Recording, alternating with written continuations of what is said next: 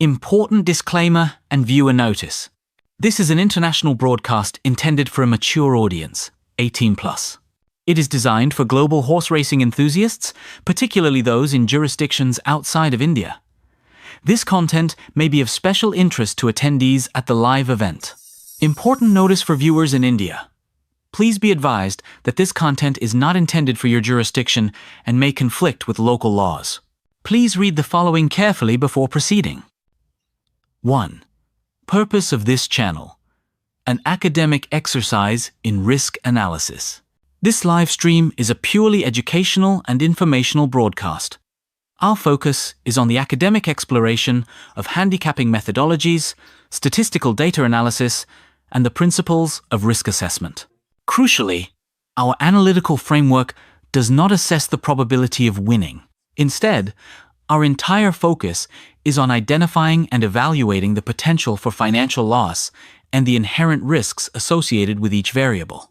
This is an intellectual simulation designed to teach a disciplined, risk-first approach to analyzing the science of horse racing. The live format of this stream is essential to this analytical mission. A spreadsheet alone provides only a static, quantitative snapshot. A complete and rigorous risk assessment requires the inclusion of dynamic, real-time variables. These include qualitative observations from the paddock, the physical condition and behavior of the horses, last-minute changes in weather and ground conditions, and the strategic decisions made by jockeys during the race. Therefore, the use of a live race feed is for the strict purpose of data collection and model validation. It allows us to test our pre-race statistical analysis against the reality of the live event, which is a critical part of the educational process. 2. No betting advice or inducement.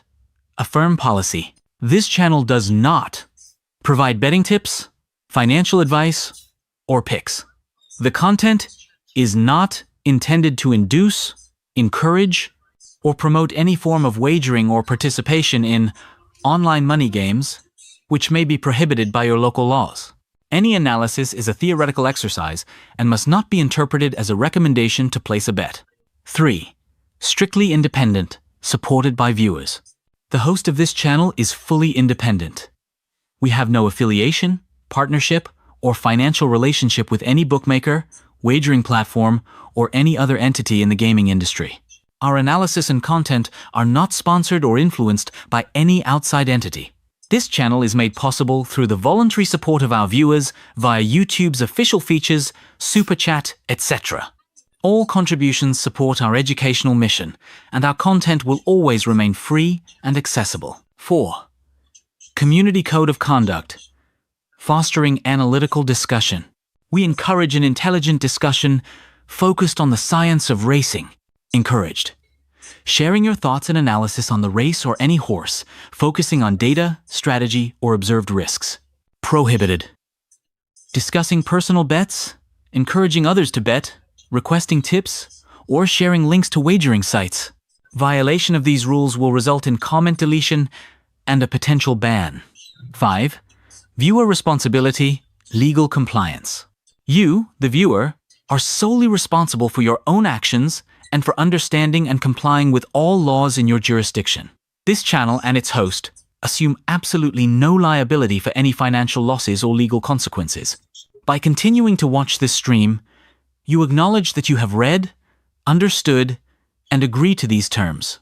You confirm that your purpose for watching is to learn from our methods of live data analysis and the critical study of factors that influence race outcomes. Good morning. Today is 27th of August 2025, and we're going to be racing. And we're going to be racing at Sandown, which is on the hillside today. So Sandown basically has two circuits. One is the lakeside, which is this side, and the other side is the hillside, which is this side.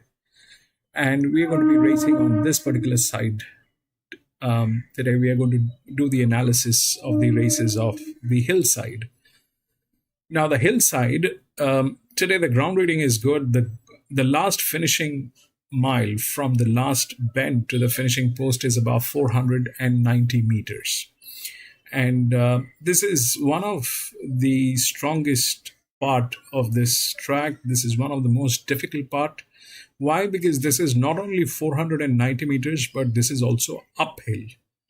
So that's what we are going to be dealing with today. Welcome to Grandstand. And we do horse racing analysis, and we do that in two steps. First, we try and identify the best horses through physics, mathematics, and a little bit of understanding of horse racing. And once we identify the best horses, that's when we take a look at the horses at the paddock when we get the live stream from the paddock or the gates. If we find that all the horses that we are looking at is all good and there's no problem, we watch the race and we see the outcome. But if we find that there are horses which can actually do some disruption and upset the result, we often talk about them and highlight them. And that is what we do. So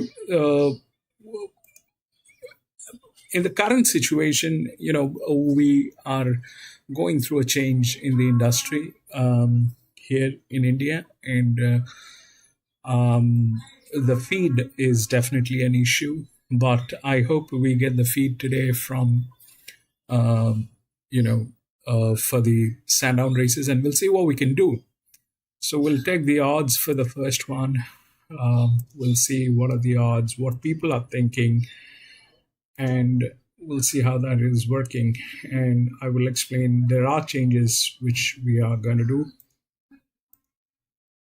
19712. 19712. If we look through the rails, we get 1 and 9. So 1 is favorite, 9, 7, 12. So we've seen this. We've seen this kind of racing here at Sandown. If we look through the rails, we get 1, 9, 12 here, and the 7 is here. Now, the thing is, the problem with Sandown Hillside is the fillies, they start with a very, very strong difficulty, which means they are going to start here. Okay, those are the fillies. And then we have the, the other horses which are of the different sex. So the fillies, they start with a difficulty, and when that happens, it becomes very difficult for the fillies to win. Like, for example, this 9 is the linear, right? So is this a good horse? This is a brilliant horse, but the difficulty is there. It has been to league races. It actually got placed, got placed in one of the league races that is there. But having said that, this is a maiden race. It is back into the maiden race, and today it is going to be racing. It's got one of the best hands. And the other one is here, which is also one of the best hands. Now about 1, which is the favorite. It's got advantage. The hand is okay. But the problem is that, when the drift is here, that's a problem. We have seen that many times. When the drift is here, then it becomes a problem. The linear, which is 9, is good. There is no doubt about that horse. But as a filly, it will have difficulty racing against the geldings or the colts. There's one colt here.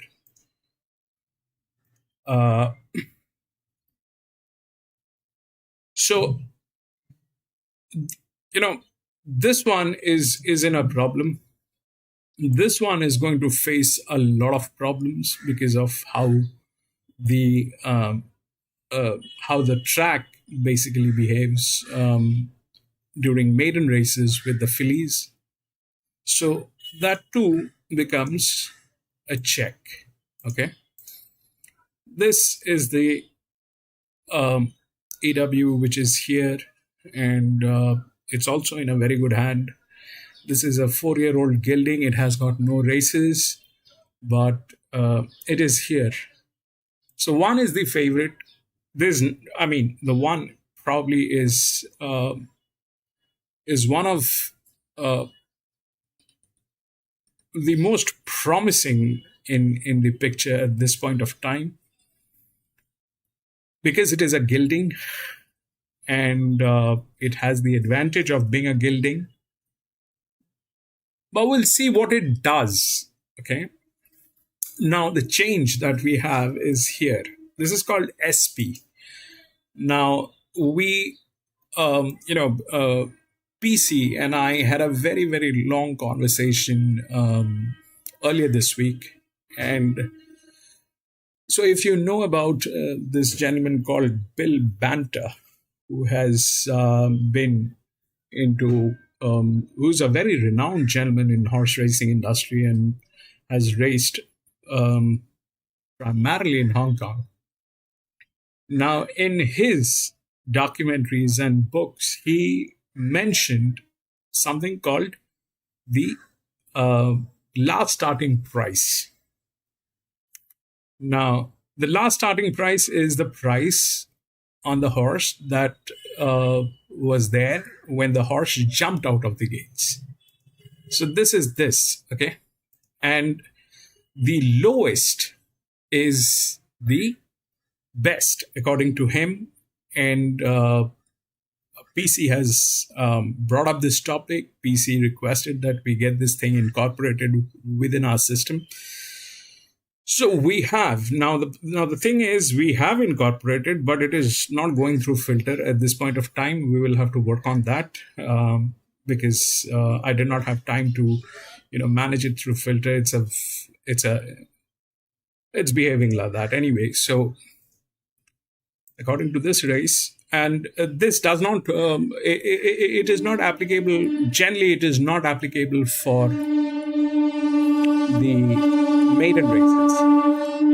It is not applicable for the maiden races. It is basically applicable for the benchmark races, and this is what we have. Okay, so that's one of the things that we are going to keep monitoring, and we'll see what happens here. And that's more or less that we have. But in this case, it's a filly. We'll see the accuracy. So now where do you get this? Okay. So you can check this value yourself. This is something that PC pointed out, and I was able to, get this incorporated. So if you go on this particular horse, any horse, let's say 9, all right? If you go to the RaceNet and you will, if you click on the horse,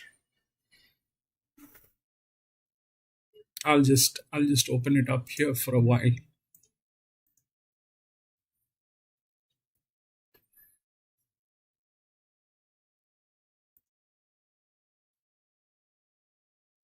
Let's say 9. All right, we go here and we go to results, and then we go here.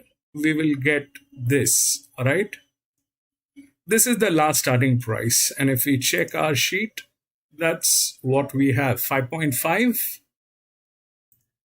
And it is 5.5. So that's how it is there. Okay. The lowest one in this race is 2.4. That's what we have. And we'll see how that behaves. Now, coming back to this particular event, that one is the favorite. There's nothing not to like about one. Everything is good. It has got huge advantage as a gelding. Everything is good, but when we look at the placing of number 1, we have seen this failing from this particular situations multiple times. It is, they have failed here from like nobody's business. All right, they I don't know how many times, but they failed. So that brings in two. Why? Because this horse has never raced. This is the only horse in this entire picture wherein two has never raced, and it is here, and that's how it is. The fillies have a difficulty. This thing is prone to fail from here, and the two has no races. All right, it has never been to any of the racetrack. Today is the debut of this horse. The hand is good. The hand is better here on 9. It has been to league races, but it starts with a difficulty. The one is good from every angle, but this is a kind of a situation which is very difficult to, uh, you know, uh, work with, because they have failed from here multiple times, and we'll see how it works for the first one, right?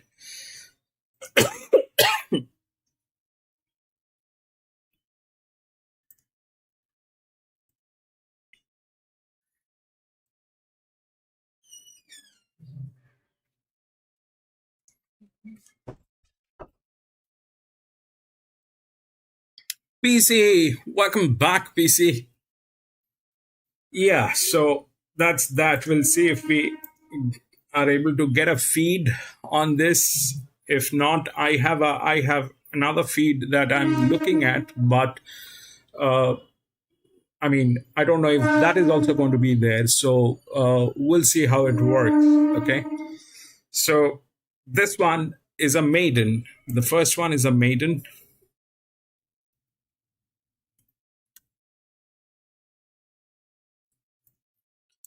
PC, we've got it here. The SP is here, the second last.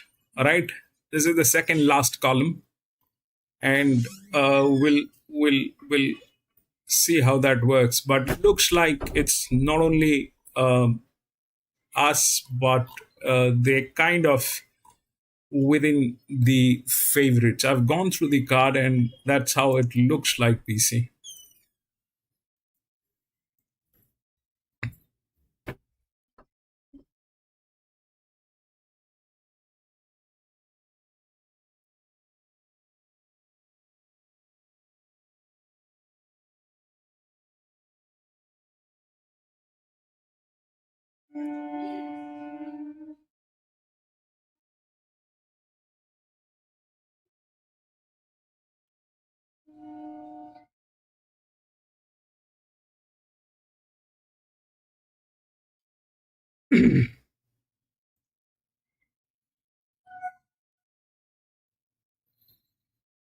We'll see how it works.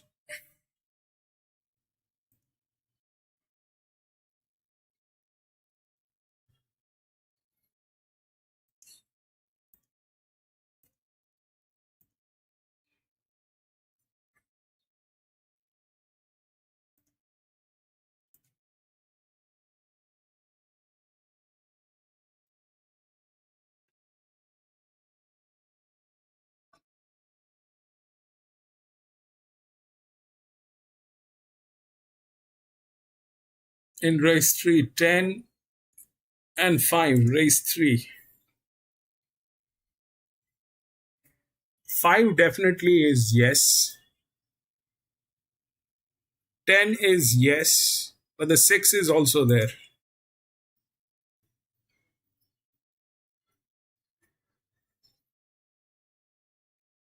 5 is definitely yes. 10 is 3.4. This is 3.2. 6.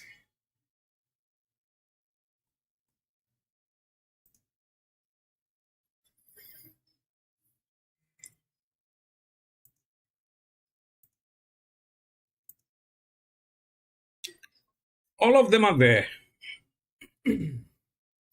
So we'll see how it works. Maybe if it requires a little uh, regression, will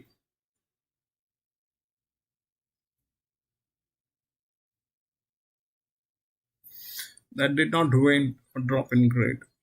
Yeah, probably. Right now it is raw.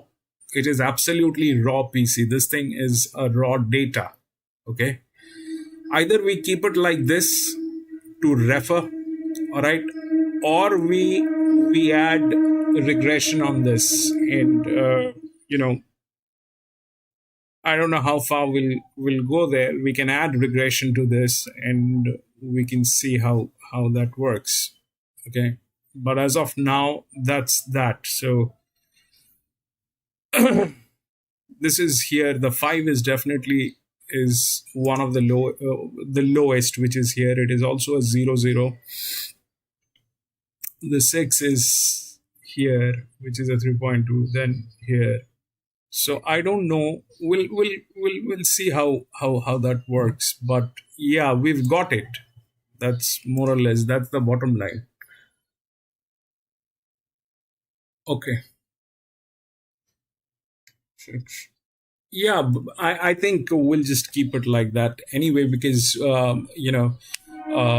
we kind of are not on price action. Mostly it is physics, mathematics, handicapping. So we'd like to keep it absolutely separate.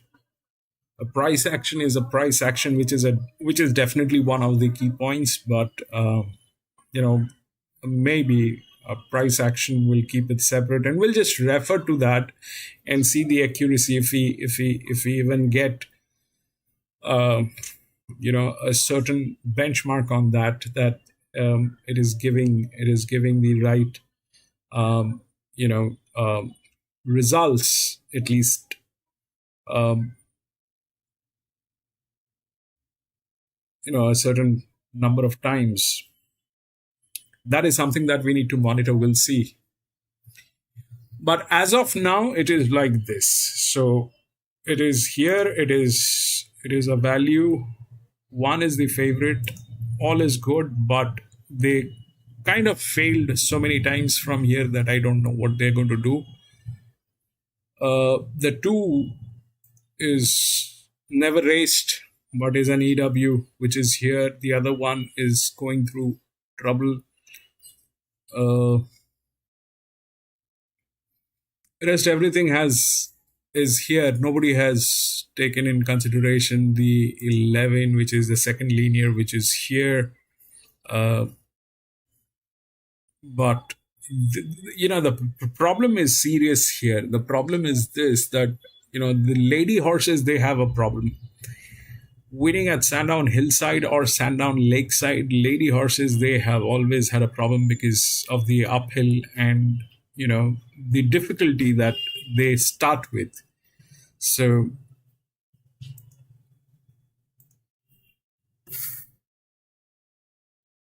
we'll see how it works.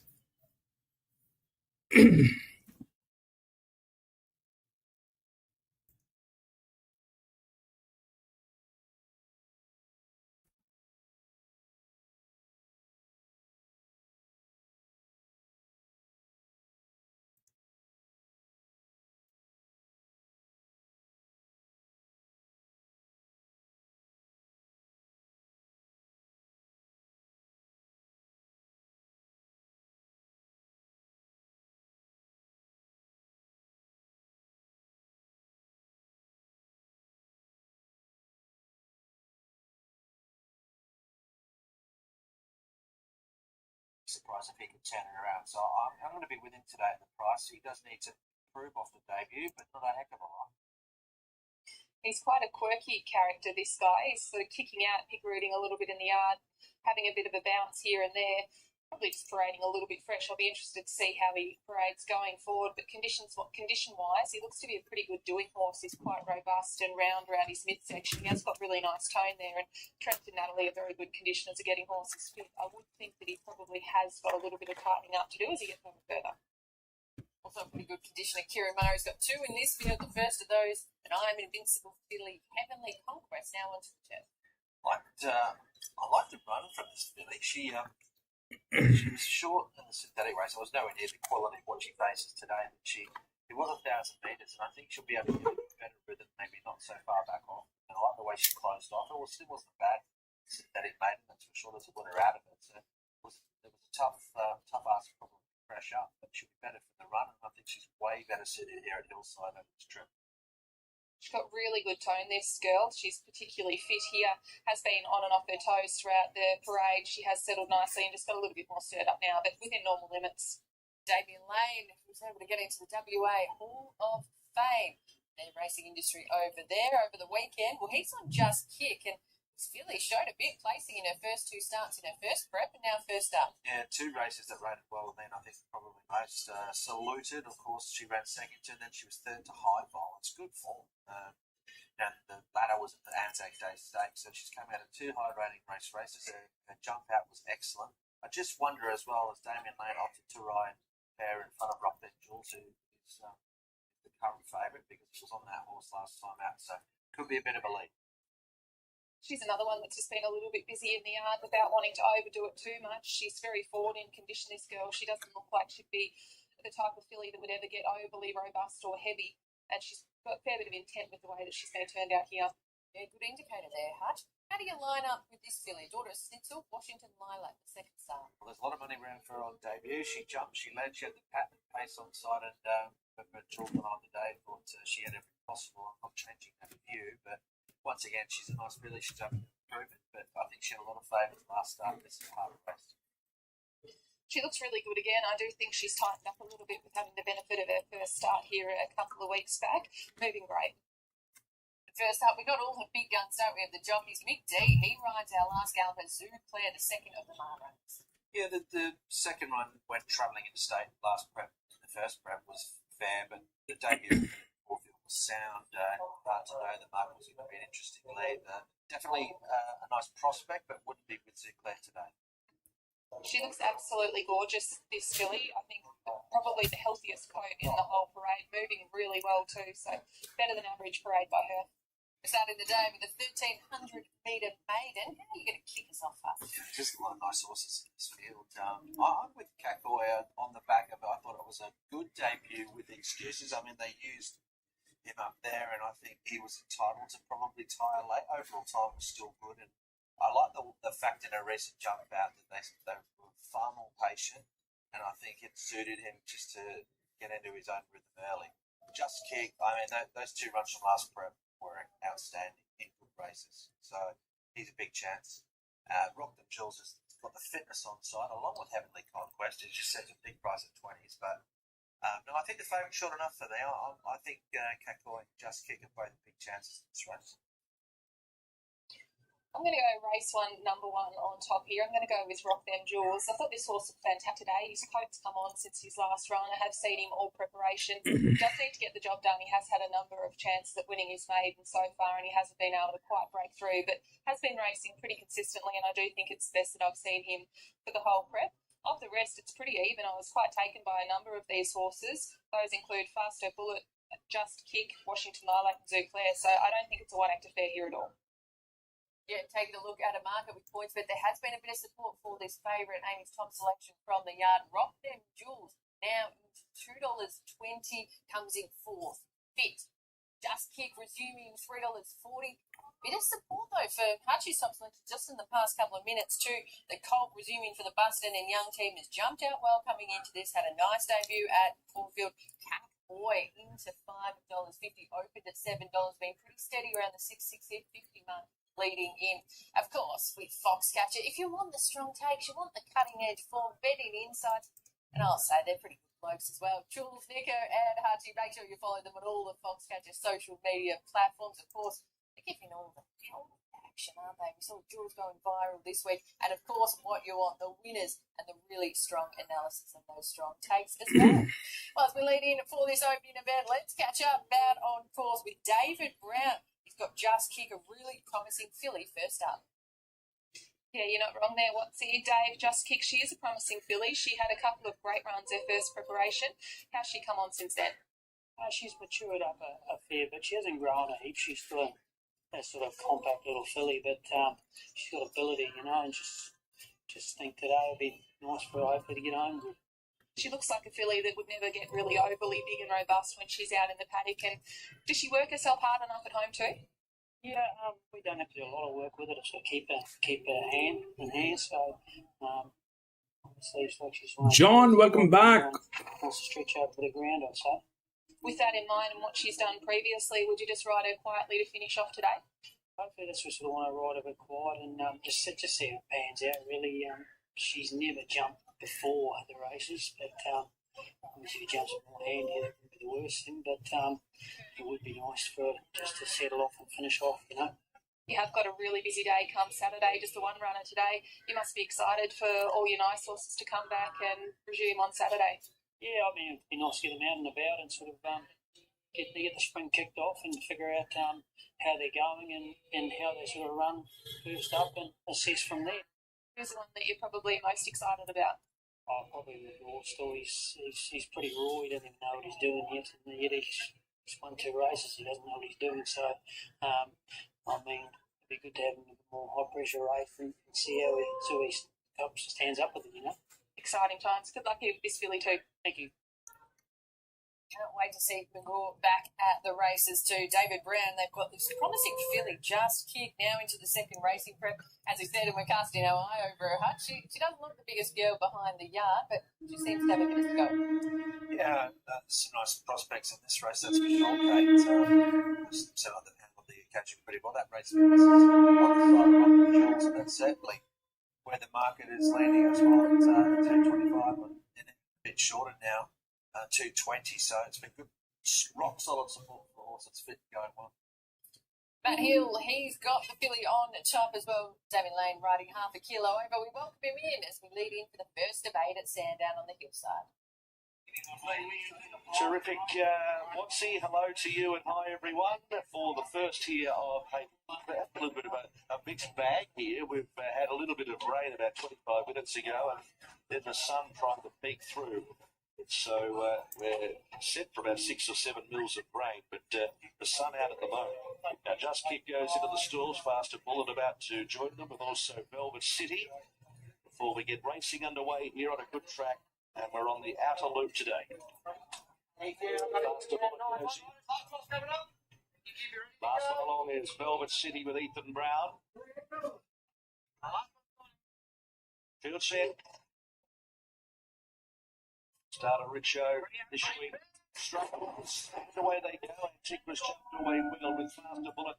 And also in between them, Rock Them Jewels. Washington Lilac is going to force up out wider with also Just Kick and their 2 lengths. Heavenly Conquest, Sue Claire, Kukui. And towards the end, Velvet City last of all. Faster Bullet led Washington Lilac and Just Kick, a line of 3. So the speed is pretty good here for a 1,300-metre race off the back of the 850. Getting a lovely run off the speed, it's Rock Them Jewels, the outside of Antiqua's, followed by Heavenly Conquest. Next, Kukui, and then came Sue Claire, and last of all is Velvet City. Faster Bullet approaching the home corner of the 700 metres from Just Kick. Washington Lilac a length and a half away third. Then came Antiqua's, and next is Rock Them Jewels, Heavenly Conquest, Sue Claire, Kukui, and Velvet City as they run the corner. 500 metres to go down Corrigan Dip. It's Faster Bullet, and on the outside, Just Kick yet to show its hand from Washington Lilac. Rock Them Jewels produced up the middle of the courses, tanking into the race 2 under hands and heels. As they reach the 250, it's Faster Bullet, joined and headed off by Rock Them Jewels, followed by Just Kick. Washington Lilac got squeezed out, then Heavenly Conquest. Rock Them Jewels below the 100 metres, goes to the front, hands and heels by a length. Just Kick, Faster Bullet, and Rock Them Jewels, the first favourite home. Rock Them Jewels has won it from a photo. Faster Bullet, Just Kick, and then a further photo for 4 between Kukui, Heavenly Conquest. Washington Lilac behind them, Zoo Clear, Velvet City, and at the tail, Antiqua's. Rock Them Jewels takes out the first race here this afternoon. Had a beautiful run. 1. So how did that happen? It's because of the advantage that it was carrying as a horse. Okay. It is the highest advantage on this horse, and it was also the one which actually had the expertise on this particular distance. Plus, as as a gelding, it definitely had the advantage to go through. The difficulty was not as much as the others. So we'll take a look at the results.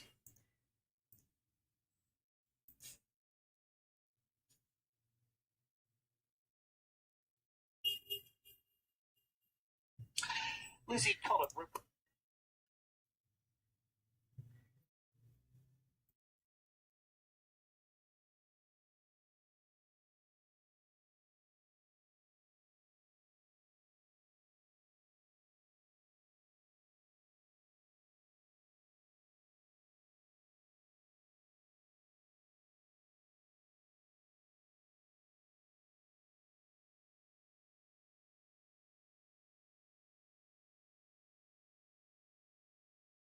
One 698.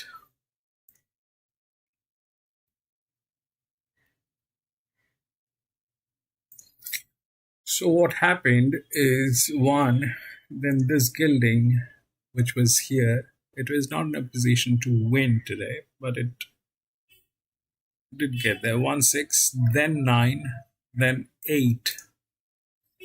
So even if they were so good, they could not make it. And the 1 was in a position today. 1, then this. And this one was a colt. It has a mind of its own. Even if you have the physics, mathematics, and a jockey with this, the colt will not work. 6 was the other one that actually came. 1, then 6.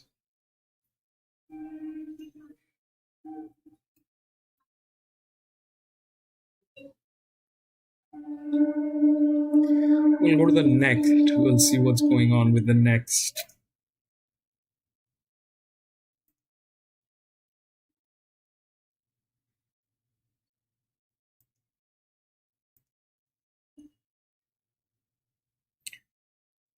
Eight, 2, 7, and 4.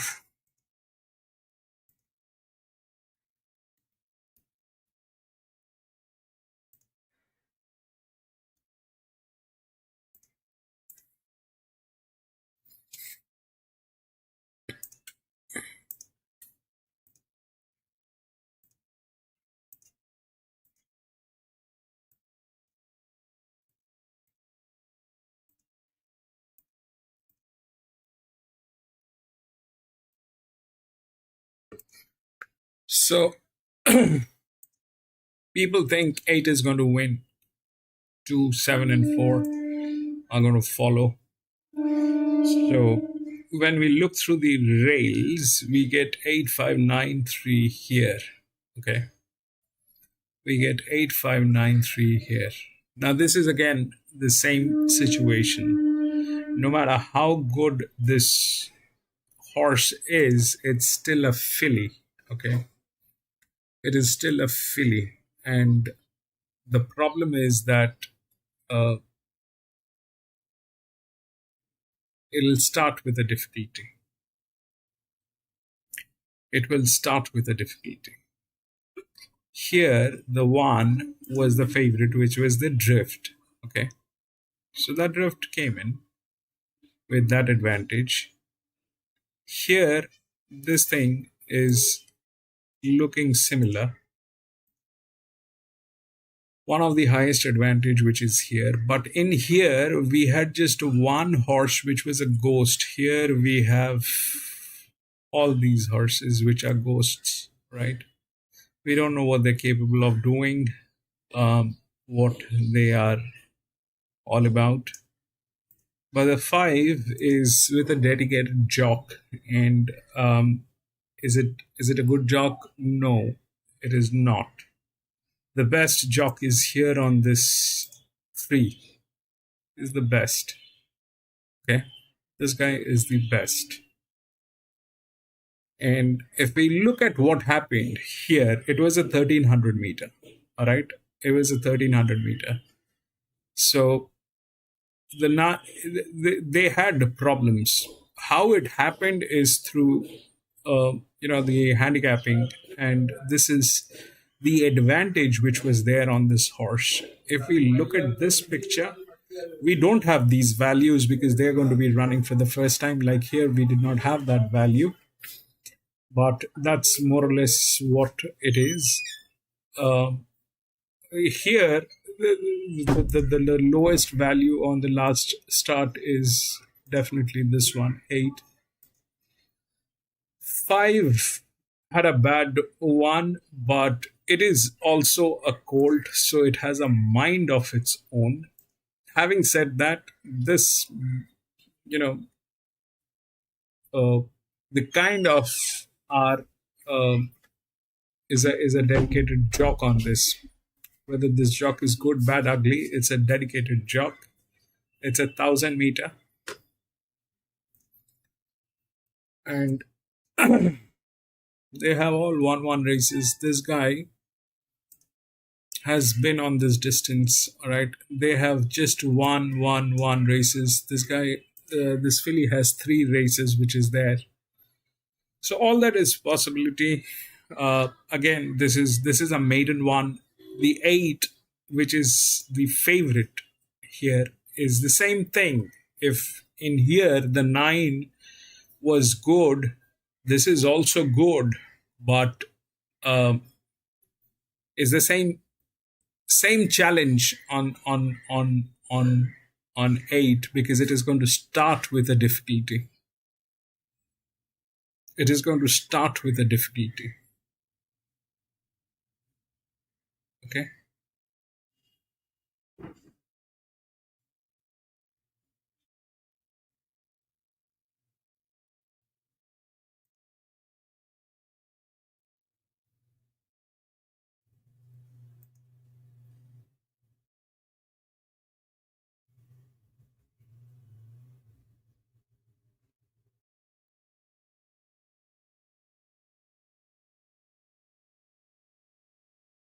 Gildings and colts, they have an advantage. So they definitely have an advantage. This thing is like that. So they have management issues. They have management issues. Not that they're doing particularly great, but it's the same picture as this one. We will see how it works, because these 2 horses, they have those league races. They've been to league races and got placed in one of them, actually.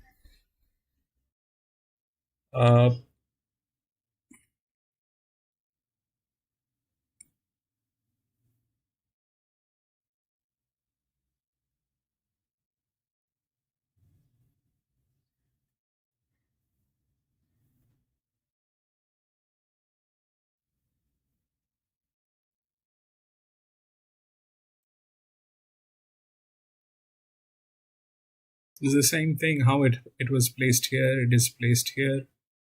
Okay. This was a 275. This is a 269. This is a 370. This one is also a 370. They had same leverage, same stuff. This one was 1.6. This is 1.1. This is a little better, but that's where things are. But here, that's the lowest. Here, the leverage has fallen drastically. These 2, the leverages are the low. I mean, they're the lowest. That also means that they probably drop in class. I mean, there's no class in this, but that's more or less the picture. So yeah, it is also maiden race, and the odds are with 8. People think 8 is going to win, but if we look at the picture, the difficulty remains the same. Here, this one was also a good horse. That was a 3rd up. Here it is a maiden, and this is the problem. Okay.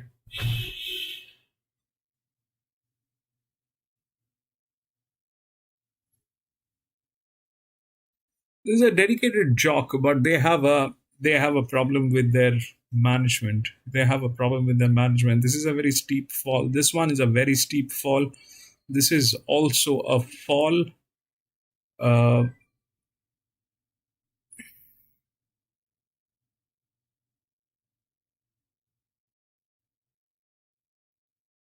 and then we have no clue about these. So we'll see how it works. Okay, we'll see how it works.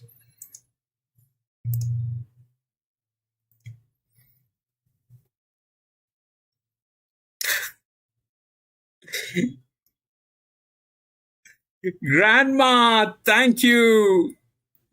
Thank you so much, Grandma, for doing that.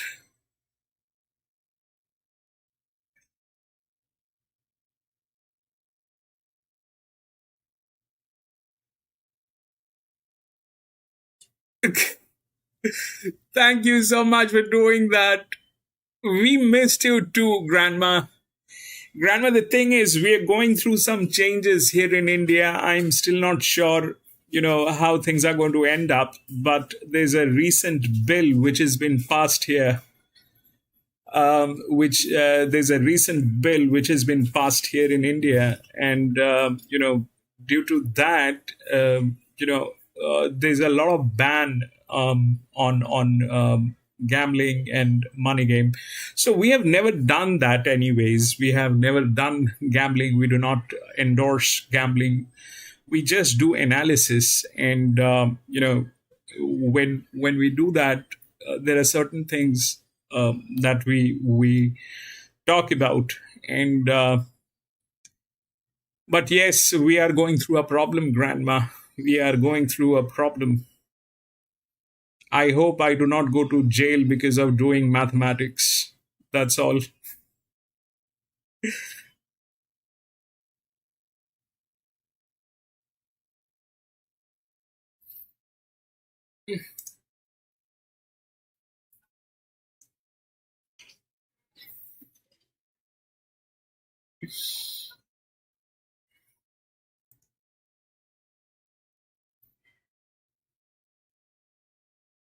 Only educational purposes. The entire effort, Grandma, is this, that uh, what I, what has been uh,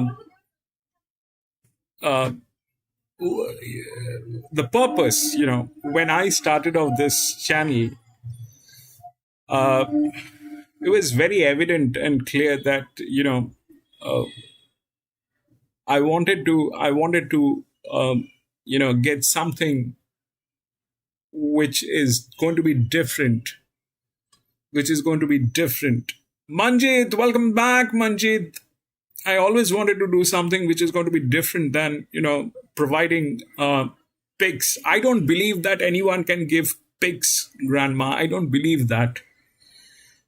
I think that's a hoax. I mean, if you're lucky, and if you are, if you actually have been able to do that in a few races, you should consider yourself lucky. But I don't think anybody can give a prediction or a pick in this game, because uh, this thing requires a lot of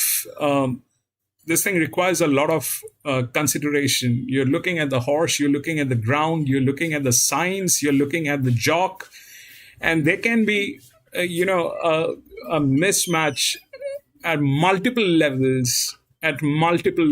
So I don't think that works. What actually is a better idea is to understand the architecture of the race. It is a better idea to understand what you're dealing with and where the advantage is. And thank you for saying that, Grandma. I hope I'm able to continue this. I'm able to help the the community that we have built up, and I hope that we are able to do this for a very long time, and we do get you know recognized, probably. But I seriously think that nobody can Manjit, we are at Sandown. We're doing the Sandown Hillside. What I think is, if anybody is saying that, this is take my picks or these are the picks, that's a very slippery slope. That's a very slippery slope. Instead, it is ideal to understand the strength and weaknesses on your decision. If you're taking a call, you need to understand on what basis you're taking a call. You're taking a call on the basis of the jockey or the handicapping, and how many levels this thing can go wrong. On how many levels this thing can go wrong. So that's exactly what the effort is. That's exactly what the effort is, Grandma. Keep me in your prayers, Grandma. Ooh, I'm very worried, very scared, but this is the only thing that I know.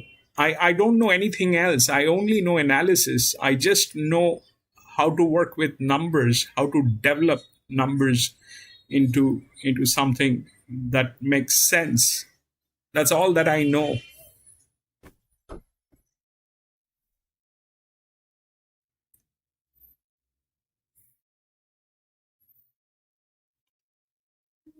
Manjit, long time, Manjit. Good to see you back.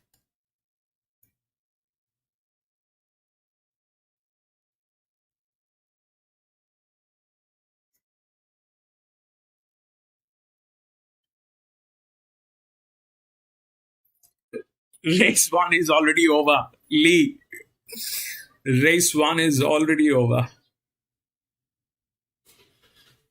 Welcome back, Lee.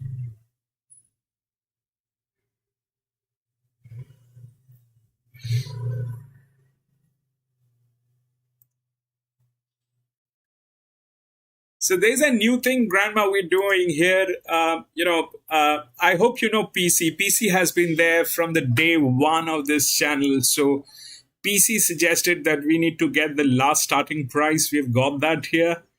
And,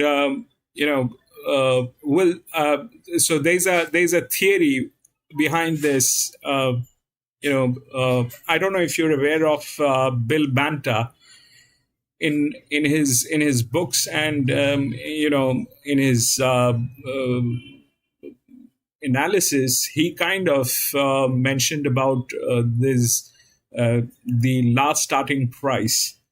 So PC was the favorite, actually won with that advantage.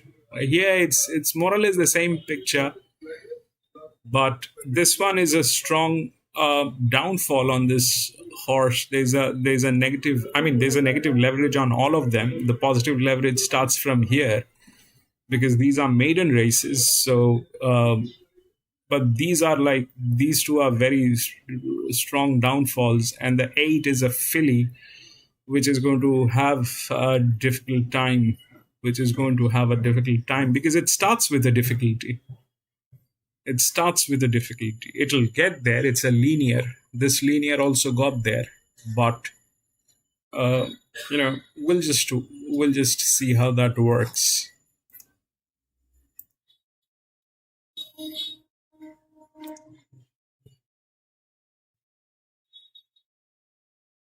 No. Manjit, delete that. No pics. Just say what you like. Manjit, just say what you like. All right? No pics. This will get us into trouble, Manjit. We're at Sandown, Grandma. We're at Sandown Hillside. Yeah, 251. 2 is good. 2 is also a gilding, which is here. It exactly happened like that. The last race happened like that. It's the one, then the largest inner drift, and then came the linear up here because of the problem. If you look at the numbers, then it is the lowest difficulty. The other lowest difficulty was here, but this thing has never raced. All right, this is the lowest difficulty. Then it was here.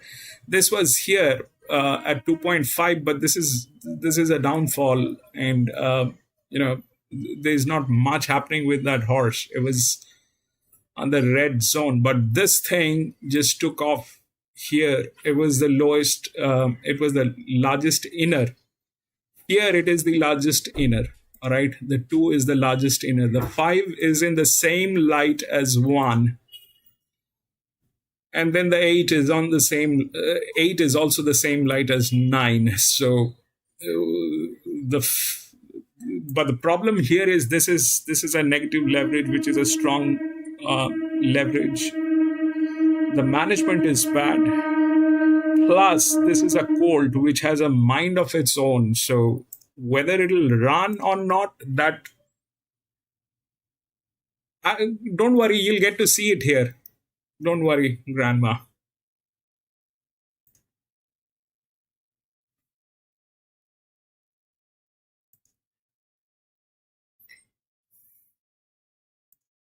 Moon, and look at that market support there for Gamma Sheeted Gold. Comes through that race at the valley behind Escher. Last start, $16 open, now into $8.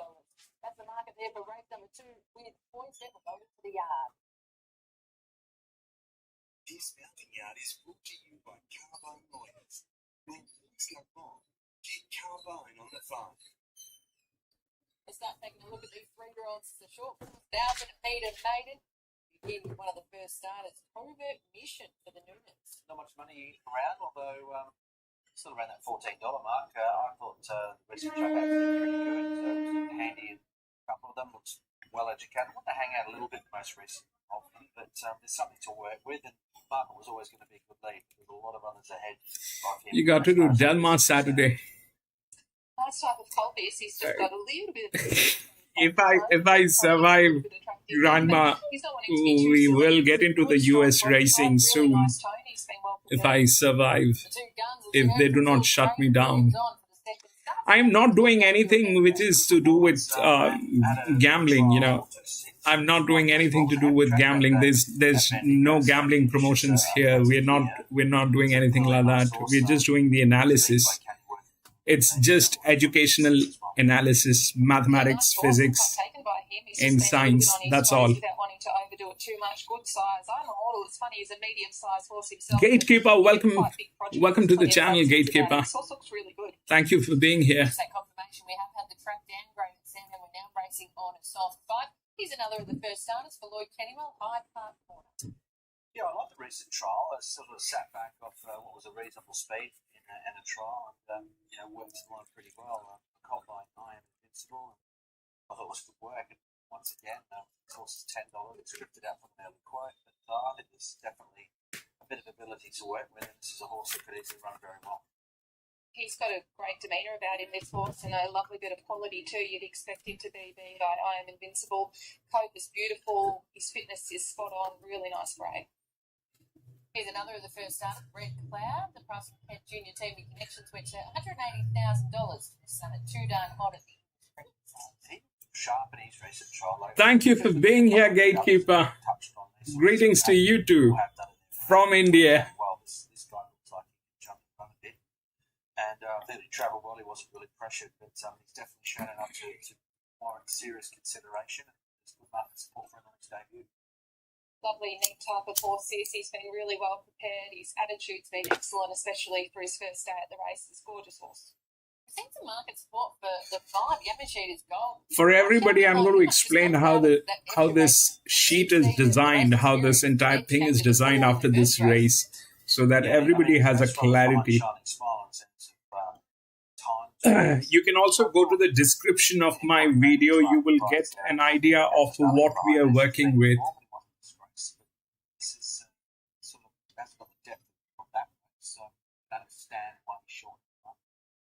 He's a beautiful looking horse, and he's been well prepared every single start. He always takes your eye. Condition-wise, he looks the same as what he has done all prep. He has got experience and race fitness on his side for most of his rivals here. The 6, Melrose Hanseatic filly for Robbie Griffiths. They must have a bit of an opinion of her. She's at the debut, now racing in the second prep. That was back in January in the Blue Diamond Prix. Well, look, she didn't, she's obviously shown something all preview. She's done $15. She didn't do much, she's been 10, but her recent trial was very good. Like, she went well. There's something to work with in the trick to see how she performs. There's no market to torches yet. I think she's a horse to follow. She's a little bit busy when she first came in the yard, but she's relaxing really quite well now, fitness-wise. She looks like she's a filly that would work herself hard enough at home, so she's pretty boarding. Thank you for saying that, Grandma. Yes, it takes a long time, Grandma. If I calculate, it's approximately anywhere between 12 to 14 hours to get this stream up and running.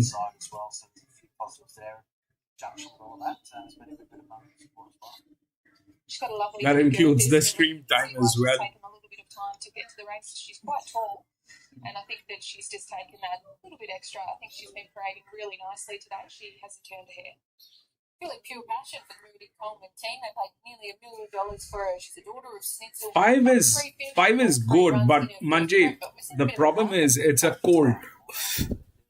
We'll see how it works. The 5 is in the exact same position where the 1 was in the previous race, all right? It's in the exact same position. So, but there are two problems. We have seen that position failing multiple times from there. The other thing is it is a colt with a very strong negative leverage. I don't know what they spoke about. 5, I missed out. Still got a little way to go, but that won't slow her down at all. And the last of our 3-year-olds out on the track already. It's Sassy for sure, racing for Felix. But the fillies definitely have a very difficult job to deliver. That's for sure. She had a jump out recently. She showed good pace, good work. It just depends how much she's improved. It's been quite a bit actually. So look, it's an open race. We've got about half a dozen field good odds, if not 7 of them. So it's quite intriguing here. But now she's in the gut. She paraded really quite well while she was in the yard and then started to get herself a little bit worked up. So she went out of touch early. Condition-wise, she looked great. She was moving really well. Lovely smooth action. All of them are there. It's a maiden race. There was a number of horses. I was looking forward to this race on paper today and it hasn't disappointed at all. I'm going to go with the horse Guns, number 2 on top. I thought he looked fantastic today. Beautiful coat on him. Just nicely on his toes without wanting to overdo it. I just think he's a horse that looked pretty confident. Well, had one start previously and went quite well, so happy to have him on top with that little bit of race experience. Of the rest, as I said, I was quite taken by the quality here. Hyde Park Corner's a lovely horse. Red Cloud looked great. Pure Passions come back well, and Sassy for sure. That's just a couple of them. It's pretty much the whole field I like, so I don't really help you too much here, guys. Taking a look at a market at Aiden's top selection, Guns. There has been a big market push. Opened $8.50, was second or third elect only a few minutes ago. Now into $4.60, holding favouritism. Pure Passion, she's gone the other way. $3.30. Now first up. Shabir Akhtar, welcome to the channel, my friend. Yamashita is gold. Pretty steady after that earlier support of the $8. And we can see the 7 runners in single figures. So what are your likes? I definitely like the 5, but you know I'm gonna watch the maidens. We are still not in a clear light how this the hillside works. At times it is good, at times it is very difficult. Why? Because the hillside is uphill, all right? It is uphill. It's 490 meters straight, plus it is uphill. That 4 is getting tailed.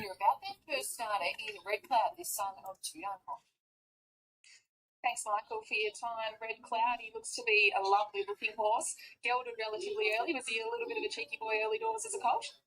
Yeah, it's cheeky 5 looks good, but John, I don't know. He's gotten better and better. Not a bad horse, but he's got that nervousness to him. So, I would say very well behaved today. He certainly has. I actually commented on how well he was handling himself. It's what you like to see, especially if they can just be a little bit up and about. 100%. Hence why I went to Caulfield for a jump out. He was 90% good there, and put up a few things on the mounting yard, but today he was. He's been well scored and had a number of jump outs. What have you liked most about those? He's got a lot of natural speed. Damien Lane thought he sustained the gallop nicely at Caulfield. Also got him on his girth, but Damien was always holding it past the post. He was very good. We find a strong maiden, though, typical of this time of year. It's very deep. What a nice trial effort. Some good race form. So we see the owners like, we'll find out what horse they got a horse. It is that time of year, isn't it? There's nowhere to hide. So at least you come here and you're going to know where you're at the end of the day. 100%. And it's lovely in winter. It's been a decent surface. And had overnight rain, but soft fine, beautiful, out of the chute here. So we should get a good look at our horse. You're just letting Damien ride the horse, see how he begins? Yeah, if he begins well, definitely plan is to flow forward with him and just keep him happy and balanced out of the chute. But if he doesn't start well, Damien can work it out plan B. But yeah, that's what we thought. All new horses. All new horses. Those are all new horses, but we'll see how it works. I would have liked the 5 a lot more if it did not have that strong and steep negative leverage. I will explain the leverages after this, the pressure and how those things interact after this race. As you point out there, what's the interesting betting moves with pure. So last time when you were here, Grandma, we did not have the leverage. I'll explain the leverage after this race. 132 on bets, race 3, number 2. So undoubtedly, the horse that is going to start very close to favourite up there against Jenny Any Dots coming out in that third race. Now Guns goes into the stalls, so to complete the line will be Red Cloud, fluctuating market. No, I watch the the races after they are over, and then I adjust the maths and I try to implement the same with the previous races that happened, and if that works well, then we have an indication. I'll explain, Grandma. I'll explain.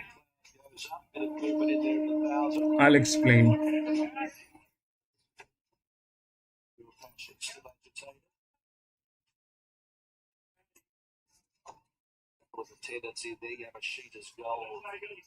Fidgety also, draw 2. I'll explain how the numbers work. Guns from barrier number 4 jumped away well with Red Cloud out past the middle, that's Sassy for sure. And Pure Passion began okay. So as they complete 200 metres of the contest, Covert Mission, Red Cloud share it with Guns, a line of 3 from Sassy for sure, Point Moon, Pure Passion. They will follow next in the field out deeper Hyde Park corner. A couple of banks away then to Yamashita. See, this jock, the 5, he went to the rails. Now he is behind all those horses. It is a bad idea. That was a fantastic horse, okay? The 5. Now he is stuck. Now he is stuck. Now he is trying. But now let's see what. Come on.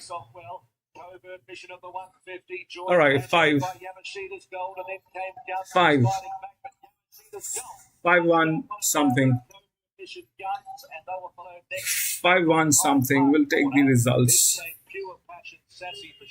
5-1-2, I think. Towards the end of the field was Point Moon and the last one to finish.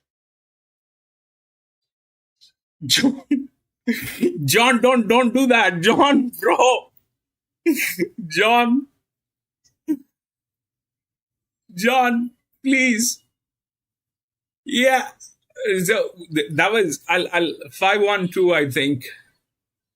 This is 5-1-2. So if we take that 5-1-2, what exactly is the problem here is this, that you see the 5, then the 1, the other colt which was here, okay, and 2 which was a gilding which was here, and then probably something else might have gotten in. We'll see.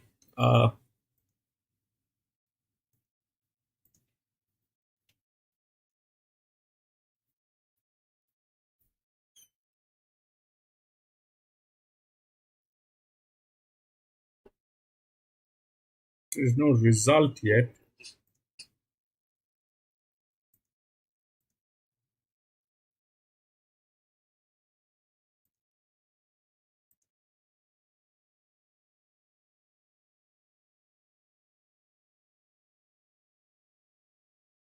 5-1-2-3.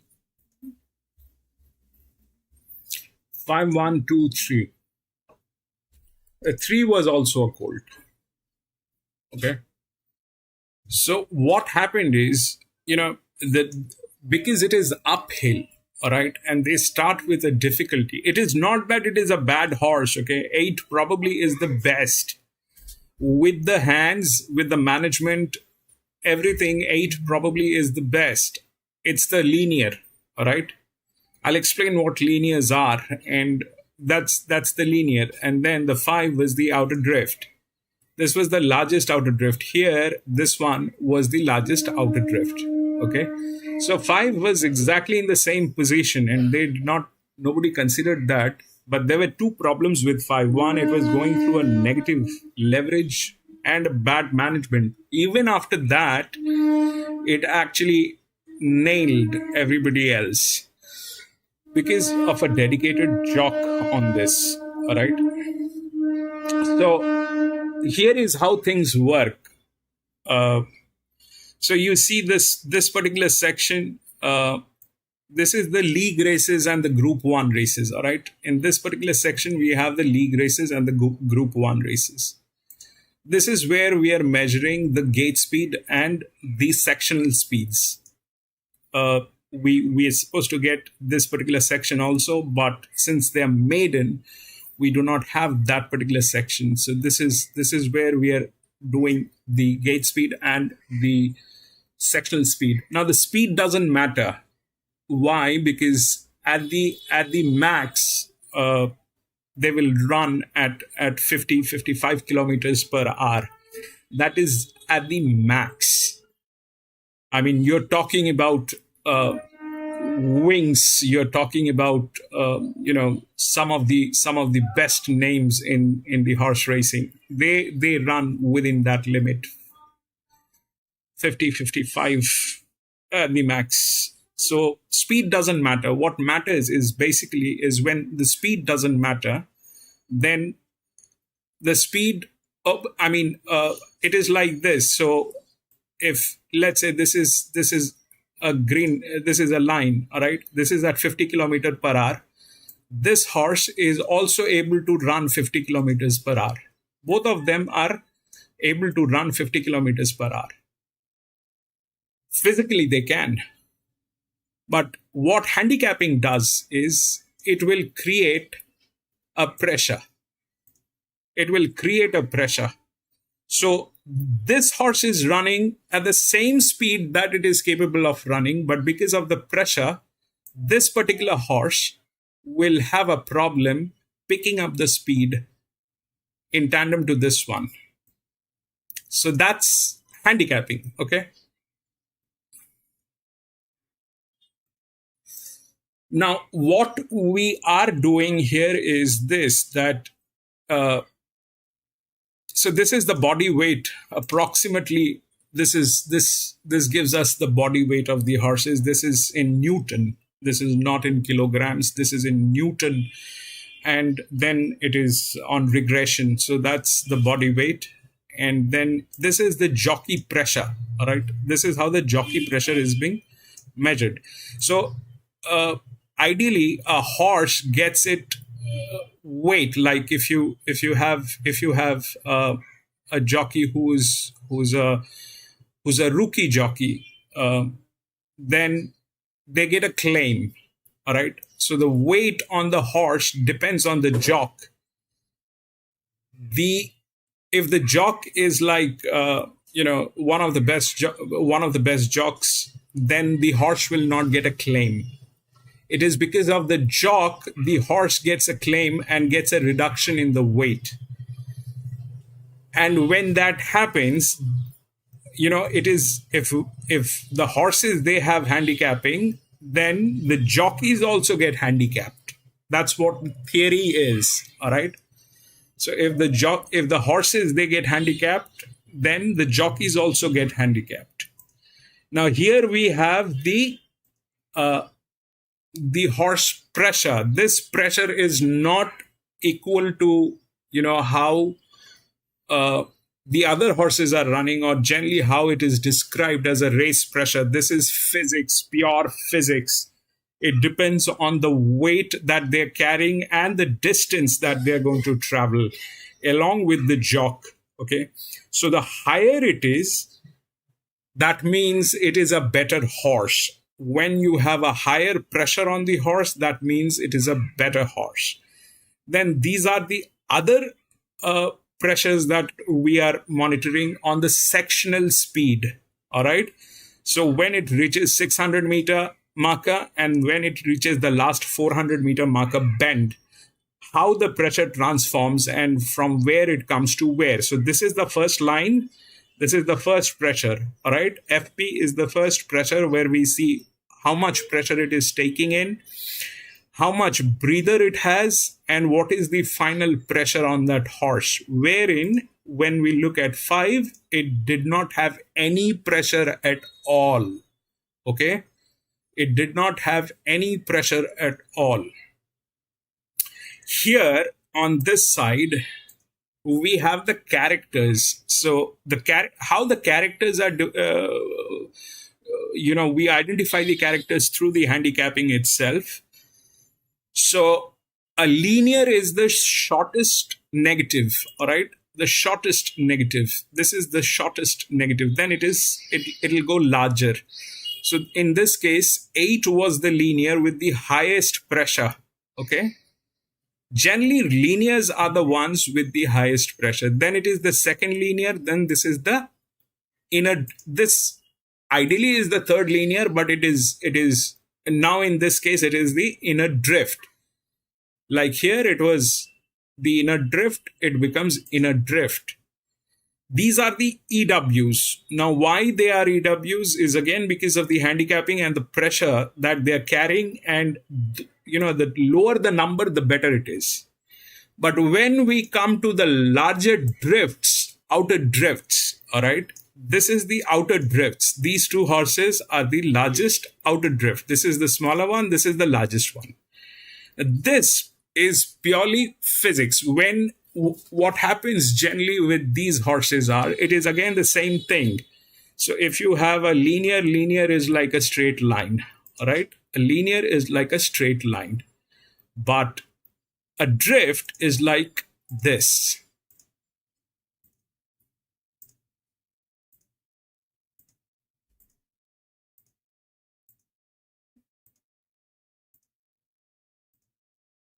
I mean, you get the point, right? So a drift is like this. So what they are capable of doing is, because of the difference in pressure, they can go off the rails. The linear will always try to stick to the rails. These guys can go off the rails. They do not need the rails. If you look at the replay of the last race, you will see the 5. I was worried because it was taking the rails. It did not have to take the rails. It could have done without the rails and actually gotten there. It is more generally, if everything falls nice, this is number 1, number 2, and then something with the jockey. All right.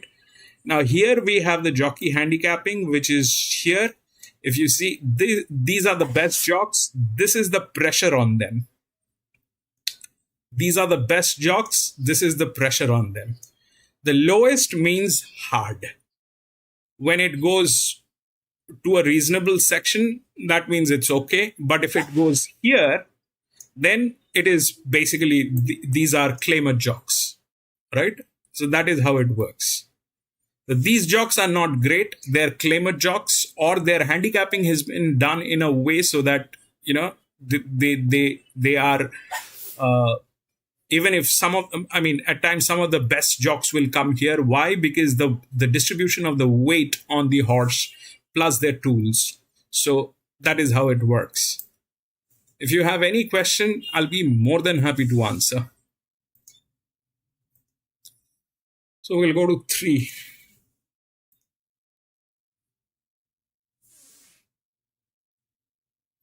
7, 8, 9 scratched. 6, 4, 2, 3.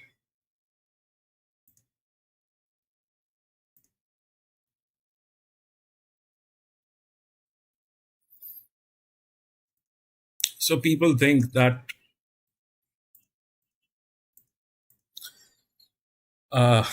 6 is going to win.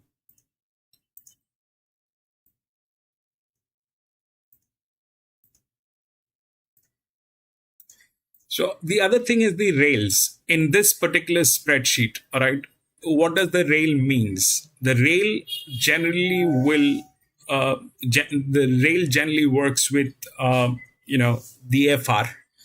FR is basically this particular section of the sheet. FR is the rating of the horse. In this particular sheet, it is not going to match with what you have or what you can see in any of the portals. It is not going to match. Why? Because this is on regression.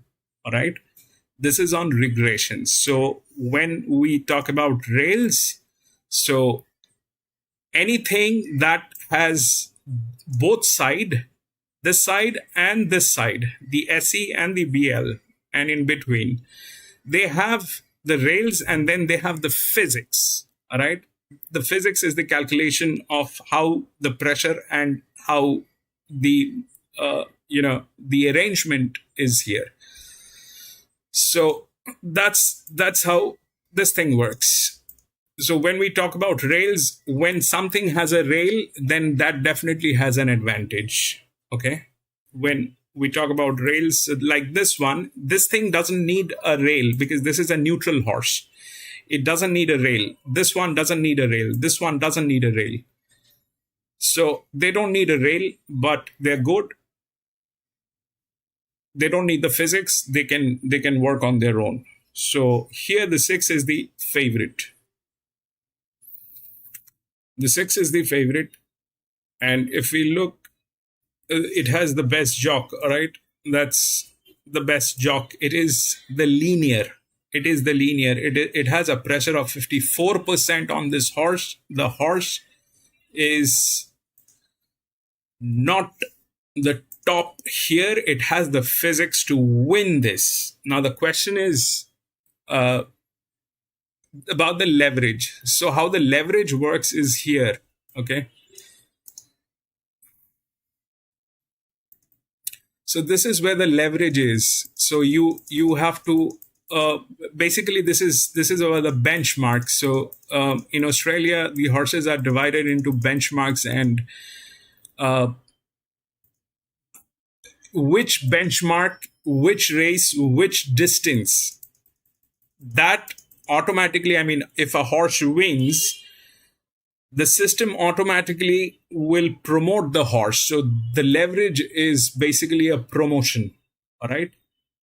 The leverage is basically a promotion. And the ones which are here, they have not been promoted, but that does not mean that they cannot do the damage. Promotion means up in grade. Stable is where they are. All right. There is no movement. So in terms of if you talk about stock, then these are the large caps. All right. These are the large caps. These are fast moving. So 6 is the favorite. This is where it stands. The difficulty stays, but this is a very good horse. Okay. This thing is a very good horse. So if you look at 6, it's got a leverage of 10%. It has a jockey. This one is there in some way or the other. This one is a 6-year-old mare. But the problem in this one is this 5, all right? Because if this is a benchmark 70, and when we get a 0-0, this means this horse is the best capable of delivering in this particular grade. This is a benchmark 70. So in a benchmark 70, number 5 is the best capable horse to deliver. All right. It also has the shortest last starting price, which we recently included. So that 5 remains a check. Now,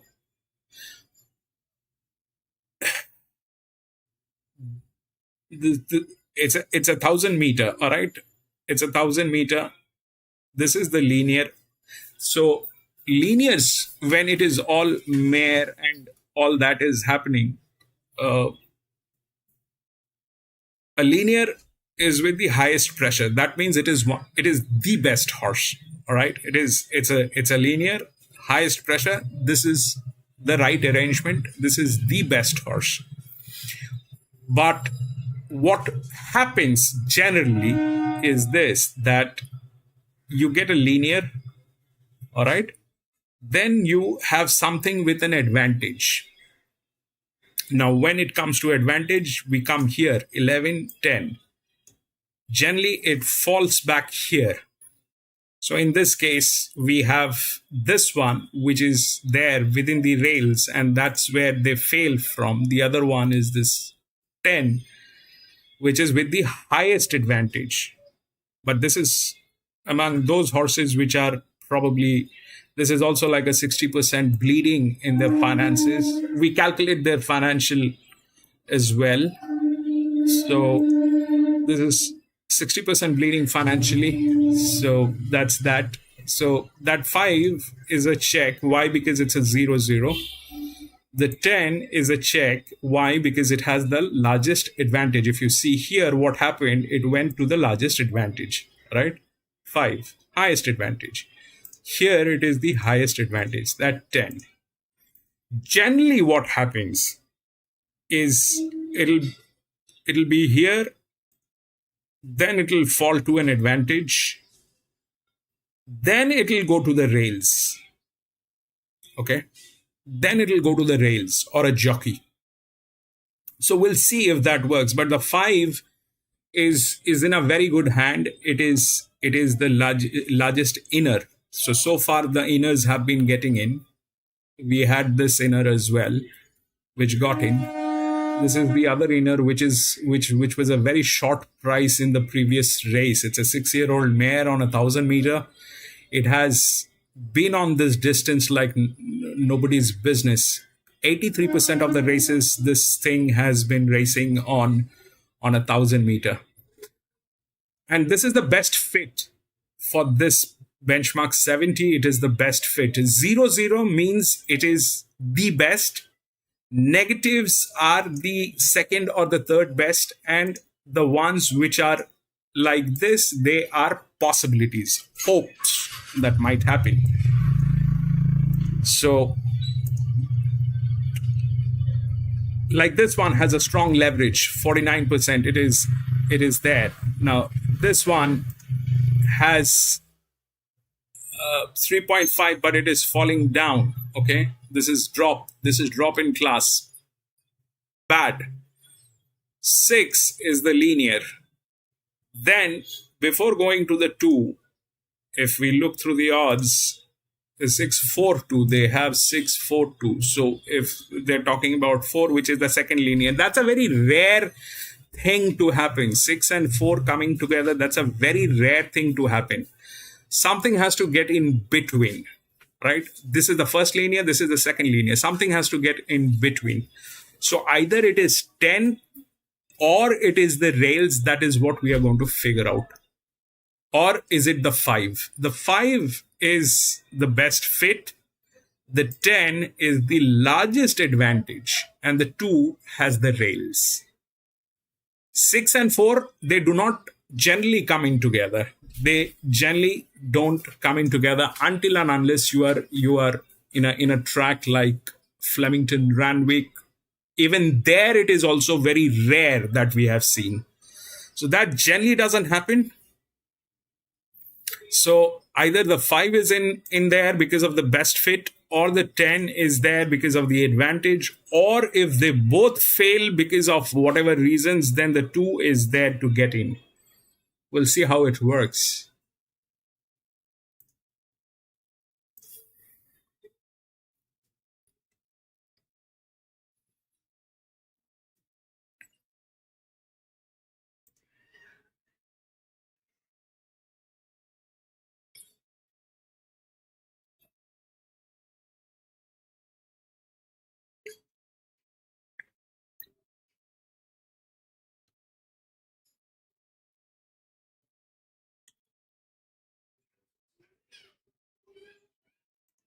some camps that you want to be with. Just get some hot patches that you can actually follow in, get the right horses. Mark wants to be with them, and this camp in particular recently is on fire. So 9 from nil up.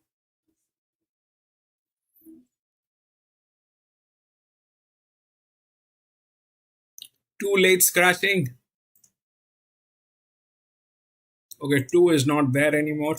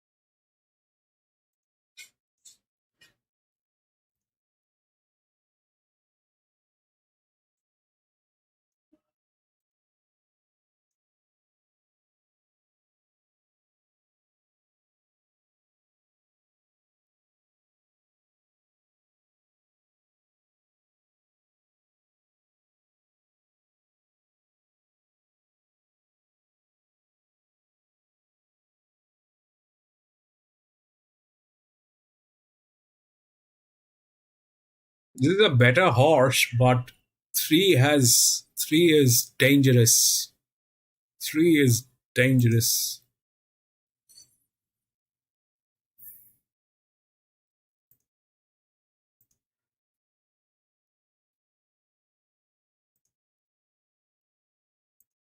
Her fitness is where it needs to be, so she definitely gets a tick. Also, first up, one of our main contenders, Michaela, classic man for the Griffiths team. No, they can't anymore. No, Gone back, it's the Manny. Griffiths, yeah. But look, she's a talent. She had a great campaign last preparation. She was super consistent. Distances ranging from 1,000 to 1,200 metres. She had the one jump out leading in. She was sharp. She was good. She won the one track and trip. She's ready to go. She can win. I'm not concerned about just having the one jump out. She looks to me like she's holding good residual fitness, and she's a bit of a natural athlete, this little mare. She doesn't really carry too much excess weight at any point in time. She's quite busy here, but I haven't seen her like this before. I think she's just pretty fresh. Dr. Ryan Hurdle building a nice association with Sempre. She's the definition of a mare in form, chasing 4 in a row. Well, you're spot on. He's been on the last 3 starts. She's won all 3. 10, And they have 11. been a 58 to benchmark 64, which has been running pretty good time. So, purple patch form, going well. If you had got a little bit out of her, I would not put you off in wanting to have something on again today at $11. Yes, it's a tougher race, but she's absolutely thriving. Yeah, she's been played so well all preparation. Well done to the team. They've got their mare nice and confident and winning lots of prize money for their owners. So she's well and truly paying her way. She's paraded well here. Just got a little bit cranky at times just then as Brian's got on board, but otherwise she's been pretty good. He's the race favourite, Jenny Anydots, who gets the inside gate, and also Ethan Brown on. He's 1 from 1 on this one. Yeah, I thought she was always pretty short for mine, but the market's very keen. So this is a 1,000 meter. That 6 is the linear, which means it needs to lead. It needs to lead and not waiting for anything. It needs to lead. If the jockey tries to improvise anything on that horse, then it is a trouble. If the jockey tries to give it it doesn't have breather, okay? The breather is very less on this horse. Got a win on the board, got it full of confidence. She parades really well here again.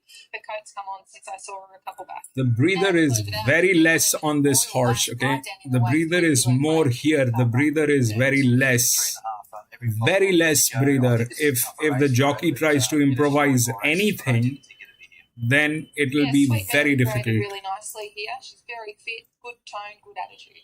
That's a field here. Race number 3, fillies and mares, benchmark 70 handicap. They're over the short course, 1,000 metres again, and seen a bit of a market change with that late scratching to Lovely Cunt. How are you seeing this one unfold? I was with Michaela. She was very back. One is getting tailed. I think one is that 8-year-old mare. This trend continues, may even get to the top of the billing as far as betting's concerned. Best separates flying $11. Jenny Eddie Dots I thought was short enough. Module front well 4, 5, 6, 5 and 10.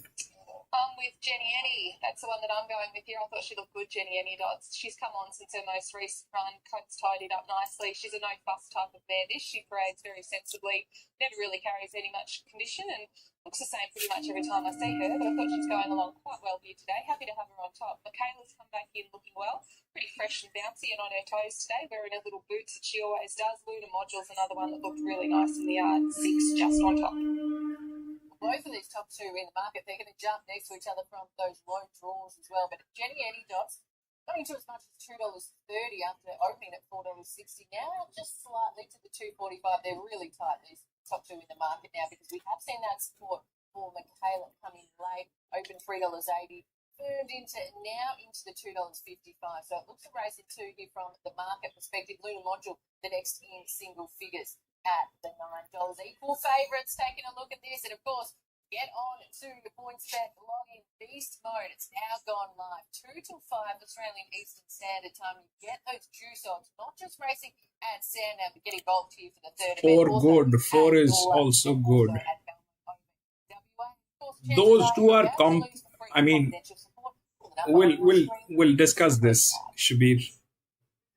Let's head out now. We've got the fillies and the mares event. We'll learn a bit more about Michaela. She's first up. She was very good in that previous prep. Robbie Griffiths alongside Amy.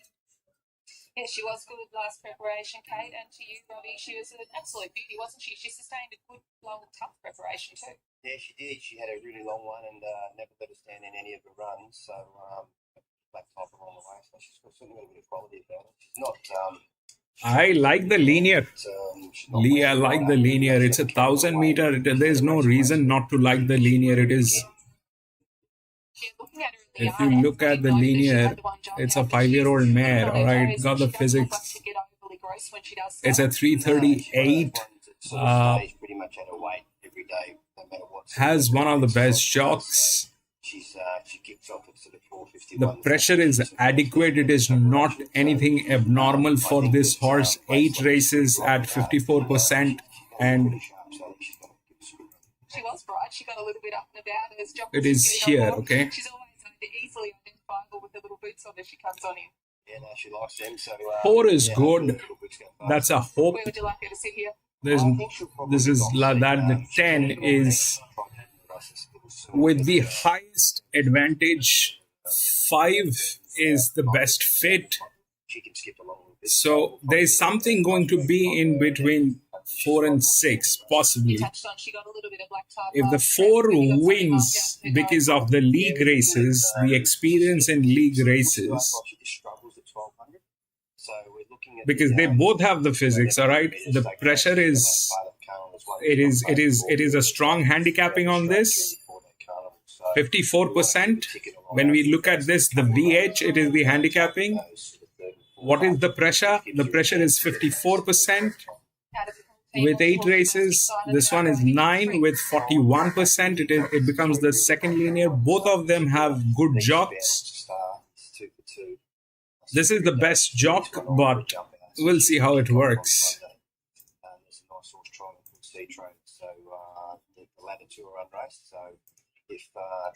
Shabir, don't type that. Don't type that, my friend. Don't type that. Let's just say like. Type legacy bound. Let's just say like. You like 4. All right. How is she going to be able to return? Lightly raced mare. She runs well early in preparation. As we touched on, just had the one jump out, but it was a win at Cranbourne over the 800 metres. John McNeil on board for that occasion. Loading process underway though for the third. Fillies and mares to test over the 1,000 metres. Go to Matt Hill. Yes, so take the money with You know the thing which is happening, Shabir. If you're from India, you know what is happening. 6 good. Yes, 6 is good. It's the linear. Let's see if it can take the pressure and deliver. But it cannot just... If the jockey tries anything funny, then it has had it. Royal Lass is in the stores. Royal Lass is in. Start about the platform. Sempre comes up with Brian Hurdle. And that will leave the element from the outside. 1,000 metres again here. Third event. Away they go. Run. Towards the outside, the best to lead with They had a bad start. They land clear early from Royal Lass and also Michaela. The 10 is on. You see that? The 10 is on. The 6 is on the rails. Has to run. Cannot get stuck. No, it's not stuck. And they're 2 lengths in front of Michaela next to the inside from Royal Lass and Jenny Any Dots. There's room up on the inside if good enough. And uses it. Run, baby. Outside followed by Rosalia. 400 metres to go. It's Jenny Any Dots right up, hard up against the inside and Michaela together. Now that's the pressure kicking in. That's the pressure kicking in. And percent right on the outside. They're stretched right across the track, but Jenny Any Dots right up on the paint with 100 to go. 2 lengths in. Coming in. Jenny Any Dots punched out. 6-5. Jenny's won it. Jenny Any Dots. 6-5. Off for Sempre Royal Lass and then Luna Module. Michaela don't rush it. 6-5. Jenny Any Dots, despite being a little bit easy in the betting. 6 knows how to cut the corner. Barrier 1, right up on the paint. Ethan Brown never left the rails. That was the best thing to do on that horse. It's been too good for them. Got too far back here the other day. So if we look at the result, Great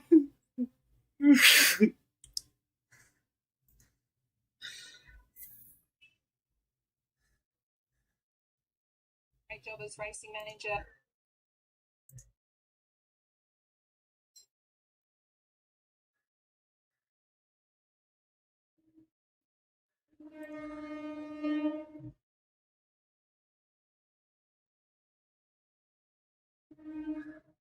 Six, 5, 11, 3. 6, 5, 11, 3.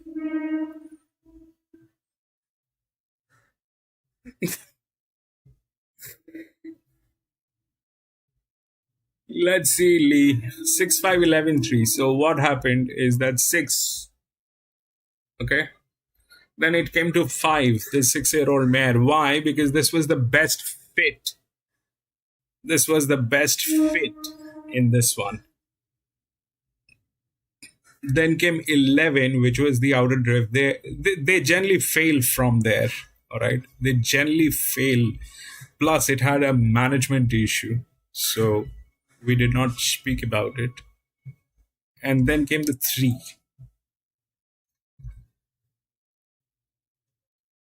So the 4 did not get there. And why? Possibly why it did not get there.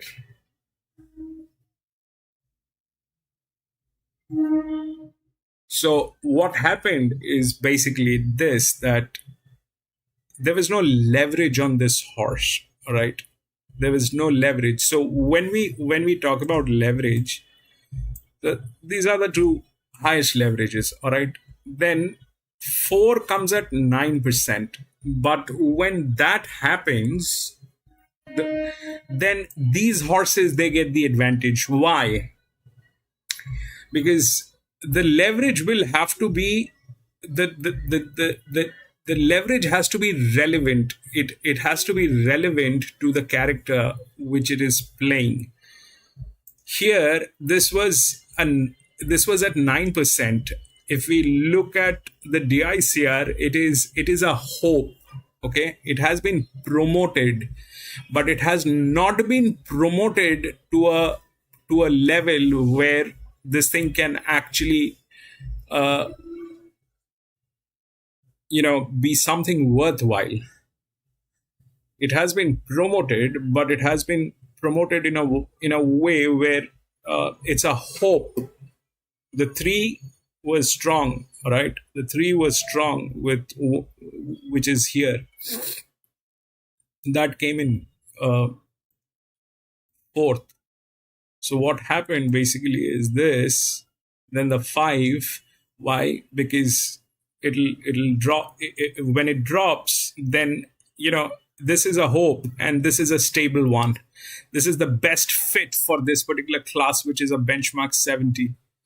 So there was no comparison between these two. Whether you have a 9% leverage or a 7.6% leverage, it's the same thing. Then you are competing with a beast, which is this one. All right. This why this is a beast is because this is the best fit in this particular benchmark. Why this is a beast is because this is the best fit in this particular benchmark.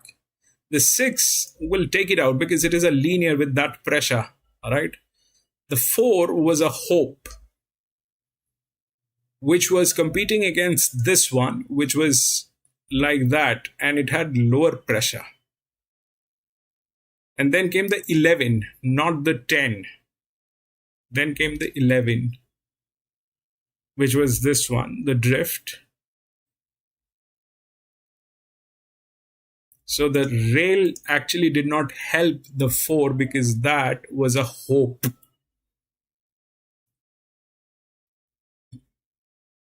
We'll go to the next. See what's going on in the next 4. 1, 5, 7, 8 all scratched. Number 4, 1, 5, 7, 8 all scratched. 6, 10, 9, 2.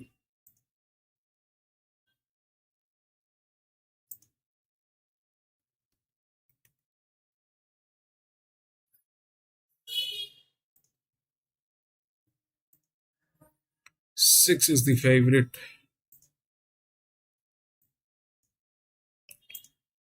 10, 9, and then it is 2. Okay.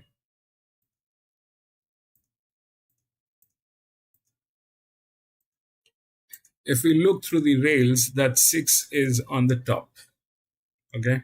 The management is good. It is not bad management. 1% bleeding is nothing. This is a stable one. This is a stable one. The leverages are on here. 12 and 11%, 3 and 2, 6. This is also an EW. The 2 is like this one was a 0-0, the best fit. In this class, this is the best fit. All right, 2 is the best fit. The problem with the 2 is that it has one side of the rails. The other side is missing. It is not there, which means it doesn't have the physics. But having said that, when we calculate this basically is calculating the gap between two sides of the rails, which is usually 30 meters. And we are calculating that the balance in between. So the problem with the 2 is it doesn't have the balance on this horse. But it is a very good horse. It is the best fit. It is the best fit. Now the 6 is the favorite. People think 6 is going to win. If we look through what our rating system is, the FR, it is by far the top, right? It doesn't have leverage. Why it doesn't have leverage? Because it's a stable one. It is a stable one. This generally will always come right after the linear. All right. The 6 will, and EW, the red EW will come right after the linear, and the 3, which is the second EW, will come after this one. So they both have advantages, disadvantages in their own way. How that works is, if this is on pressure, if the linear is on pressure, then this thing will just be a mirror of that. This will have the advantage. Most of the cases, it will have the advantage. It depends on the distance. It depends on how this thing is laid out. So here again, it is the largest advantage on 6. All right, but the it is through the rails. It is the top notch. The leverage is not there, which means it is stable. But the problem is the difficulty. The difficulty is high. The difficulty is high. It's a 5-year-old gelding. The difficulty is high, wherein this one, the difficulty drops, all right? And it is a better hand. It is a better hand. Better hand as in, like, as of now, this is looking good.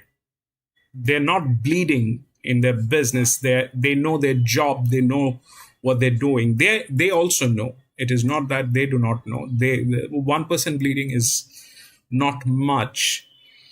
So they have the 6, which is the favorite, which is good, very good. The linear technically cannot win because it doesn't have the physics on this. All right. But having said that, it's at 2,400 meters. So the difference of the rails generally doesn't matter.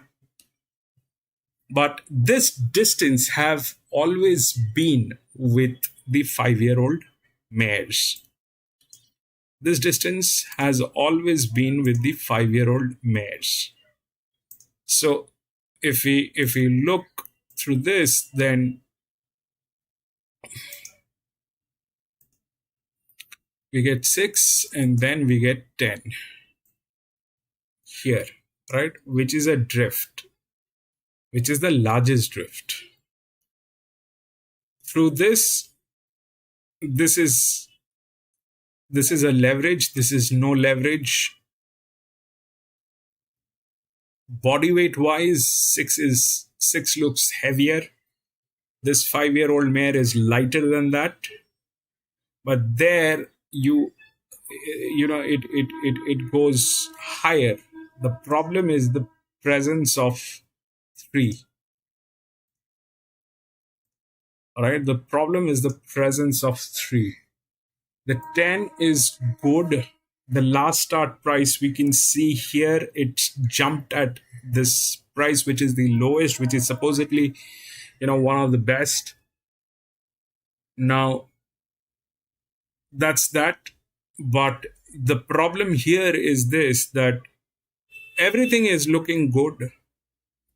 This thing has, the 5-year-old mare has a difficulty which is there, but it's a 5-year-old mare.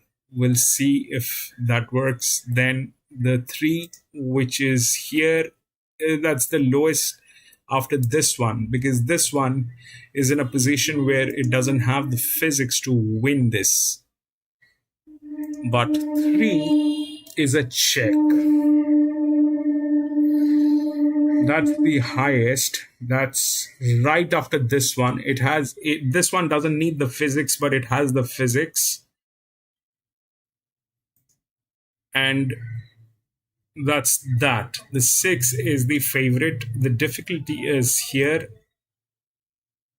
And this is less. This one is the best fit, doesn't have the physics. Then it is this one, the 3. Okay. That's the highest leverage. It's a stable one. 5. The only problem with this one is it is a 6-year-old mare. It's a 6-year-old mare which is here.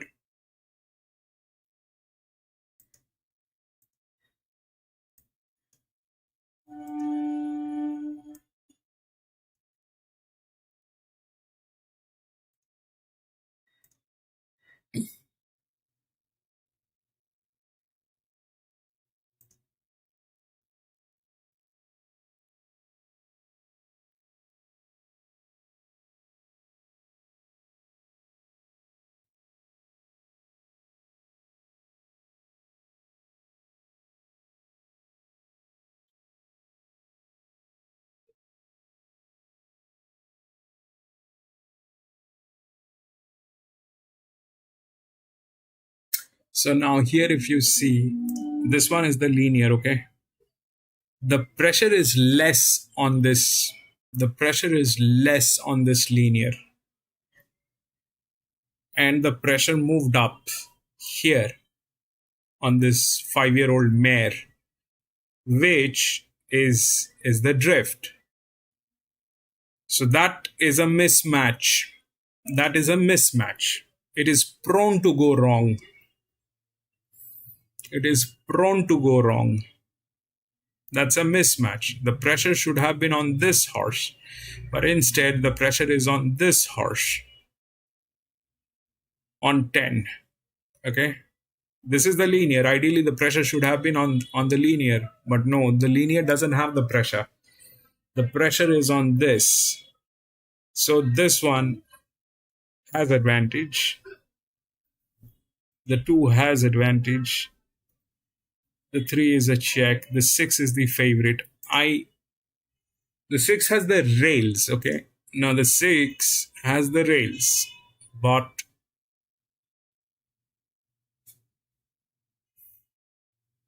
they also have one of the best jocks, which is here.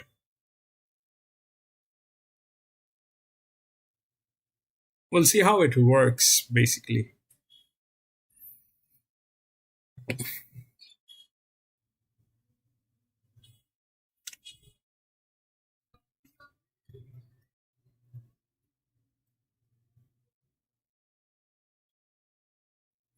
That's the highest leverage, which means it's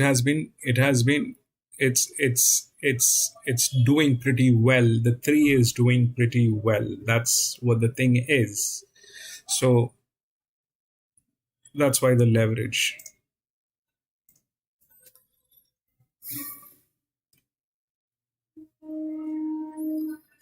Five slaughter.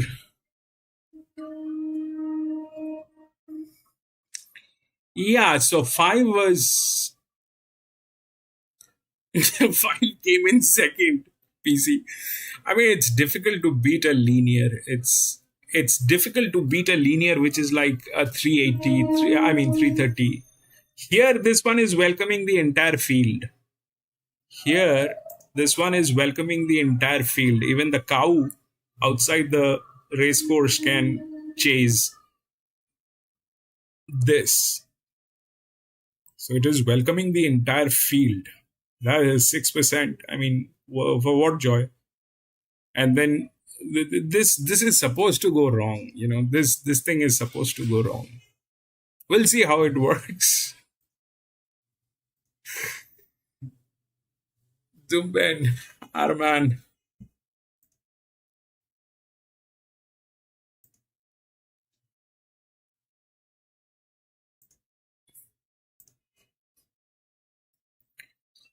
We'll see how it works.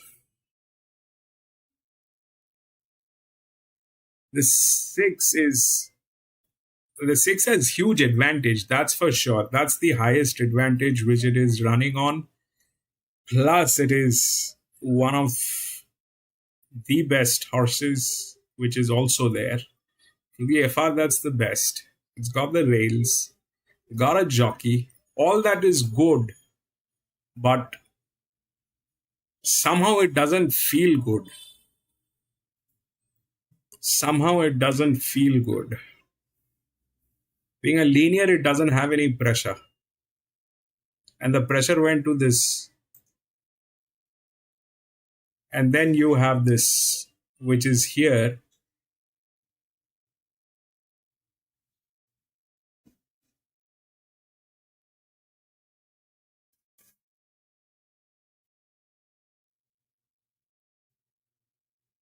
This is difficult. This is not difficult. The 3 is a check. The 3 is dangerous.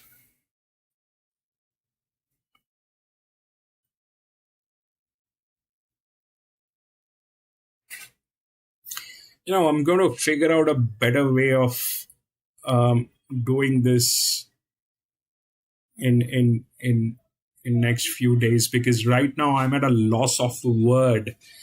I don't know what to say and what not to say, what is going to keep us safe and what is going to keep this channel safe. I'm not sure of all that. So, it's my humble request that give me a few days to get a hang of this, so that I can do this in a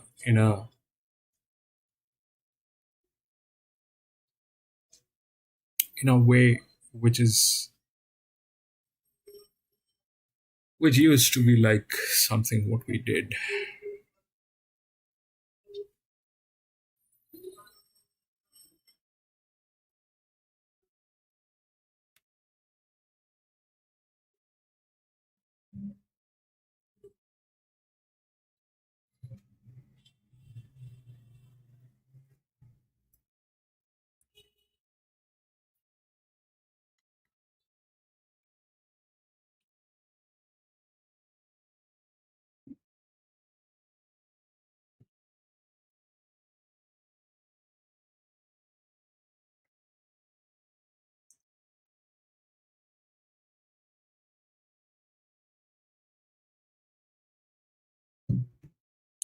Plus, it's a lot of chaos going on. We don't have the usual sources for feeds and all that. We don't have any of those. It's a complete start from the scratch kind of a thing.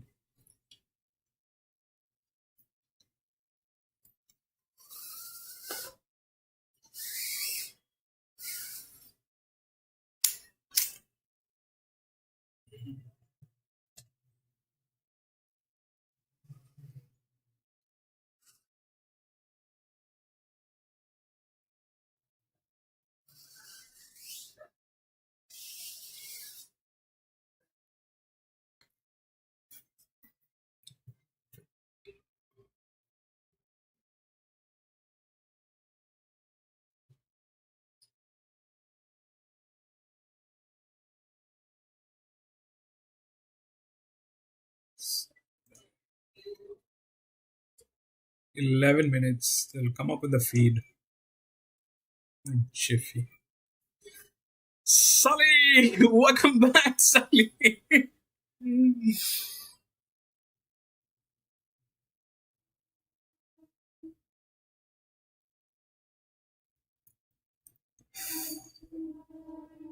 It's a very auspicious day here today in India. Today we celebrate the elephant god, Ganesha. So Ganesha is responsible for all businesses, everything to do with work, money. So today it's the first day of Ganpati, which is the celebration of Lord Ganesha, the elephant god. It's a very auspicious day. In my house, we have those things going on, the worship and everything. A priest is going to come in a while. But it's a good day.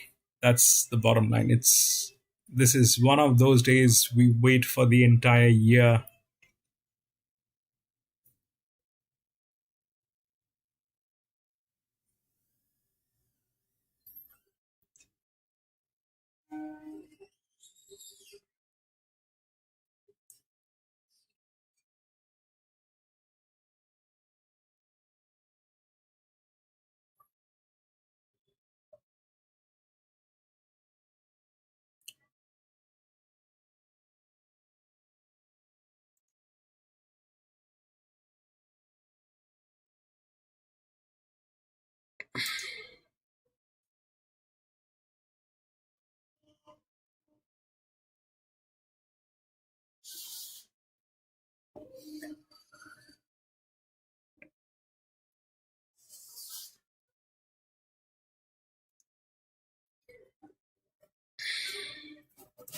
leading into race day today at Sandown, but a little bit held off. We're on solid 5. What a competitive event here. Taking a look at the market, and Carburan, $2.55 favourite at open at $4.20. So moved in. Similar story with Dreams come through second elect. Then we're out to I Am the Empire. Gets that inside draw for the Archibalds. Has been racing in good form. A lot of intersecting formulas for this event. Small field, 6 runners. Time for the yard. This mountain yard is brought to you by the 2025 Victorian Sprint So they're talking about the 6. This thing has the highest advantage in this race. There's no pressure on this horse. The largest pressure is on 10. Yeah, I like the win. It was a good performance. No fluke about it whatsoever. It just went too quick, I thought, last start in the race. But the difficulty is high on 6. Work out well. It's a difficulty that it has. Yeah, he certainly is the way that he's been turned out too. I think he's going so well, this bloke. He's looked really good his last couple, and it's a pretty much identical parade today. Hopefully he's got a bit of confidence out with these good performances on the track too. We touched on the overlapping form on Logan Bates. He takes the claim off Elsie May. The 3 coming up for Kieran Mara. Obviously placed last start behind I Am the Empire, and then was able to win at this track 3 back. She's been very consistent, and you can't knock the way she's going. She sticks to the 2400, which she had to run over last time behind I Am the Empire, and she had her opportunity, but she ran an honest race, and I'm sure she'll do much the same again here from that inside draw. Probably the best I've seen her this prep. Her coat's finally starting to shift. She got particularly wintry over the colder months, but it's really on the improve now. She's been racing in good heart, so I think she's on the way up at this stage of her prep.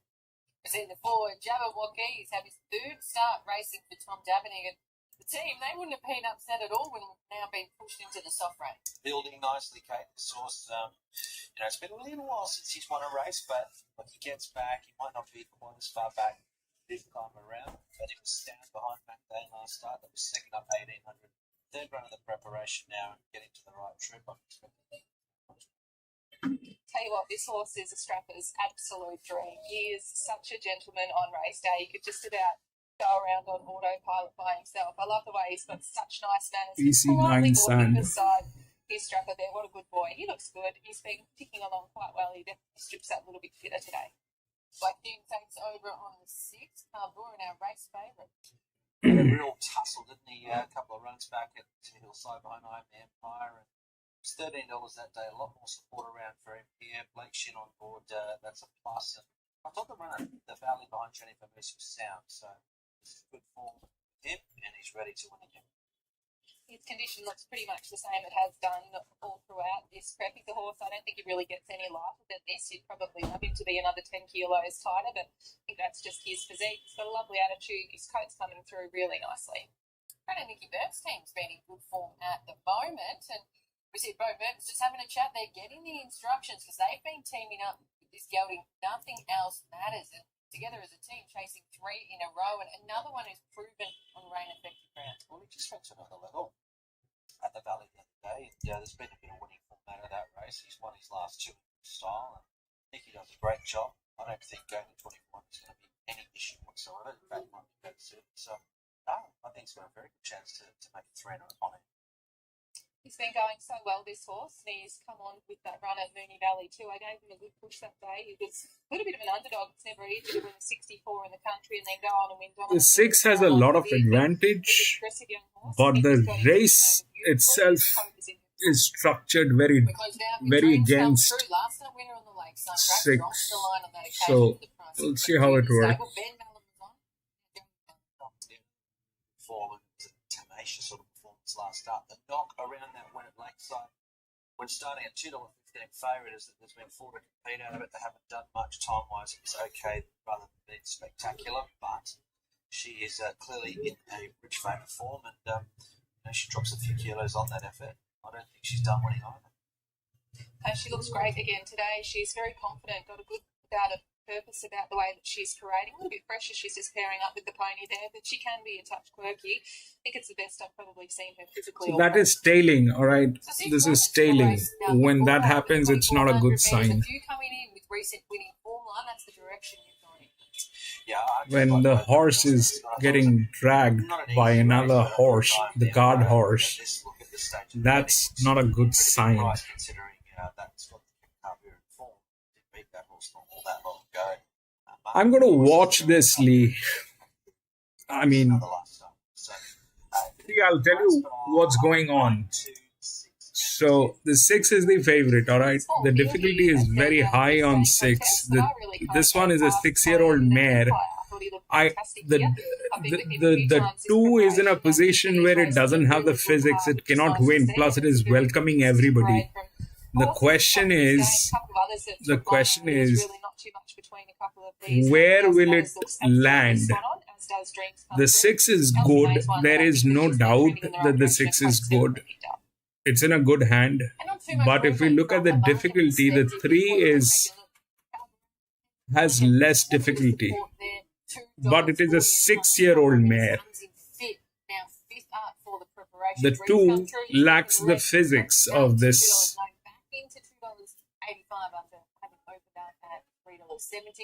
But it's a 2,400 meter. We'll see how it works.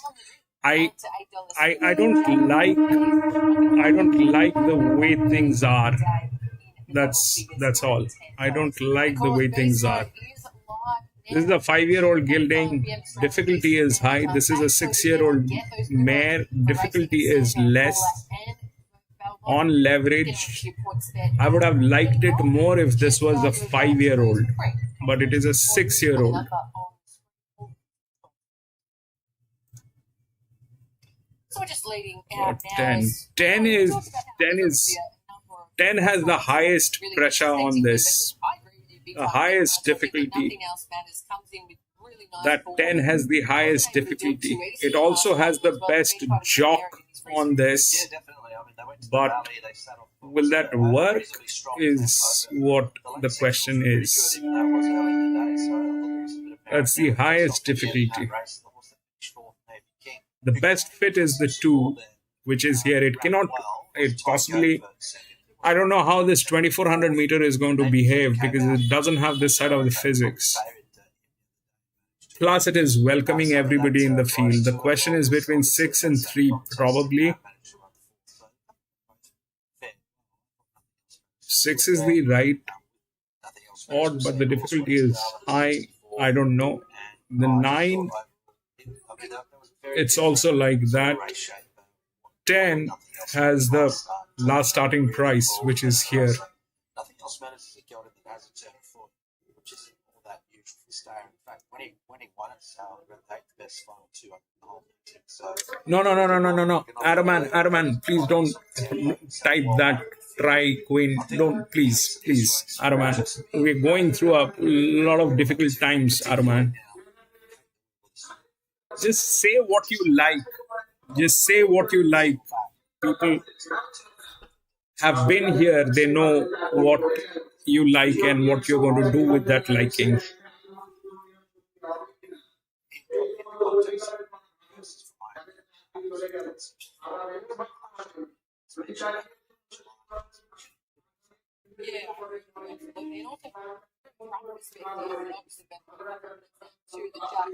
Sorry for all this because, we are going through a lot of changes, Araman. Just Google, you will find out everything what's going on. I don't want to go to a place which is going to be very lonely.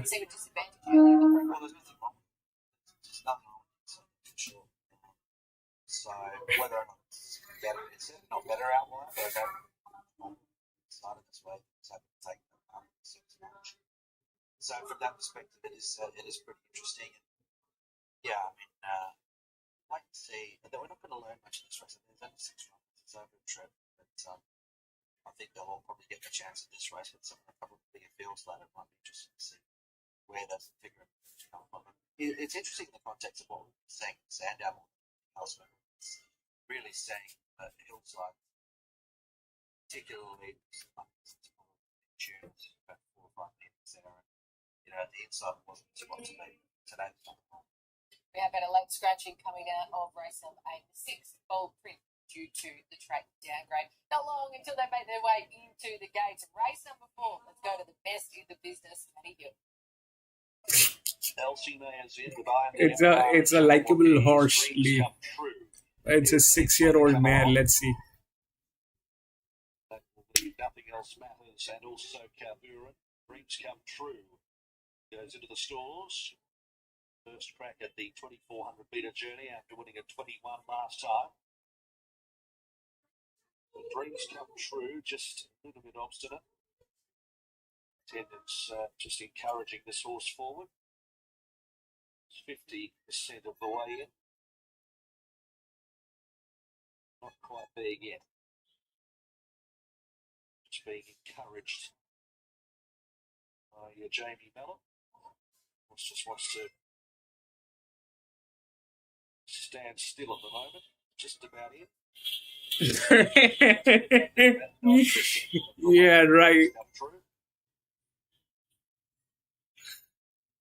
Age is just a number. Going with that runner. So We've seen that 7-year-old at Randwick, what it was capable of. We couldn't see it because we did not have the feed, but it did what it was supposed to do. Field of 6. Tyler Porter, 2,400. They're racing. Jabberwockies from barrier number 3 broke away well. With I Am the Empire on the fence, who will lead the race. Carburan from out wide is also going to hunt across. Elsie May has cleared the fence from Jabberwockies, and they were followed by...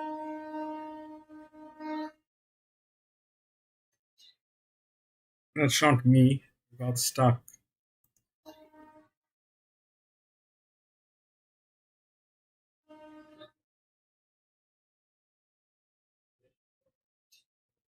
Man, this is when it had to happen. Second last with Dreams Come True, snooking on the fence. 1,000 metres to go off the back section. I Am the Empire is the leader for Ryan Houston, who has won on this horse before. Carburan's just getting a little bit closer under shin, about 3/4 of a length away. Has a bit of a think about it off the back of the 800. And they do quicken, about 2.5 Jabberwockies, a length and a half LC May niggled at. From Nothing Else Matters and Dreams Come True. Now Carburan's put the foot down, just like it did at the Valley. And at the 600 metres goes up to challenge I Am the Empire. And now the race is on. 4 lengths Jabberwockies hitting a flat spot from LC May. Dreams Come True continues to hunt runs. Back to the inside and then Nothing Else Matters. Carburan, I Am the Empire. Stride for stride, 350 metres to go. 3 lengths Jabberwockies, Dreams Come True. They've dropped the others. I Am the Empire kicks back. 200 metres to go from Dreams Come True is the threat, and Jabberwockies is coming with it across the course of the 100. Dreams Come True takes the lead with Jabberwockies going with it. Dreams Come True, Jabberwockies 10-4. just beats Jabberwockies. Third, I Am the Empire from Carburan, then Elsie May and Nothing Else Matters. Dreams Come True, number 10, Jamie Mellon for Mick Price and Mike. Araman! Will gain the day at 3:10 and 150 from Jabberwockies second, Mark Zara for Tom Davidic, and I Am the Empire, Ryan Houston for Annabelle and Rob Archibald in third money. Dreams Come True. 10-4-2-6. Win 4 at start number 10, first crack at 2,400 metres, but Jamie. 10-4-2-6. So this was supposed to go wrong. Why? Because, for 2 reasons. The 2 was not in a position to win today. It did not have the physics, but it got there because it's a 0-0. 10 went in with the highest pressure on this race, okay? That was PC. That thing worked. The 10. And then the 4. The 4 came in. We're looking at that 10-4 because that's like that. This was there, but it is a 6-year-old mare. Okay, it's a 6-year-old mare. So what was the problem with the 6 is the difficulty of the race. So basically,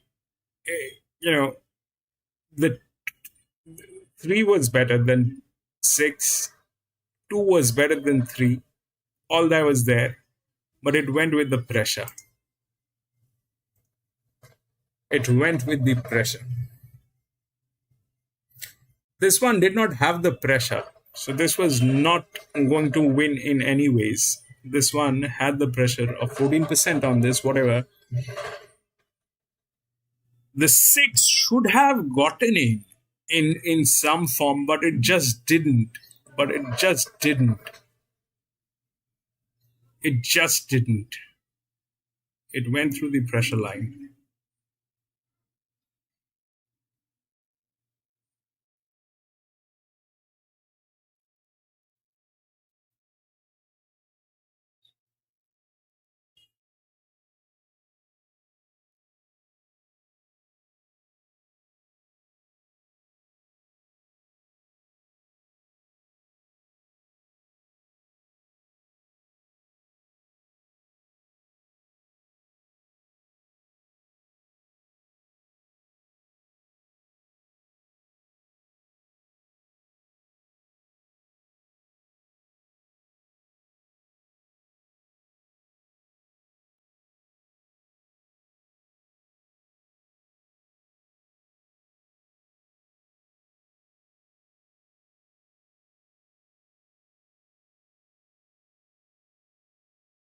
The 6 should have gotten in some way or the other. The 6 should have gotten in at least the second position. It should have been that, but no, that did not happen. This was prone to go wrong, but it will go wrong in that level. I was not sure. It was prone to go wrong. The moment that happened, the linear had a smaller pressure and this one had a larger pressure. The moment that mismatch happened, this entire structure becomes fragile. Then there is something not right.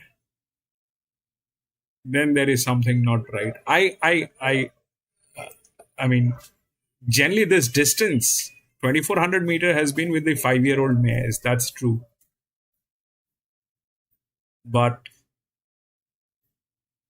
that's how it played. This is horse racing. That's how it played.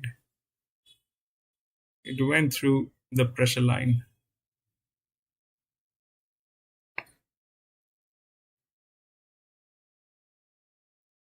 Anyway, we'll go to the next 5.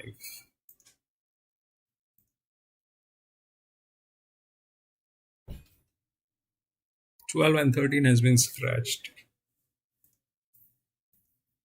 9, 5, 2, 3.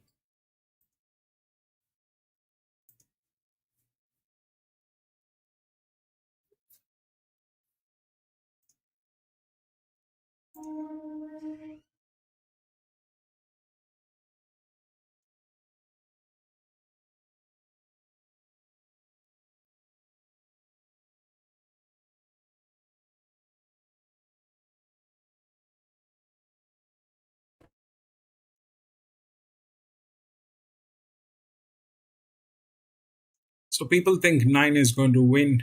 9 is the favorite. 9 is here. Okay. 9 is a drift. This is a benchmark 64.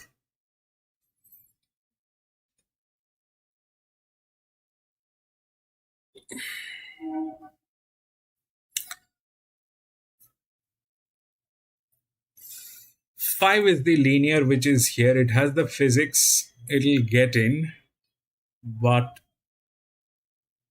we'll see how. And that's how we've seen a lot of races happening, the linear and the drift. But the drift is actually here, the 11, which is the largest drift. So this has the physics. Okay, this thing has the physics, which is here, but they are like that. They don't deliver much. 11 is here. They don't deliver much. This is a good hand.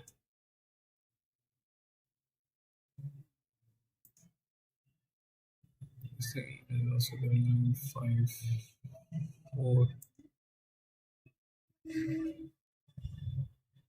This is the EW. and which is a 0-0. This thing is there in this game. It probably is not one of the best, but this thing is pretty much there. The 4 is a check. The 4 is a check. It's a 0-0. That's the highest advantage. Here, it was difficult. That was the highest advantage, but the advantage generally do get in. So that's the EW. So it cannot win. It is in between. All right. The question is whether 9 will win.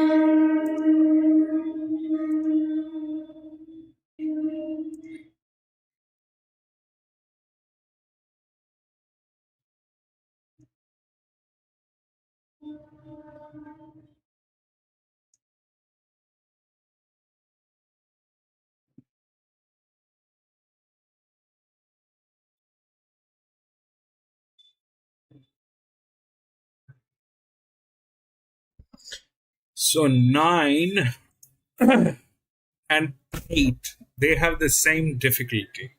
Okay. 9 and 8, they have the same difficulty. This is going to run neutral. This is a drift. This is the last price on this horse.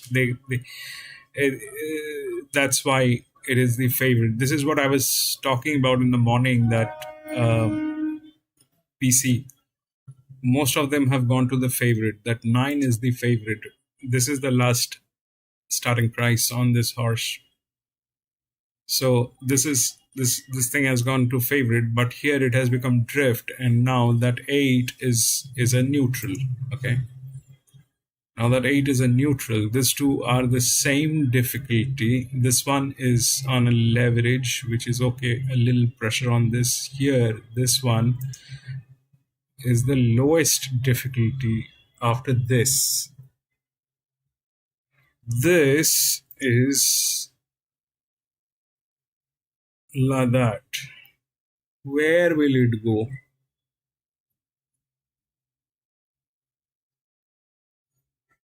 Where will it go?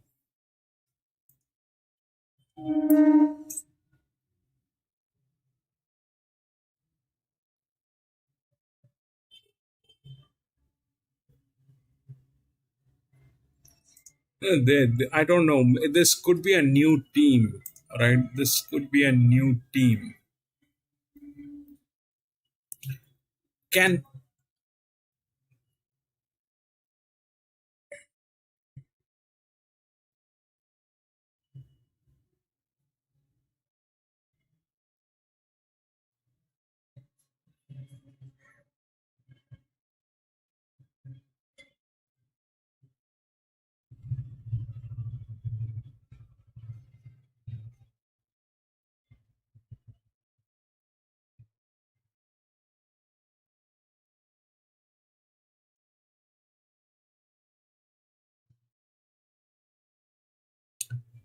there's probably a change of stable and all that has happened with this 8.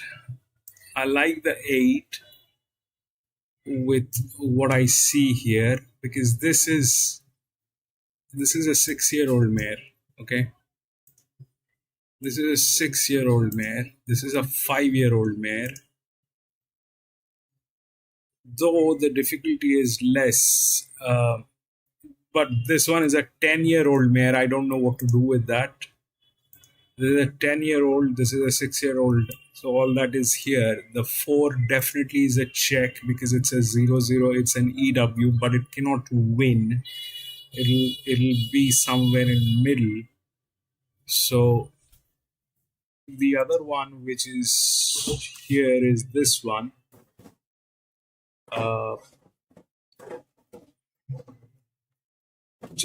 which is this one, but that's we just saw a 7-year-old getting in. Okay, the 4 got second. Nothing happened. Are they good? They started bleeding for bad decisions. They started bleeding for bad decisions. That is there. Gate number 6, 7, 9.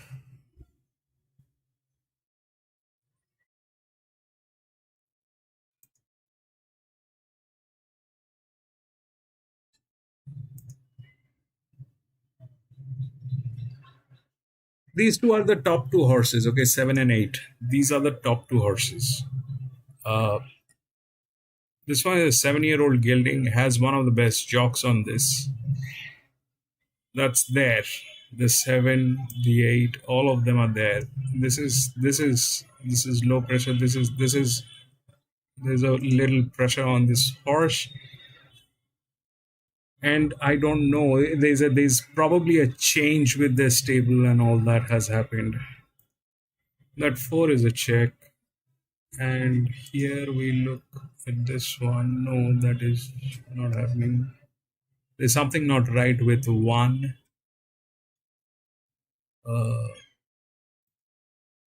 2 is 9.4.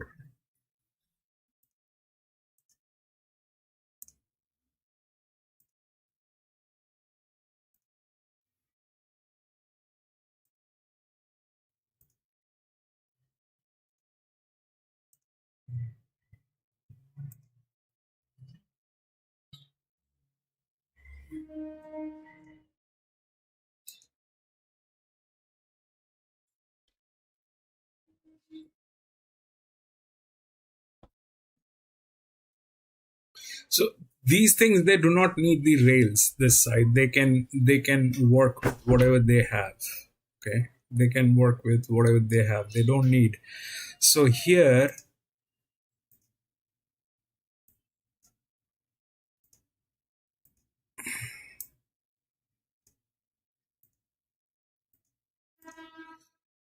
5 is the linear, obviously. Then comes the 8, which is a neutral. So this is here. This is very far. Okay, at this ground, we have seen these gate numbers. They do get into trouble. So that's definitely a better lower challenge for this horse, but it's a 6-year-old mare, and it's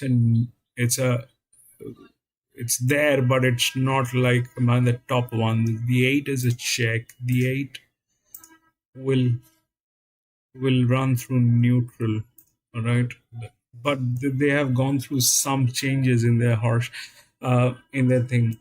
This is a tricky one. This one is a tricky one. 9 is the favorite. Okay, 9 is the favorite, but the problem is this, that if they win,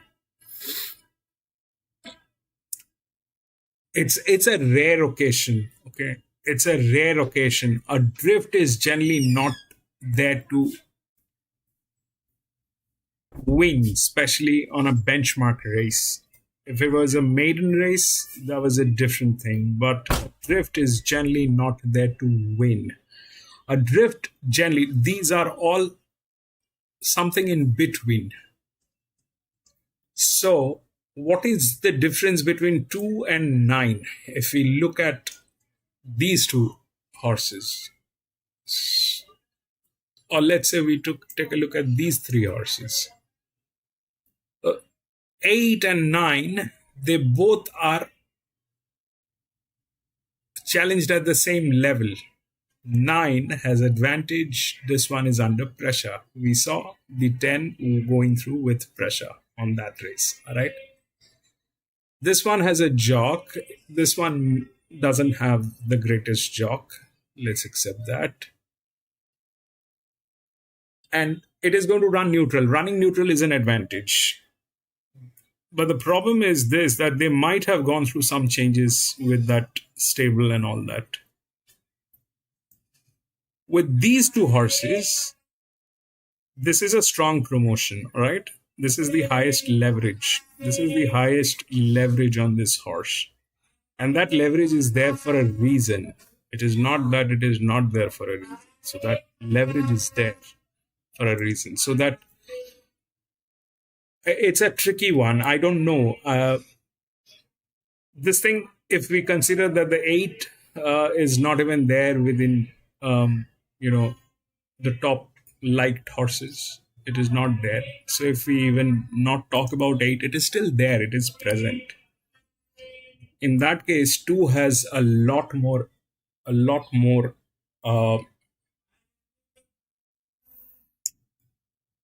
lot more strength in this race. 2 has a lot more strength in this race for multiple reasons. It has a jockey which is a dedicated jock. Uh, the leverage definitely is there. The class definitely is there. Plus, this is a little difficult to understand on a benchmark race. Generally, the linears should get there, but the linear is here a 6-year-old mare which is lying here. So, difficult proposition. Difficult proposition. They have a good hand. They probably don't. This horse has been to a league race, which is there. So that's an added advantage. But this is very strong. The 2 is very strong. The 9 will have difficulty. It is not easy. It is not easy. The 4 is there in between somewhere probably if the 8 doesn't get through.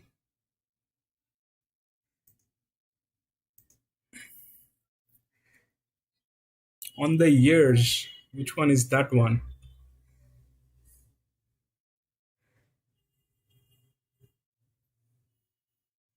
Shiny.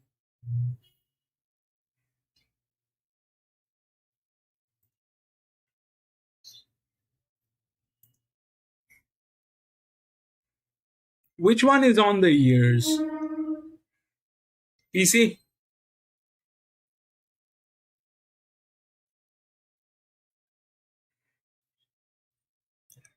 Sometimes we overthink. No, not sometimes. We always overthink, Arman. That's something that I can't help. We always overthink. At times, maybe it is.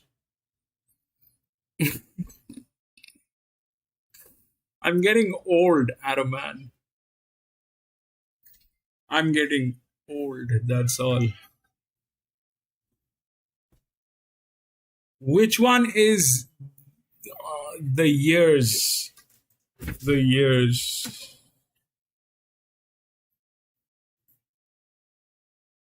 Where did PC get that thing?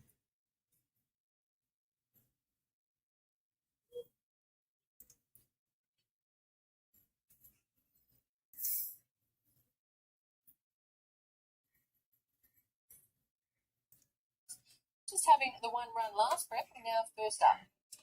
That it is. So resuming, it usually gets better a run or two into the prep. Only had the 1 run in Australia so far. So let's just see how this galloper goes. Let the jump out fair. So it will run a bit wild today.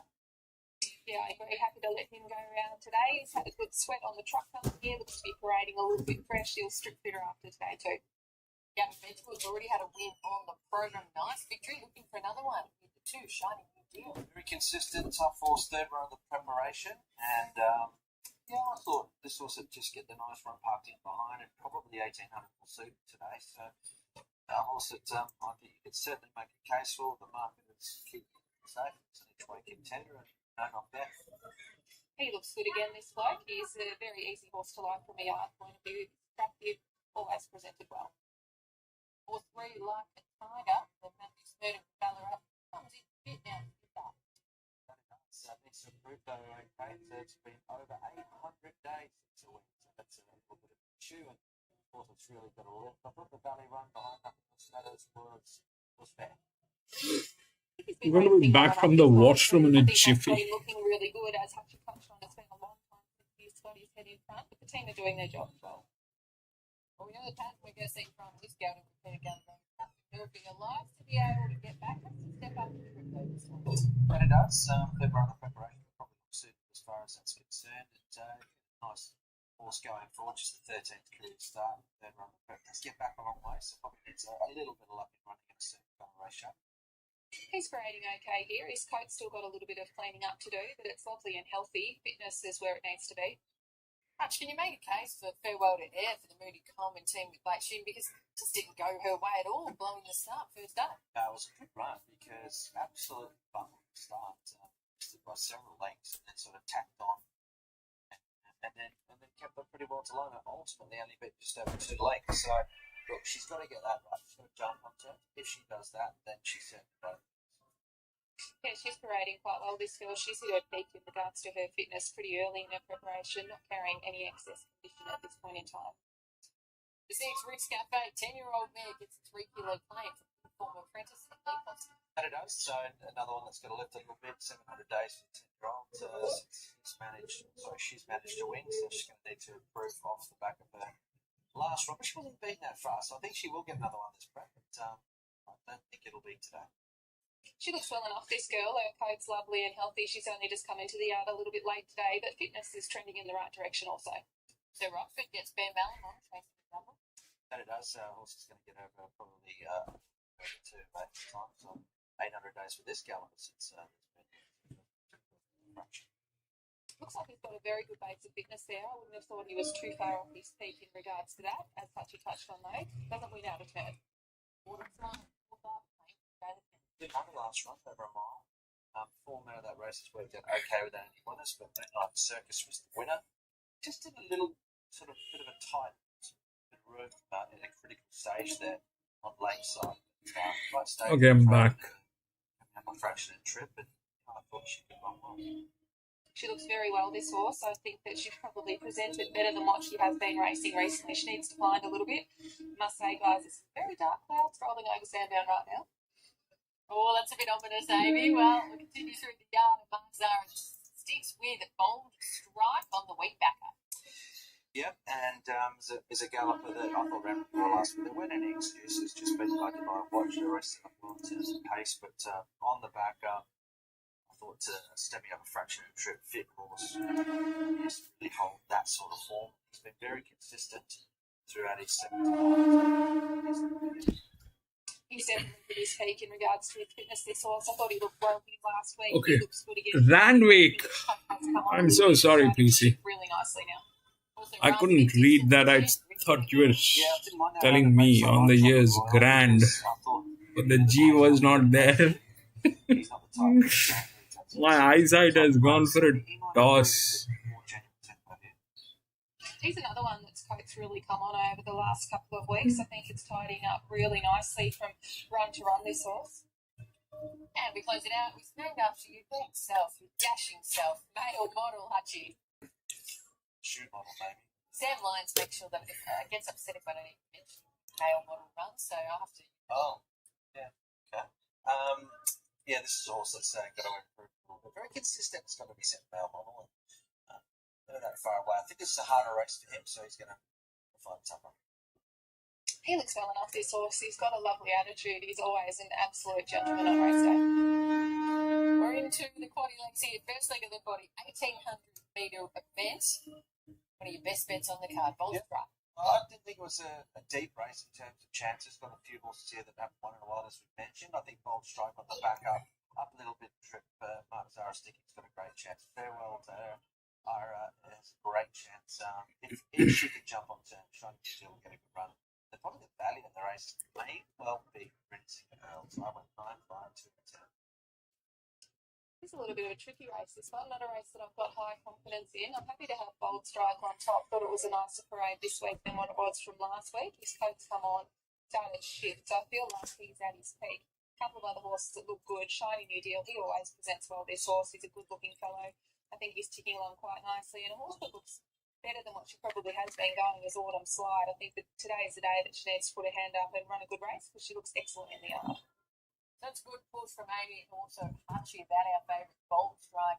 $2.50 favourite on the week back up, has some good form around some handy horses. We heard from Amy, those dark clouds are coming and they'll be happy. He's not proven on the wet ground though, so they'll appreciate that we're still just on 5. Fairway to air, looking to bounce back, $4.80. Shining New Deal, medical team looking for an early double $5 like a tiger out of double figures at 15. There's our market for race number 5. Let's get a bit more about this favourite, Jack Turnbull. Can we also get a push from Jack? Well, I was just getting a weather report from Jack here. He just confirmed the ominous skies. What was it, Jack? Light to moderate rain in 7 minutes, apparently. Well, there we go. Where'd you hear it first? Jack Farm as well as Jack Turnbull, hey? Bold Strike, he's been ticking along really well, Jack. Is today the day that he can get another win on the board? We would hope so. He's been threatening. We think he's a better horse than this grade, but physically he's probably just not there. But giving him the opportunity to back up, we don't think it's an overly strong race. So where we step and where we end up, that's up to Mark. Just pre-race, he was open to being more forward where we were last week, but very versatile. I thought, if anything, his coat's probably just come on a little bit from the quick back up as well, as he had a nice quiet week at home. He has, yeah. Ballarat, just trotting can, and been on the treadmill for a few days, so he was actually more up and about than I anticipated in the mounting yard, so hopefully that does transpire to the race. Hopefully that's the key to him, and hopefully we can stay dry. Good luck. That's it, thank you. 7 minutes until the light rain is about to come. I trust Jack Turnbull with this kind of stuff as well. A new weatherman. Unlike 3. See? Got a few, haven't we? Jules left the house now, so. Oh, he loves it. He's the gopher. the gopher. He's a real man. You must have enjoyed. That's a bit of a push. Obviously, they think he's the class. Grant can ensure the feeds. I don't have other feeds, PC. That's the only one I have. Actually, but she's not exactly right. Shiny New Deal's pretty well exposed. Probably gets a good run. I don't think Bold Strike really needs to improve on that effort. So they would have probably not been accepted on the back and looking forward. 2 is getting tamed. Happy to run it. Bold Strike looks a very good chance. It did take a bit of positivity though. He's obviously deep into preparation as well. Mark Sarah sticks with. So, but the fact that Amy said that he's probably come on. So that's good to be able to hear. It's $2.45. Does look a bit ominous out there. We knew we were expecting a little bit of rain, and we are expecting the next couple of days too. We're kind of weather watch leading in for the first Group 1 meeting for it, but Group 1 it's going to be a cold day there as well. You can see Marcos there, the My Racehorse, and bet you they got a million owners on the attitude Bold Strike. Who else? So who do you think's the biggest? Do you think the Shining New Deal's probably the biggest I danger? think they're well eyes. Yeah.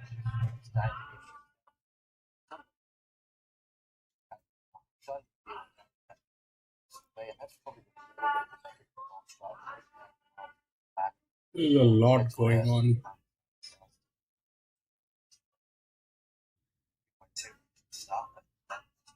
Horses potentially a little bit of price that could run well. Maybe she could run a bit of a race, but anyway, they started load up here for the bit. It's like the way, right? It's going to go. The 800 metres as Hutch is with us from Racing Dog. It's farewell to air. I think it jumps better today, going to the stalls with Blake Shed, like a tiger, the 3, going forward if circumstances permit. So it's Bold Strike, the favourite at $2.50, and having a look at the radar, there's certainly rain coming off the bay that's going to hit us. In fact, it's hitting us now. The rain is starting to tumble here at Sandown, so we'll have to have quite a heavy shower between races. Now, our model goes in, Autumn Slide takes its place, so they're filling the gates well. A Shiny New Deal and the Hands of Club, the course waits its turn, the Bricks Cafe, and also Sir Rockford's. Yeah, but it looks a little dicey from every side. It looks a little dicey from every side. I'll be happy to watch.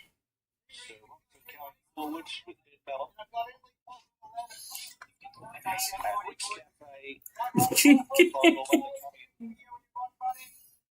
The 4 from 27, the distance stats. Adaman, please.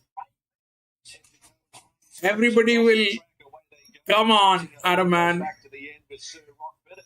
And the best to begin is the favourite Bold Strike out past the middle with Like a Tiger. So they're the two together from Autumn Slide, and then Highland Fling, Shiny New Deal.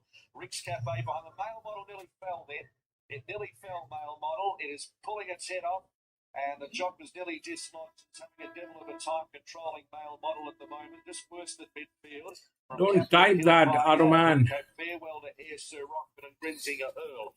So the leader, as they reach the 1250, Bold Strike, slowed it off from Rick's Cafe like a They'll send me to Shadow Reef. A length and a half, Highland Fling, and they were followed by Shiny New Deal. Male model is 3 wide. And well back in the field from Captain Hillfiger, and then came Sir Rockford, 2 lengths Farewell to Air, and at the tail is Grinzinger Earl. So in the rain, they run off the back section at the 900 metres, and it's Bold Strike who's controlled the tempo from Rick's Cafe.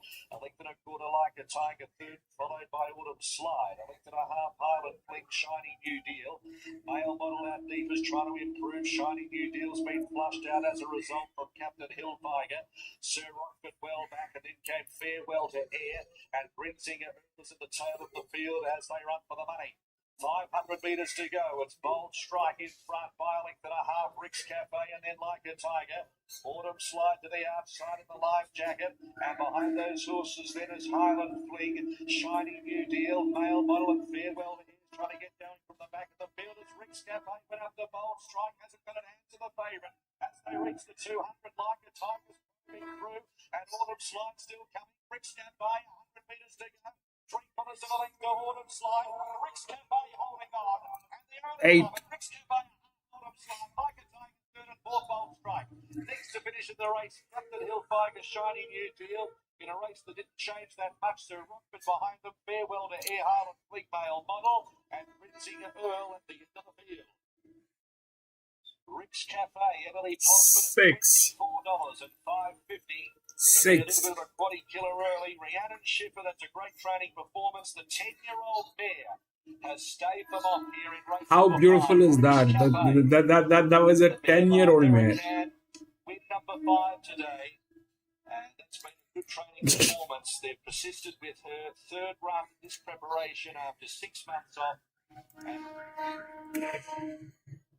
Yeah, that happened.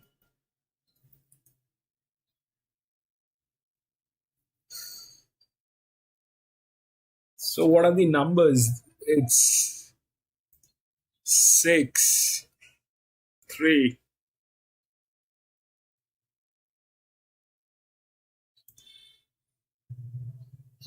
6, 3, 8. Or 6, 8, 3. No, 3 is second. Third. 6, 8, 3, and 9. 6, 8, 3, and 9.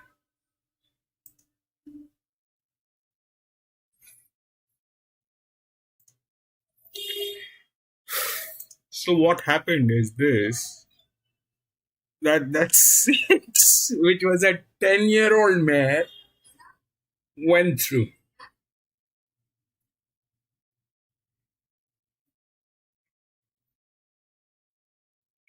We didn't look we didn't look at that.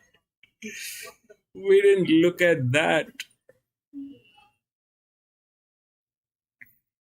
8 was better, definitely. 6, 8, then 3 was here.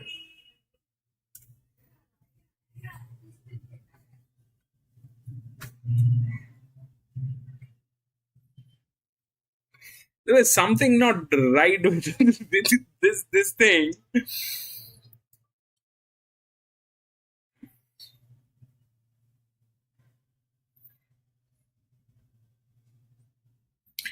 This one was not in a position to win.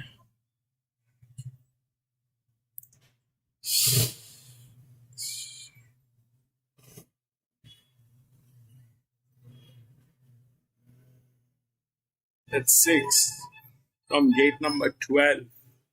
10-year-old mare.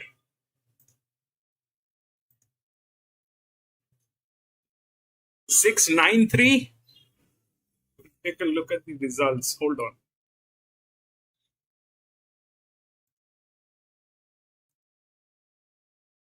I thought it was 8. Can't read the numbers though, clearly.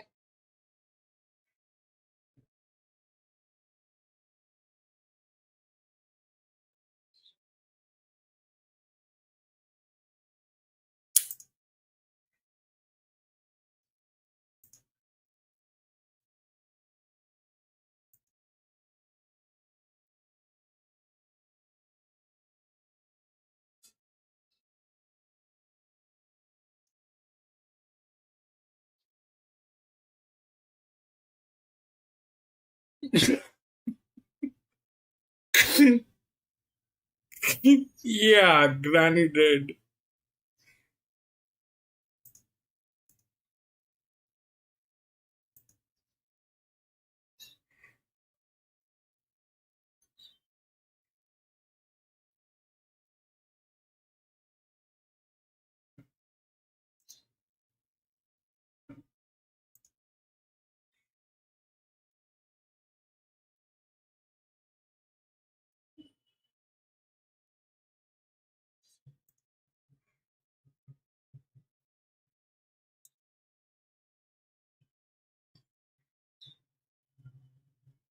A few things could turn out.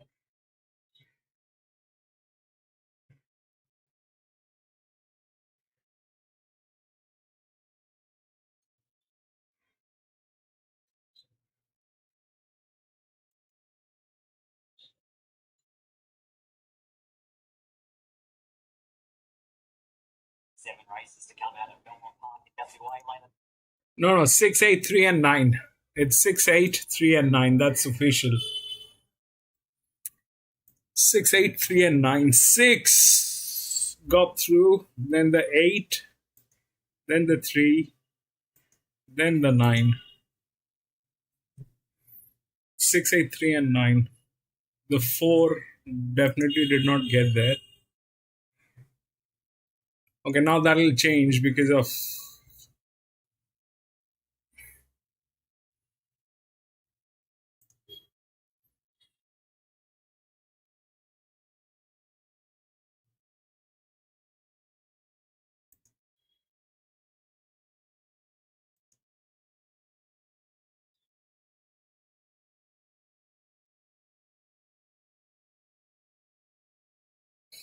this is very difficult to assume on this horse because I think they've gone through some changes. Uh, that's that. But I definitely, I definitely had no idea about this 10-year-old mare. That's a 10-year-old mare. Nobody had any idea. I don't think so. The difficulty is less, but how do you know what this is going to do?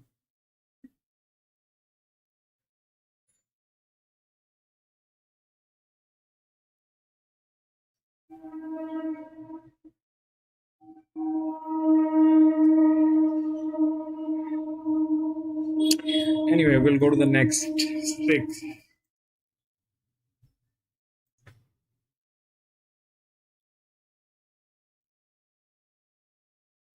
1, 7, 8, 9, 10. All scratched.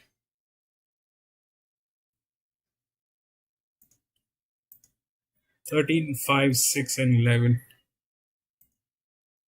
13 is the favorite.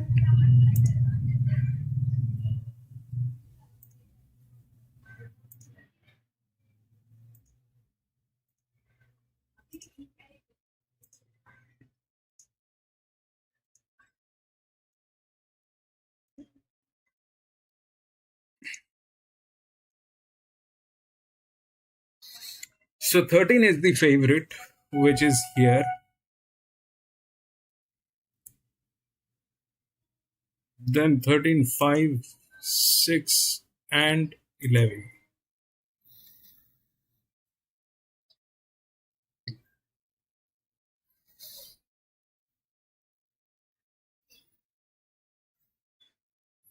If we look through the leverage, these two are on the highest leverage, which is at 41 and 37.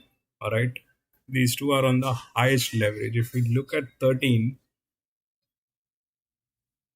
3 weeks ago at Geelong, it came in first. 5 came in 22 weeks ago.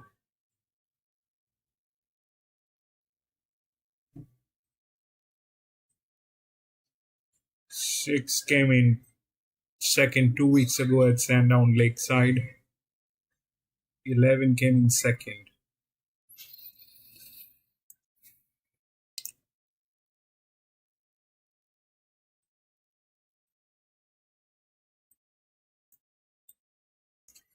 So they do come in. The pressure is like 140, 149, all right? 140 and 149. So those things, they do work.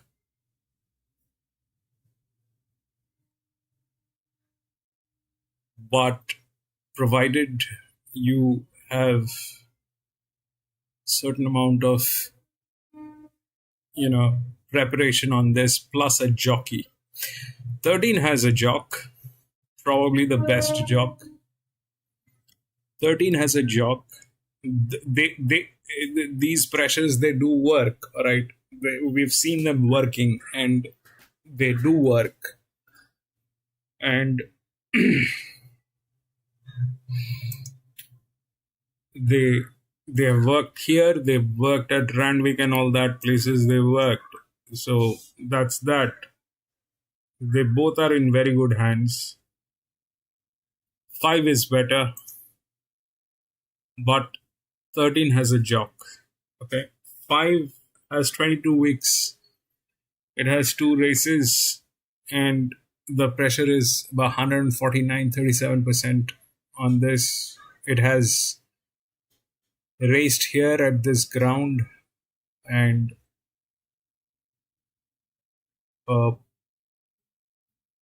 that's more or less the thing. 13 is from a wider gate. So here 9 was from a wider gate. Okay. What happened is that 10-year-old mare from gate number 12 won. So this thing was, this thing was supposed to go wrong. That's why I mean, it's ideal to watch. And these two are the lowest SPs according to people. They are the lowest SPs. If you look at the difficulty, this thing is made for this class. This is difficulty. These are hopes which are there. The 6 is the actual linear, which has got the rails and this side. If we do that, it comes here, the 6, okay?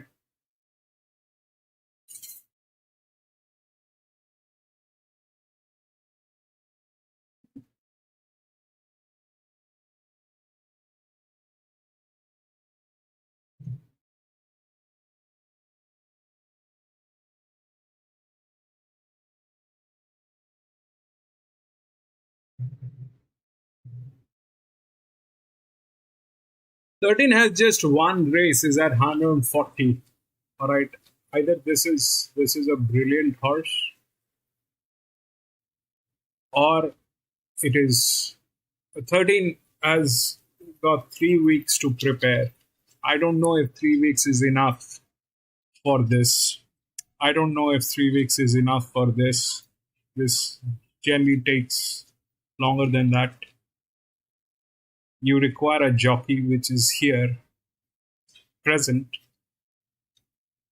The 5 is the fit on this race. It has raced here in this ground, okay? at Sandown Lakeside, and it won. And it won with the jockey. So the jockey has experience with the horse, and that's that. The 13 also has the same thing. That's that. Now the thing is this, that the 13 is 3 weeks. One race and 140. This is 149.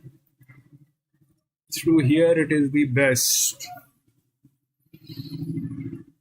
So what is going to come in between? There are no EWs. They've all turned out to be, they're like that. So they're large enough. I can't put them as EWs. They become drift. So this one has the highest advantage, which is number 4. It's a 1400 meter.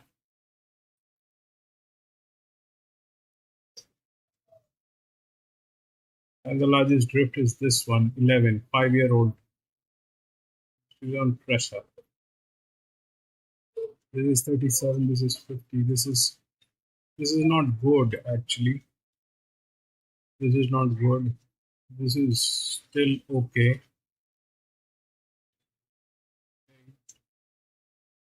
8. That's 7-year-old mare. 7. 8 minus 8, so 3, 5.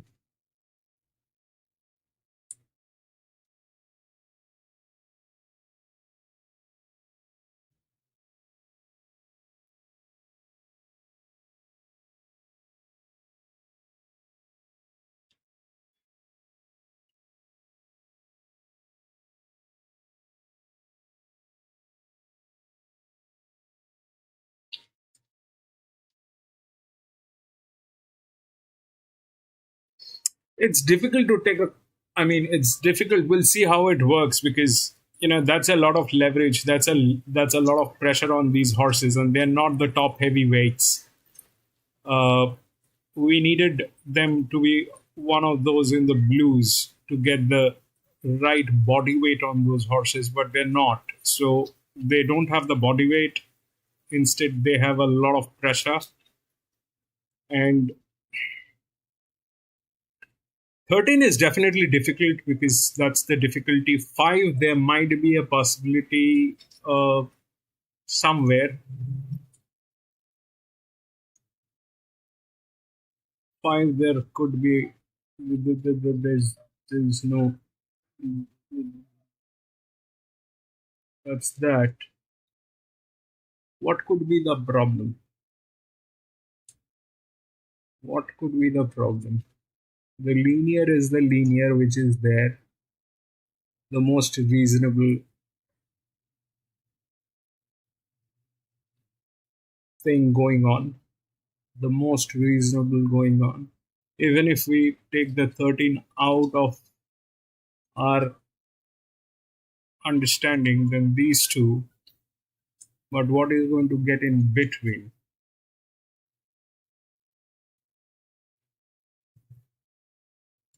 is more important. This is a 5-year-old mare, gate number 9, 3.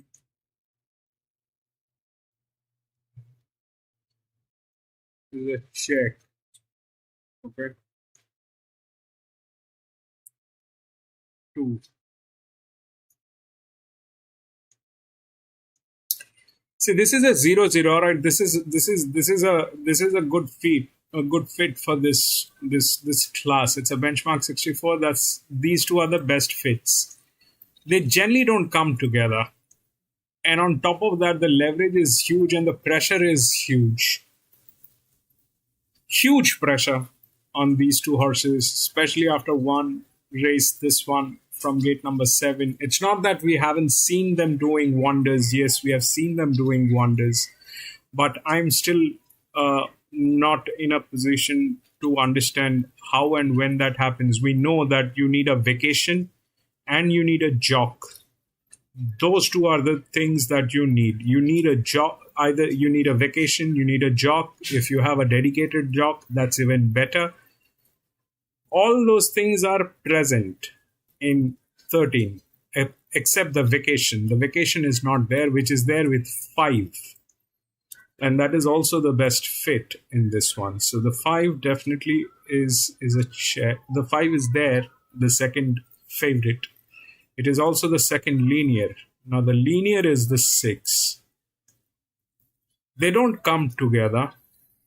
So there is something that is going to be in between. And out of these two, this is a little problem. This one is the lowest advantage, which is here. And this is the largest drift, which is there. Okay, this is the largest drift, but the difficulty is more. Here, the difficulty is less. So this is difficult for this guy. That is definite. This is difficult. 5 is a 0-0. 4 is a drop. 3 is a promotion, which is here. Up with an advantage. We'll see how it works. 13, I will see. That's 41. 140. It's not that we haven't seen those things working, but, you know,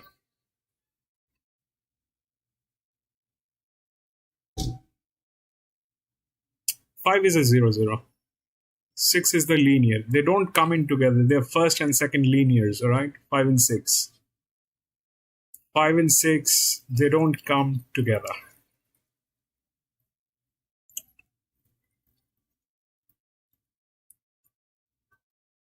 Five is after vacation, 22 weeks.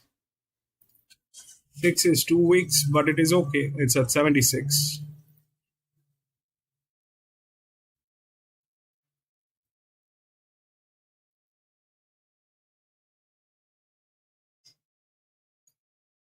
The advantages with 5 is this: it has a vacation, it has a dedicated jockey, it's the best fit for this. It has raced here in this ground and won with the same jock. That's the advantage on 5. 13 is a 3-year-old gelding, which is definitely has the age on its side, but the difficulty is also there. It is not going to be easy. Plus, that's a lot of pressure. So that I don't know if the 13 will happen, or we'll see. We'll get to see what happens. But if the 5 and 6 are the first and the second linear, if these two are the first and the second linear, then the 4 has the highest advantage, but it is through a drop. What happened to 4 is the last. So it came in 10th. That's why it is like that. And then it is 3. 3 came in second 2 weeks ago at Sandown. So that's the largest drift. And has an advantage. The other advantage is here, the lowest, which is here. But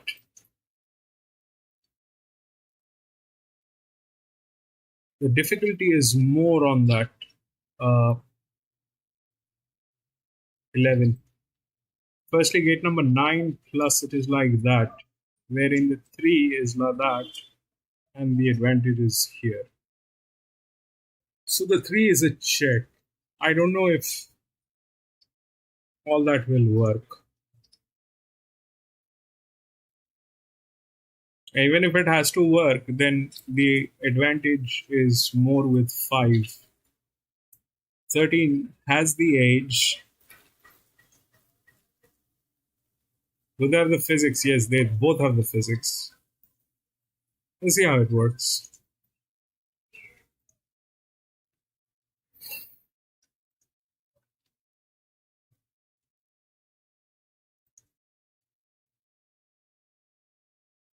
Was 30 over 7-11. You can tell it there at $7.50 in the market. That's the market there for race number 6, which begins to ride. It's brought to you by the 2025 Grandstand Grandstand roster. 13, 5. 3-year-olds. Better event, benchmark 64 handicap. Let's kick it off. Oh, the microphone against the free tool of yeah, that would be a possible chance the other day when basically sat on the back of the speed. Like 3 and 6. Racing well. But this is predominantly racing between two main ones. It's get to know shortly how it's I think he'd be foolish to underestimate him. I don't think he could look much better than what he does today. He's come on with that most recent running racing in really good form. I think Scotty tipping over beautiful. Maybe more will take a look at the free run value, which will well this preparation.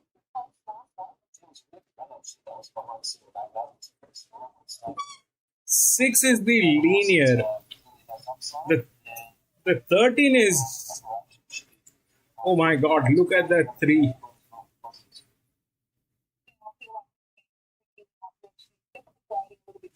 Today than what I've seen with his last couple here in Sandown. I feel like fitness is catching up with him and he wants to settle in the top. Also, before meeting, back on it. Fresh up today, so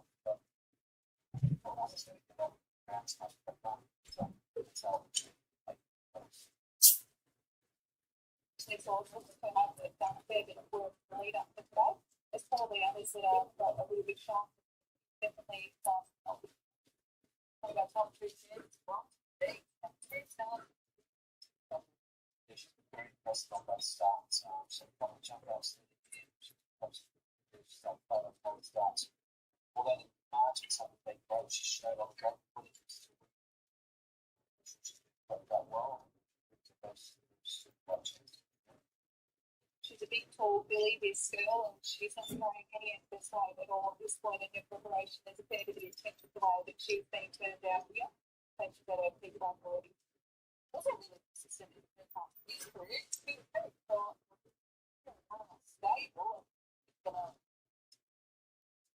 I thought that the most performance behind she was last night.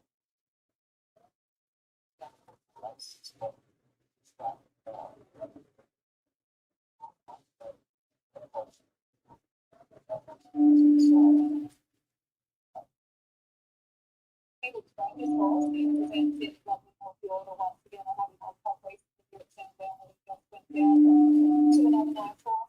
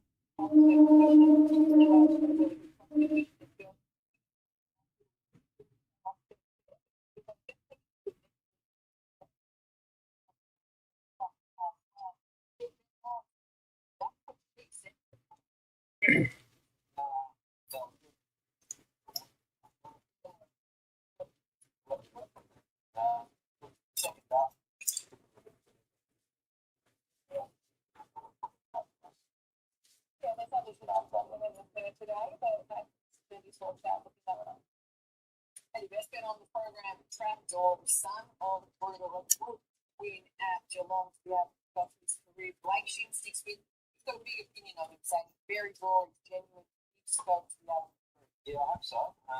It's a nice race on the front. Trapdoor was very impressed by that. So that natural improvement against the more serious course. That's the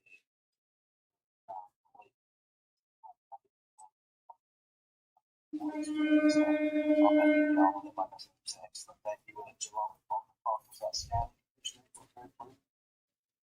bit of a big awkward type of horse, this fella. He hasn't really grown into himself. I think it is it's a coffee race.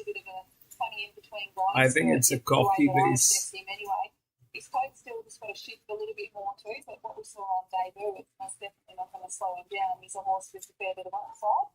Just going through that little bit of a funny growth spurt this time. Yeah, that's exactly what we heard from the team after that debut. Well, when you were just saying that he's big, raw, and mature, green, better next preparation. But Blake Shin made the trip to Geelong to be able to ride and pull that start up riding a couple of jump outs and pretty keen to come here today and use the best bet on the card. Yep, hopefully he's getting a little bit involved. Short before the obviously weren't sure how it was. Weren't sure how the track was going to play. It became wrong with that inside section, so all of a sudden Roger Beach could have that's one of all the possible time. I'm looking forward to seeing it. King Tut is not as a nice bit of progress flying down, but expecting the format of this one to work out pretty well. 13, 5, 6, 10. I don't.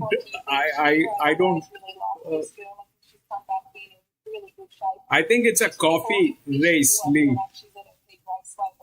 It's a coffee one. To win their maiden and win the following. So after that, she's put the writing on the wall that she's much better than average. Happy to have her on top.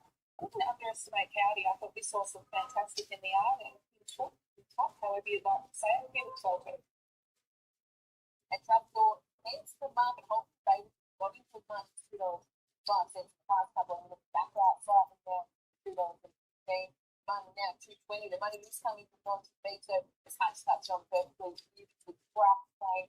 Not a disadvantage to be up on the inside. Also, they've got into as much as $2.85, and as we can see this in the past couple of seconds now, out at $3.10 as well. So holding favourite is Trapdoor, as we can see a little bit further down the page. Actually, got into as much as $2 up at 19. Points there, we've got the Menzies Stakes promo. What it is, you're going to get the boost. $6.50. No, take $10 for Mr. Bright. So paying him is 10. Group 1, racing first up into the Menzies Stakes. Make sure you unlock your exclusive market benefits with points bet. $10. How to get another one? We'll wait and see. Chances are you're about to lose. Hey, put it up on your Australian It looks way too much. I like the 5 over the 13, but the ground has gone soft. It's been raining. The ground has gone soft. It's been raining, and now that's a lot. I mean, it's not that it doesn't happen. We've seen that happening. But that's way too much to handle. That's way too much to handle.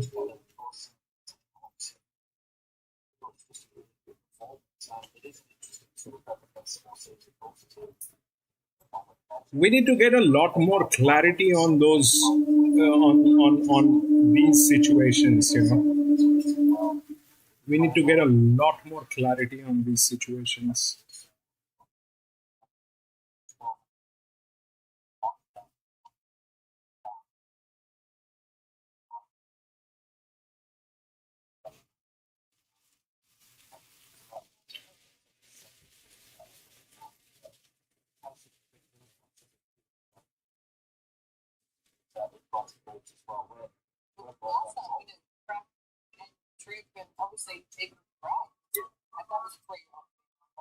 I mean, 55, 60, 70, up till that, it is something that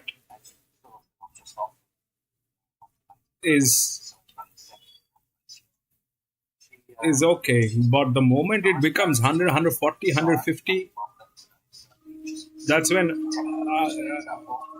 I kind of, I find it very difficult. That's what she said. Awaits its turn with Armigo and also Harry Nimble. Builds up for a Saturday Methodist program at Caulfield with 10 races, big fields.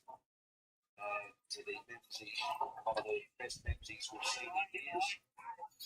Armigo goes in and completing the line as Happy Link. Happy Link, the final one. 5 looks a lot more organized. That's all. 1400. They're racing at Bronte Beach from barrier number 1. Beat them out. It was a beautiful line away. That's what she said is drifting out to the end.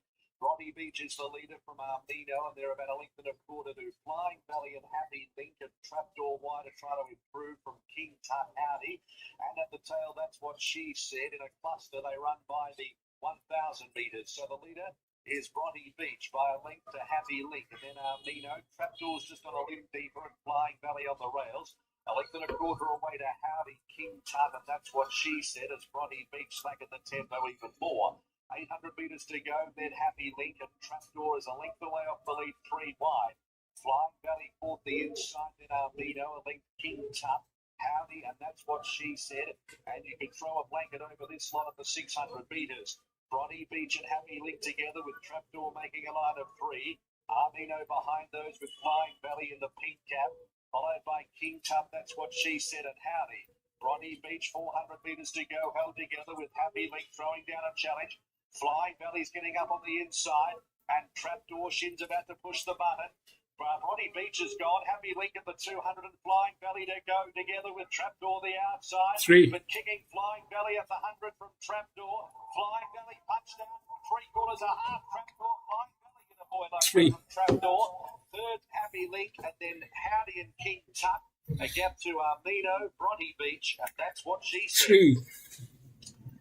Flying Valley, Jamie Mott for Julius Sanders. Where's that? Jamie Mott's got a double. He's scored with Mashida's goal earlier on. 3, 13, And it's 11.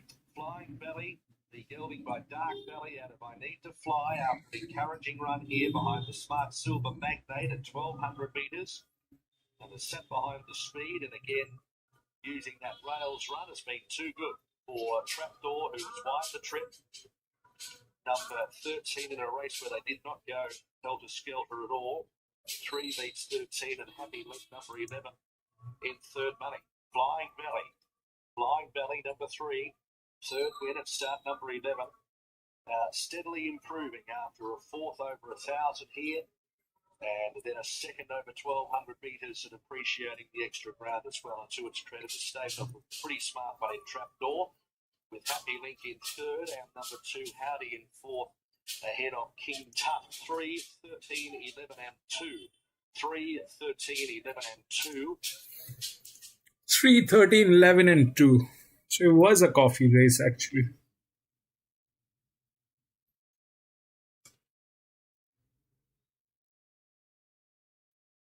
Two had the rails up here. 6 did not get there. For some reason, it did not get there. 3, 13 was good.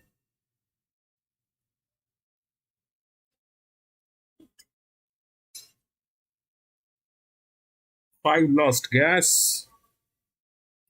13 did not get there. 3. This one was not possible today.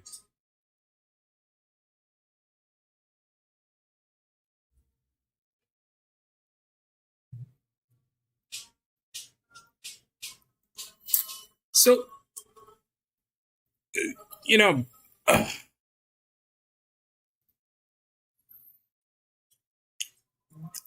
this is something that we need a lot more clarity. This is something that we need a lot more clarity. This is a very difficult proposition actually. When your pressure goes up to 149, 140, on what circumstances does that work is something that we still need to figure out. And I'm still not in a light. I'm still not in a clarity where I can comment on this. The moment that goes to that,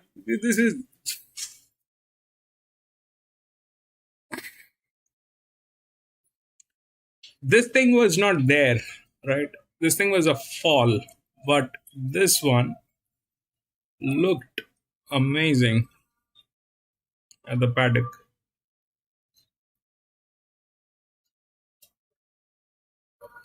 Anyway, we'll go to the next 7.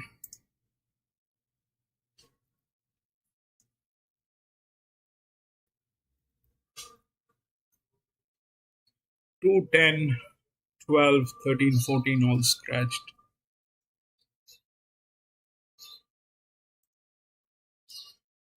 1, 11, 16 and 7.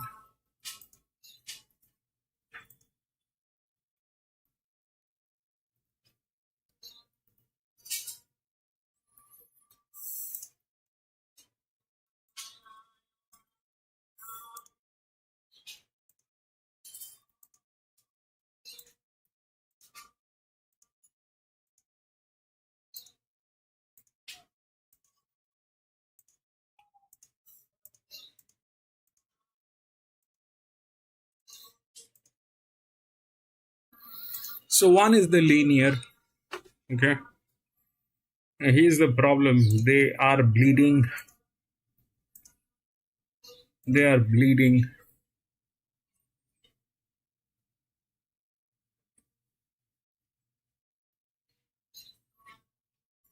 They are bleeding.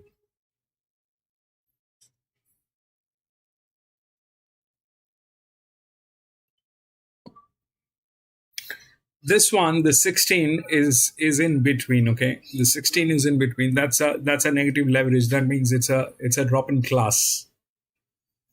It's a drop in class, which is here. Okay, that's a drop in class. So this thing is there, pretty much there.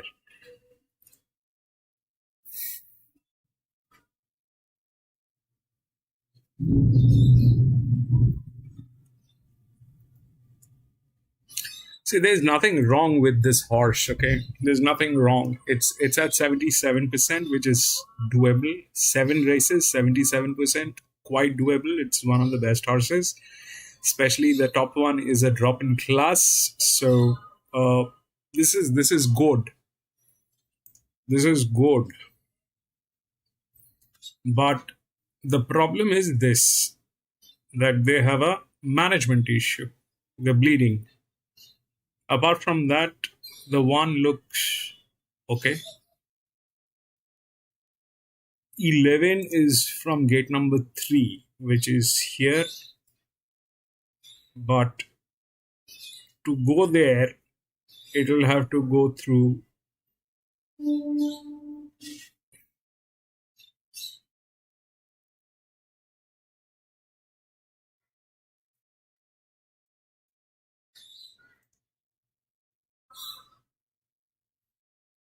I won't be surprised if that thing happens.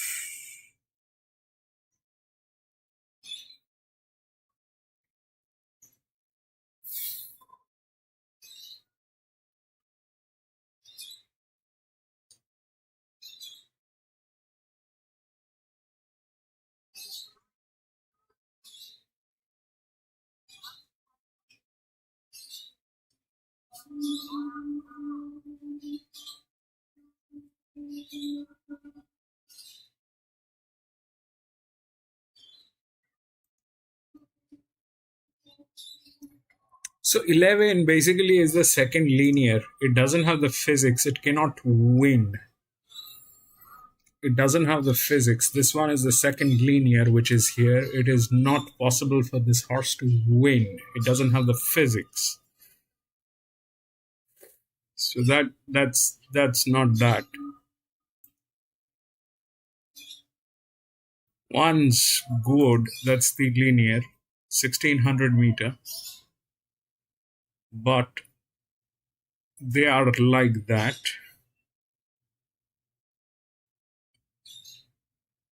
So if they are like that, in that case, these are very wide gates, and 1600 meter, I don't know if that will work. This one, the 10-year-old mare, was 1800 meter. So that is okay. This is a 1600 meter, though it is like about 200 meters, but then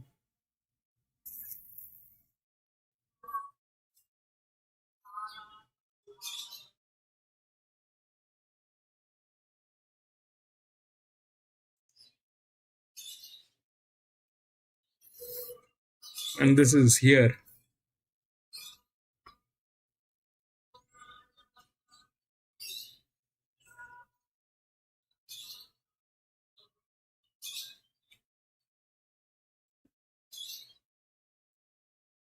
This is a drop-in class.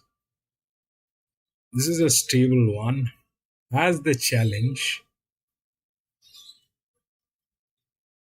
This thing is there. The 15 probably is.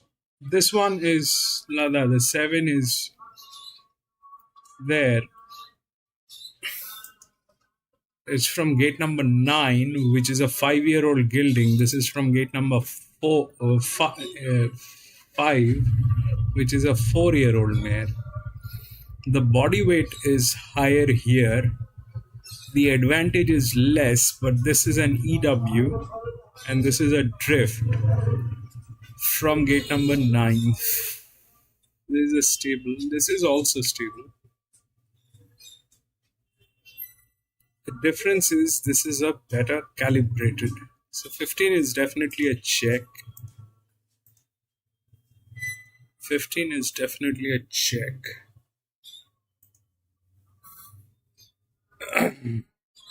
11 is the second linear, all right? This thing is not in a, I mean, generally, this we have seen that if you do not have the physics in a distance like 1600 meter, you can't win. Okay? You can't win. That generally happens. There are exceptions. There are exceptions. It's not that there are no exceptions, but that generally doesn't happen. But the 15 is the EW, which is here. This is 53, this is 59, 60, 59, this is 56, gate number 10. This is 51, 0, 0. This one has difficulty, definitely. This is more advantage. The 16 definitely is there in some form. The 16 is there. But will it be second or third? Because this thing cannot win. The 16 will not win.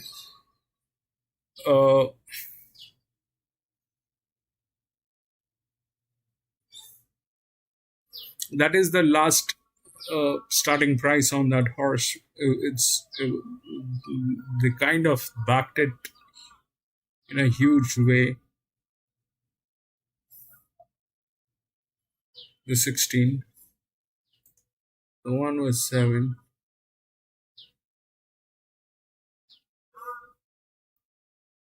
16. This is the highest leverage. Everything is good. The one is not bad. The one is good. The only apprehension is this area. The only apprehension is this area. If they don't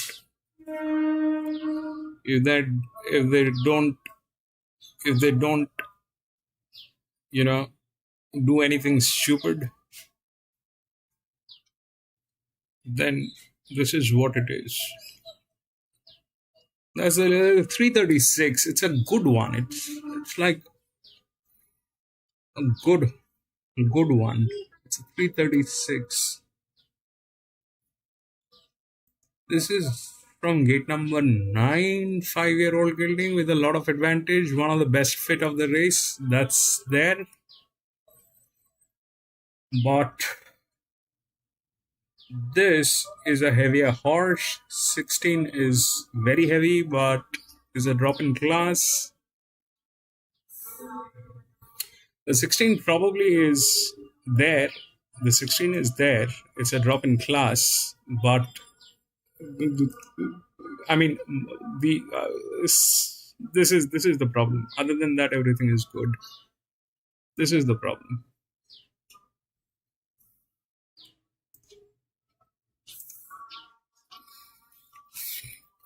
Dows, welcome back, Dows.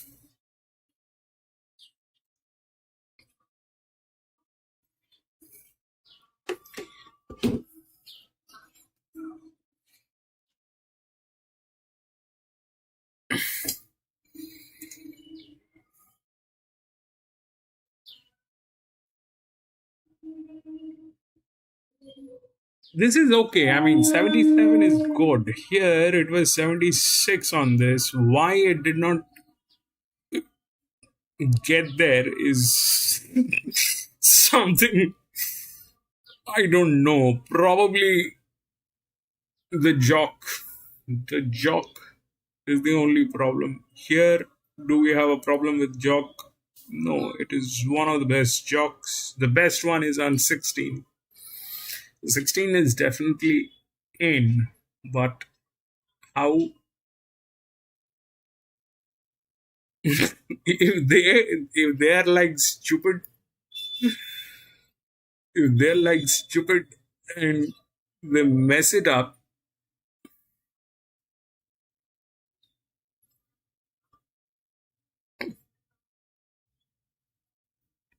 they're all good hands. Okay, this one is a good hand, probably one of the best hands here at this point of time. But it's a 5-year-old gilding coming from gate number 9. It's a drift.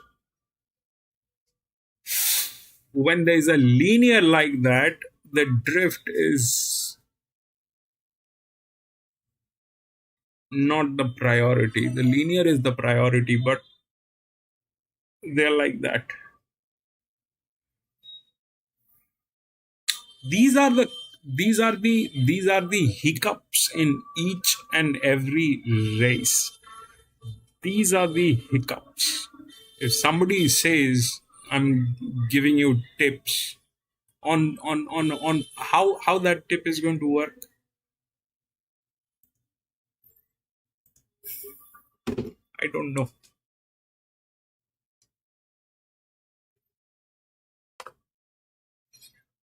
Racing, I think it's best to understand what you're dealing with, then you know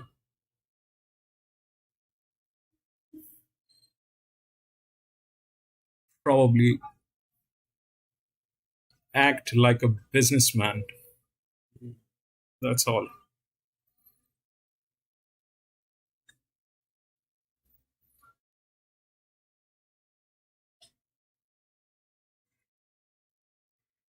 I mean, if I say, let's say the one looks very good, all right. Somebody tips one, they're like bleeding. That's the only reason they can go wrong. Okay, that's the only reason they can go wrong. That's the only reason. I mean, out of these 50 columns that we have, that's one. That one reason is enough to nail it out, nail it down. That one reason is enough. Everything is good. There's no problem. Yeah.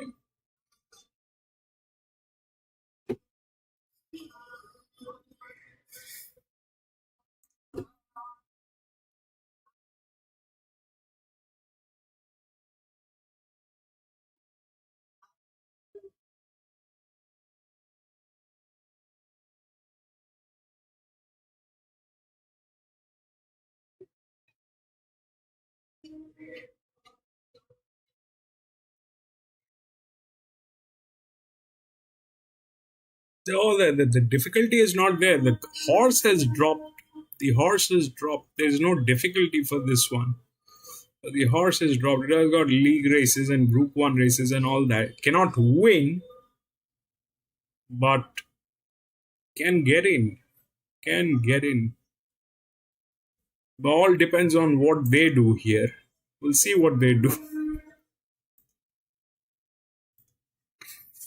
We'll see what they do.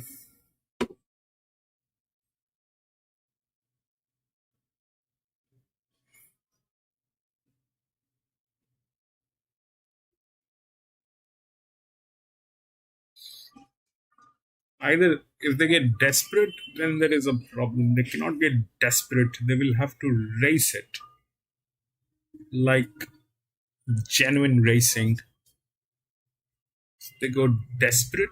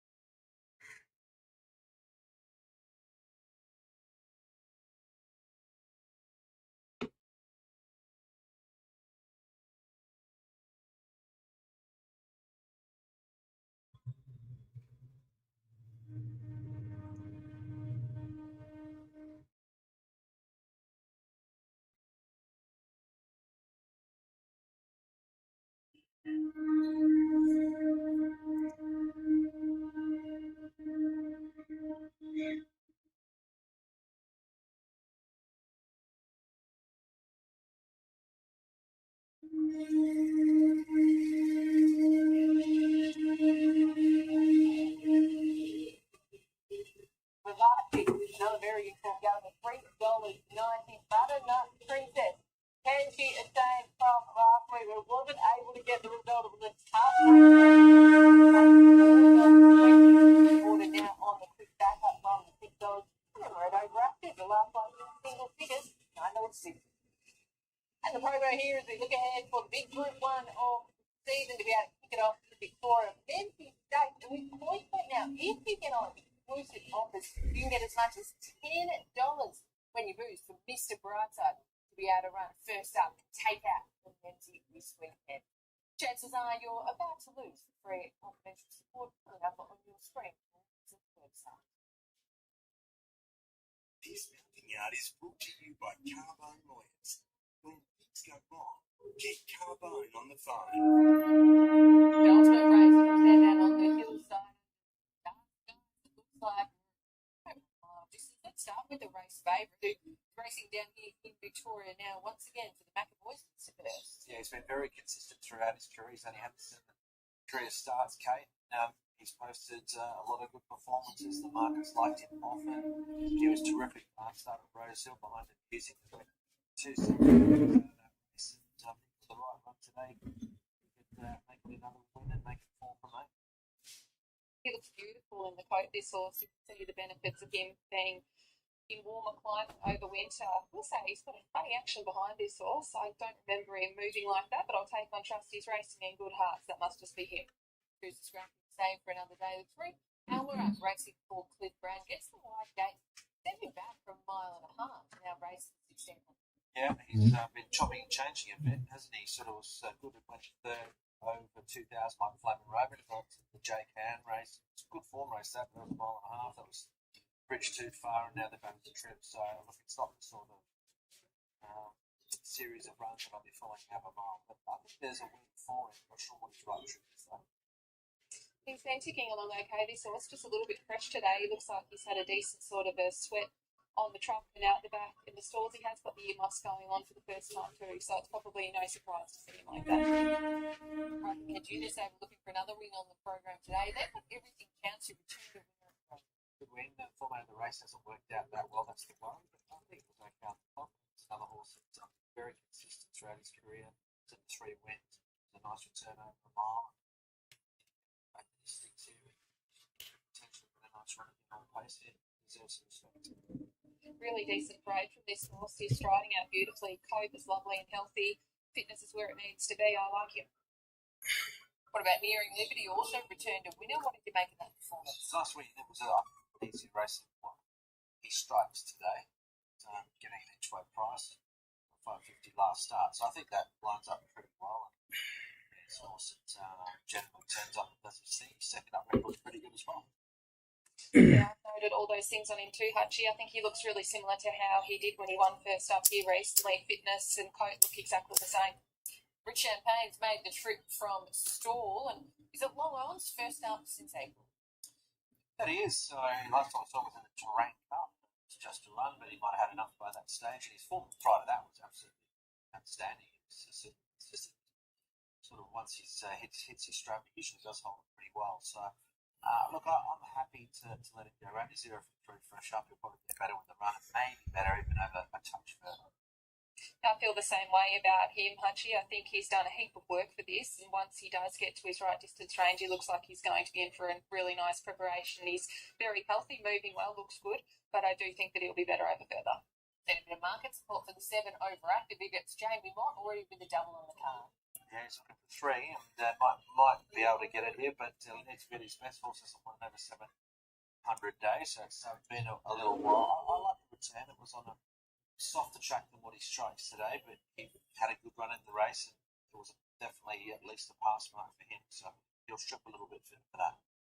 He definitely has toned up with that run under his belt. He is a frustrating horse, this guy, because he looks so well. He has got nice ability, but that 745 odd days since the win, he does need to put the riding on the ball here. Blushing Tycoon stepping back in trip. Yeah, she needs to improve on her recent form. Her last few haven't been great. Looks good again. There's never any knock on the way that this horse has turned out.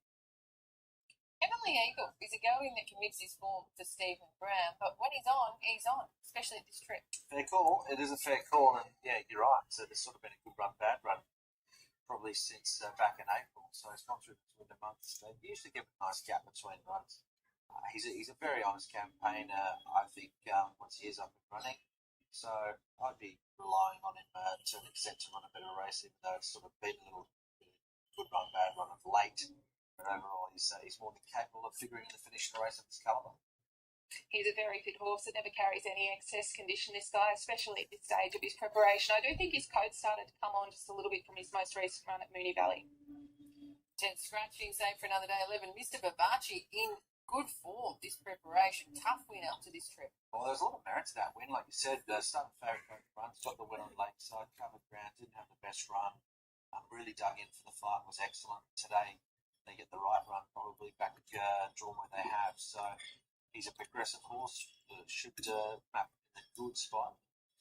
As we said, the inside, there's nothing wrong with it, and he's going to land there for fun. He's a lovely, relaxed horse on race day. This guy seems really confident and happy with himself. And we close it out with a couple of 4-year-old mares from the Moody Coleman team. The first of those is this daughter of Toronado, Princess Montecito. She needs to improve a bit on what we've seen. She's third one in the prep, but I thought a couple of runs in have just been okay, so she needs to lift. She's hit her peak fitness now with those couple of runs under her belt. I think her coat's definitely on the improve too. And lastly, Butternut Princess. Senior rider on. It was one of the toughest, sickest watches we've seen in a little while last start. She was a short price favourite and your best bet only a week ago. She was held up, but she comes into this rock hard fit Jamie on. Yeah, the back up, and we have those stats with Jules earlier in terms of the back up stable. Doesn't have all that up, and I think 3 from 12 on the pair, but beating market expectation. Look, she would have probably won last week if she had got the run at the right time, and provided it hasn't taken too much out of her, she can win, I think. But it's a harder race than what she struck last week as well, so you do have to bear that in. Yeah, she seems to be thriving, this girl. I think she looked great last week. There was absolutely no knock on the way that she paraded or the way that she performed either. Today is very similar. Well, hard to see Butternut Princess back up. Are you going to back up with her, or are you going another way? No, I'm jumping off, so it probably means that she'll win. I'm going with Mr. Guaranteed. Yeah. Jump on down. I've been really taken with the performance of Mr. Best. When you go back through his form, she's run well. Just about every time he's gone out. Butternut Princess, she's got a good chance. She's been well found in the market. I think big hand in the hands if they decide to sort of go back to running before the sort of large, another progressive type. So yeah, there's not much between the top three, and Overactive is another one. I went 1, 16, 11. Yeah, Mr. Burst, of course, coming through, jump out with Mr. Brightside. But as we take a look at a market here for the 7th too, and our favourite at the moment, this is a pretty wide open contest that we're seeing. Mr. Burst holds favouritism, open $4.60. It's firmed now into $3.20, the shortest quote that we've seen from him leading into this event. Mr. Babachi here at the $4. Butternut Princess, can she bounce back and get that result? $4. So very even between these top three in the market. Then we're at Overactive, $23 opening quote, now into $9. Nearing Liberty also looking to be able to bounce back at the $12. And what are we going to see today from Heavenly Eagle at the $17 quote? But Mr. Burst is $3.20 favourite. Let's go back out to Amy though at Sandown for her pick of the yard. Thanks, Watsy. I've settled with Everything Counts on top here. I thought it was a really nice parade from this horse. Seems to have taken a bit of confidence out of that first up win and really put his fault away that this horse has turned out at all. Another one that's no prizes for finding, Mr. Verse. He looks fantastic here. I love these horses that have spent winter in a warmer climate. He looks to be in beautiful order. Overactive's another one. He'd be a frustrating horse to train because he looks fantastic. Just needs to lift a little bit on what he has been doing. Well, that's a big push, a big quote as we can see from Amy, a push in the yard at 4 for Everything Counts. The first up winner from the Pricing Ted Junior stable stays at the trip, obviously has to go up in class here as well. Let's head out. Amy's catching up now with 4 minutes to the jump with Calvin McAvoy, about our favourite Mr. Burst. Thanks for your time, Cal. Mr. Burst. He's a good-looking individual, isn't he? You must be wrapped with the way that he's paraded here. Yeah, definitely, Amy. He's a really nice type of horse. And look, he went it up in Queensland and then has come sort of down by Sydney, so he's had a little bit nicer weather than what we've had down here, but couldn't be happy with how he's presented today. I think we should all be able to winter up in Queensland or somewhere warmer. That'd be nice, wouldn't it? Would be pretty nice. I'll be thinking about that next year, don't I?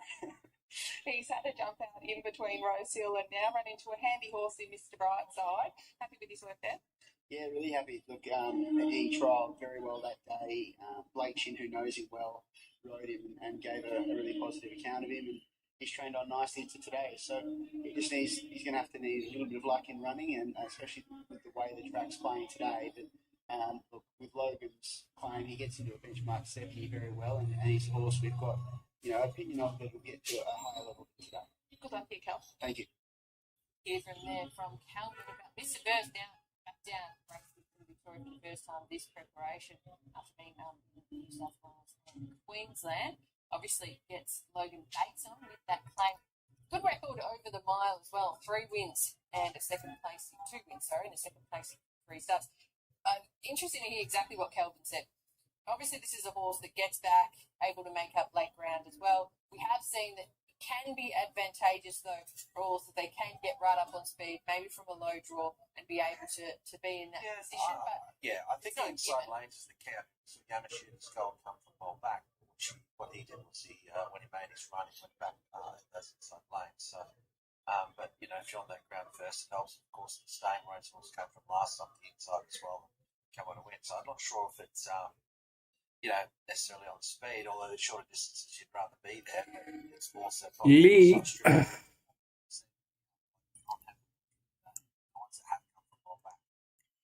See, there is no problem with the one, okay? Anyway, I think it's the linear. The problem is this. There's no problem. There's no other problem than what this is. Everything is good. We touched on it perfectly. We've batted up Princess. Where are we going to see her in the run? She's really fit now. Can she take up a more positive position? Oh, she can. Yeah, she's been handy in other races. In fact, they rode her probably a little more quiet. They are also talking about this 4, which is here, which is the largest inner. She can certainly be handy. Possible. If that's the desire. But so no question about that. It's another race. We've had them throughout the day. There's so many races that we've seen today. Like nice progressive horses. I don't know. Let's see. Those are all different possibilities. But here it is. It probably drops away. Everything is gate number 4, linear. One of the best jocks. The pressure is okay. One of the top horses. The only problem is the management. That's all. Other than that, there are no problems. The 15 is the leader, which is there. 15-9. Pretty much there. Let's see how it works.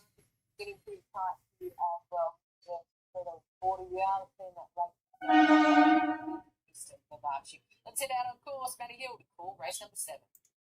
1,600 metres.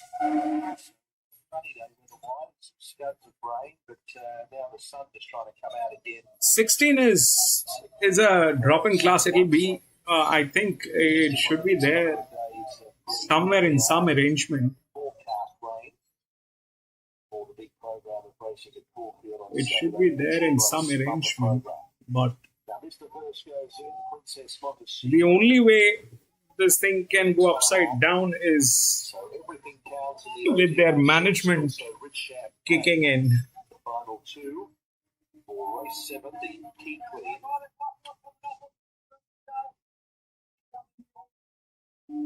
They're all in. Ready to go.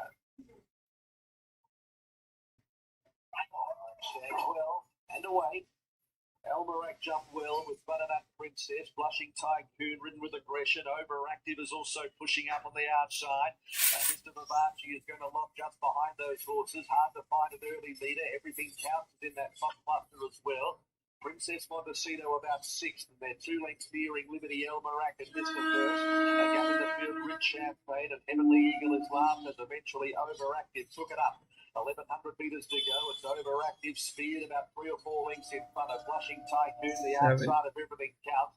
A length and a half, Butternut Princess. Mr. Vivace tucked away on the rails, and the speed is good from Princess Montecito.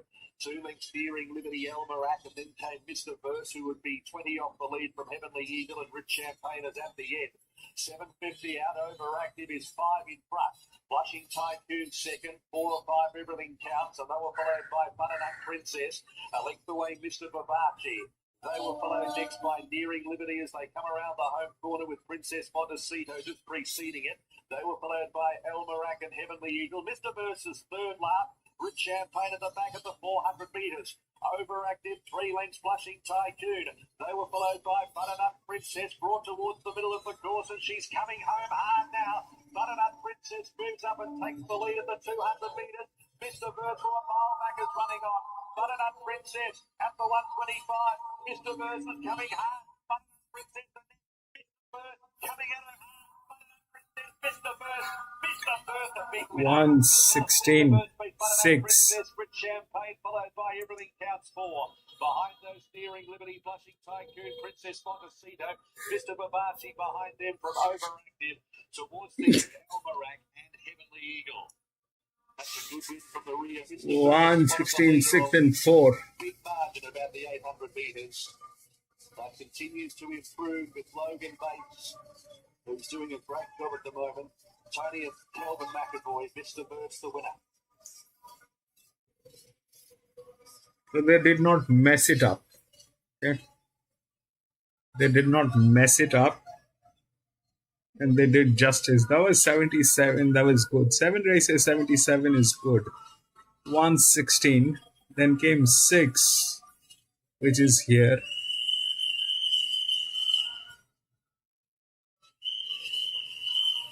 6 and 4.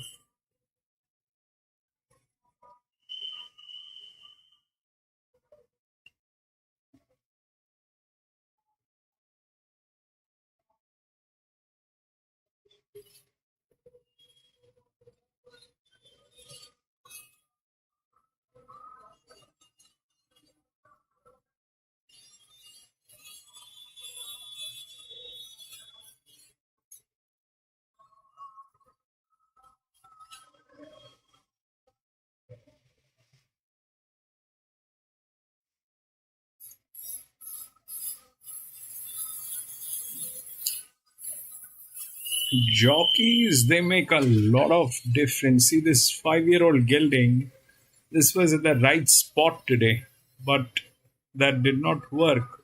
It went here with those horses.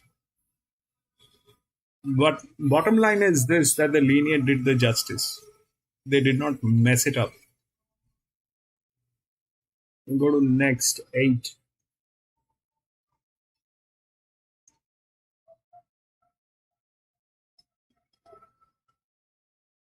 4, 7, 9, 10, all scratched.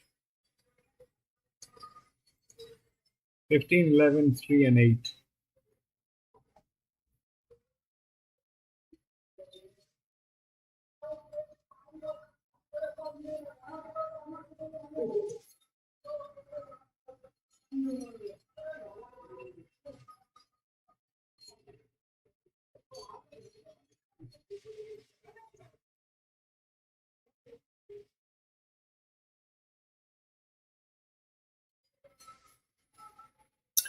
So people think 15 is going to win. 15 is the favorite, then 11, 3, and 8. When we look through the rails, we get 15, 11, 8, and 3. Now that 15 is again here, which is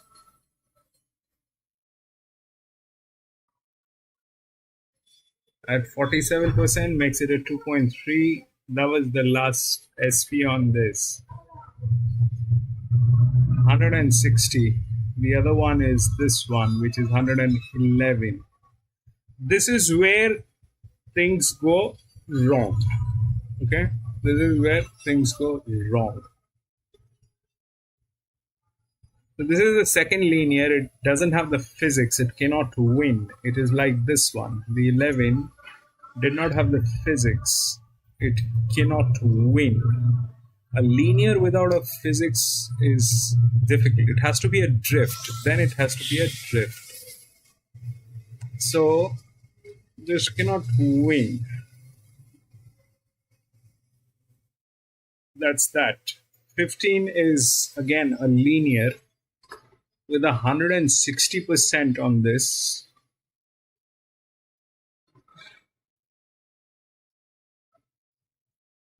Three is the best fit.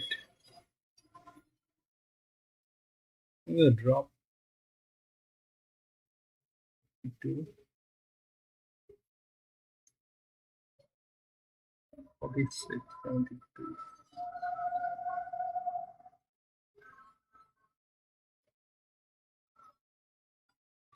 Gate number 13. I don't know whether that will work on 1,000 meter.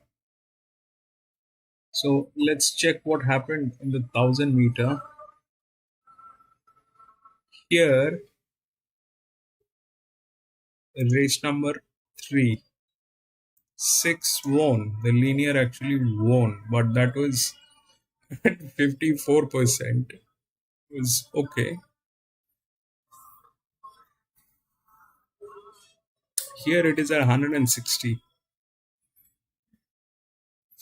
Has a jock. 15 came back after 25 weeks, has a vacation. So it matches with the profile. It matches with what it needs. It has a vacation. It has a jock. That's that. Uh,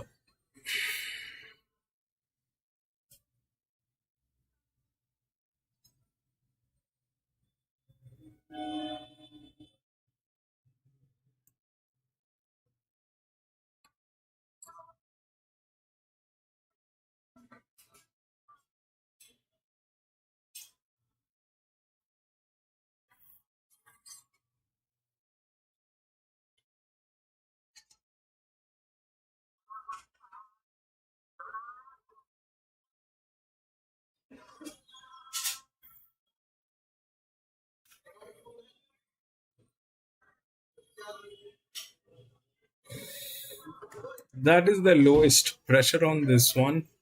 That is the lowest. We don't have anything negative. That is the lowest. Okay.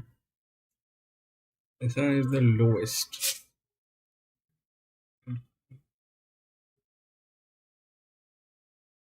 Okay, 4%, 52.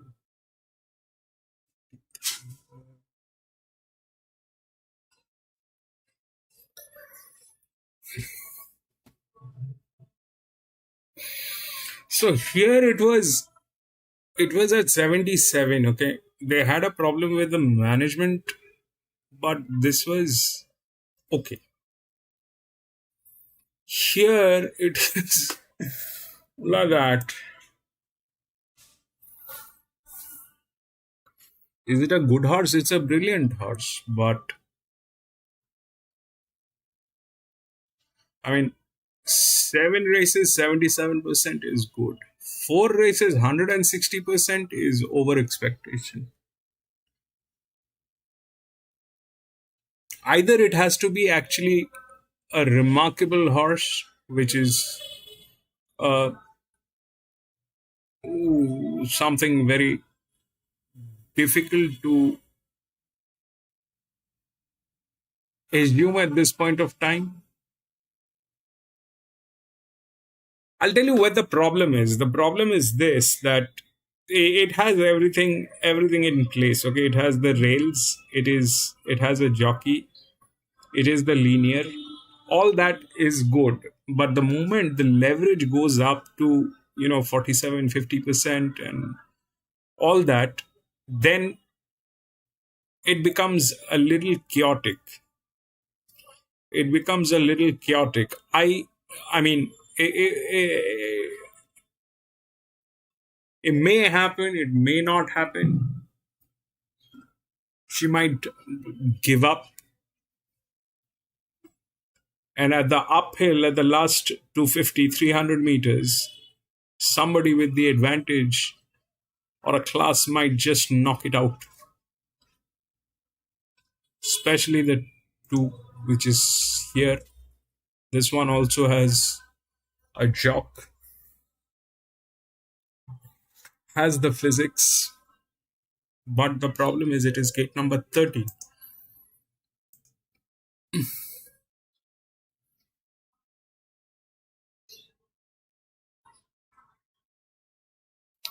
This one came through from gate number 11.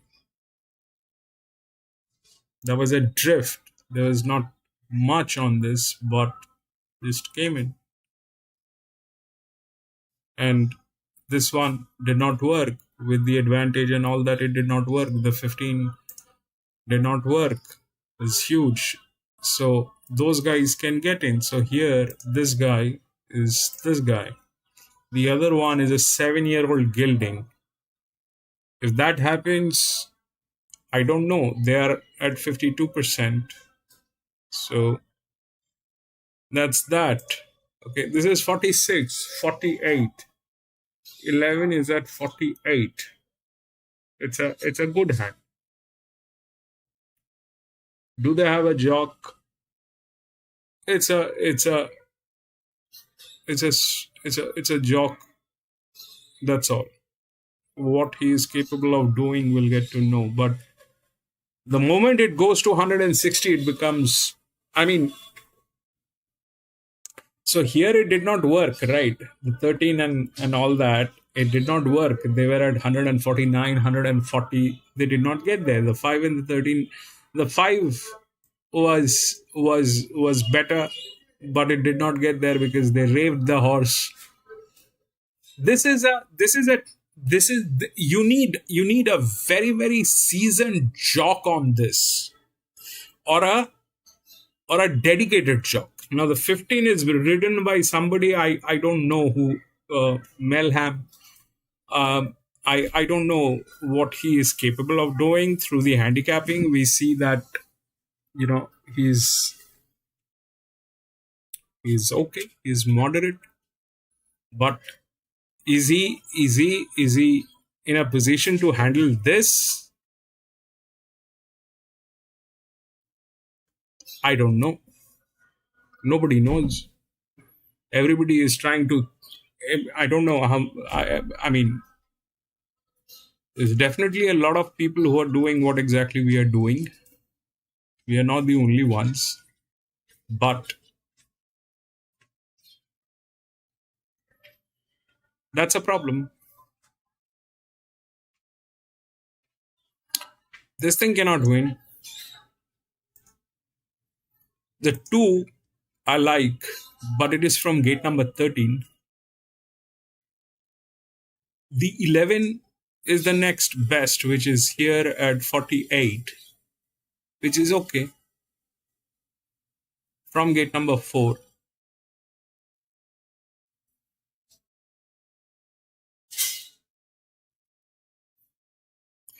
This is a difficult proposition. I still have, I still don't know when it works and when it doesn't.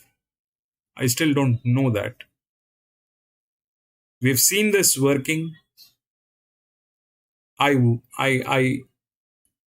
did those races where I said this looks difficult, but they actually, delivered with just 1-1 races. But having said that, this is a difficult proposition. 160. This one though doesn't even have the physics. How will this will go and work? But comes from gate number 3. So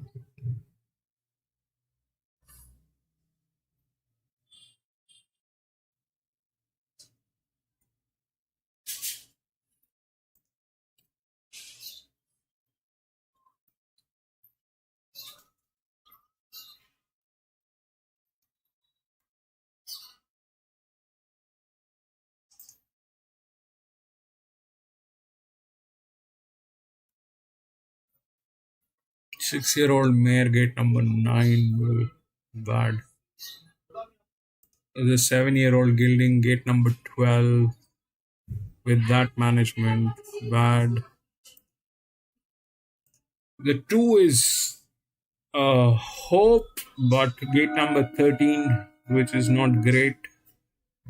3 is the best fit of this, but it's a 4-figure linear and doesn't have the physics, so I don't know this will do what. The 8 has a lot of league races and all that with the lowest pressure, so 8 is somewhere. 8 is somewhere probably, but I don't know in I mean the entire structure is on 15, and the 15 is in a very dicey position. The entire structure is on 15, and 15 is in a very dicey position. I don't know if he's capable of delivering that.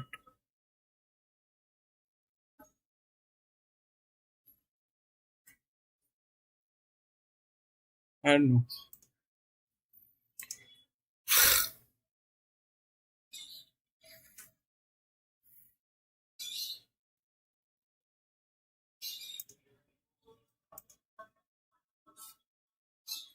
Some of the things are very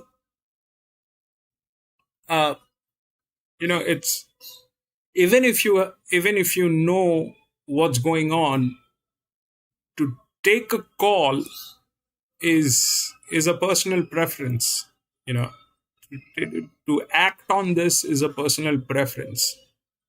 For me, I don't like to go with that kind of an uncertainty. That's that's a little too much. If it happens, it happens. Okay, fair enough. If it happens, it happens. That's fair enough. But for me, that's a little too much. That's a little too much.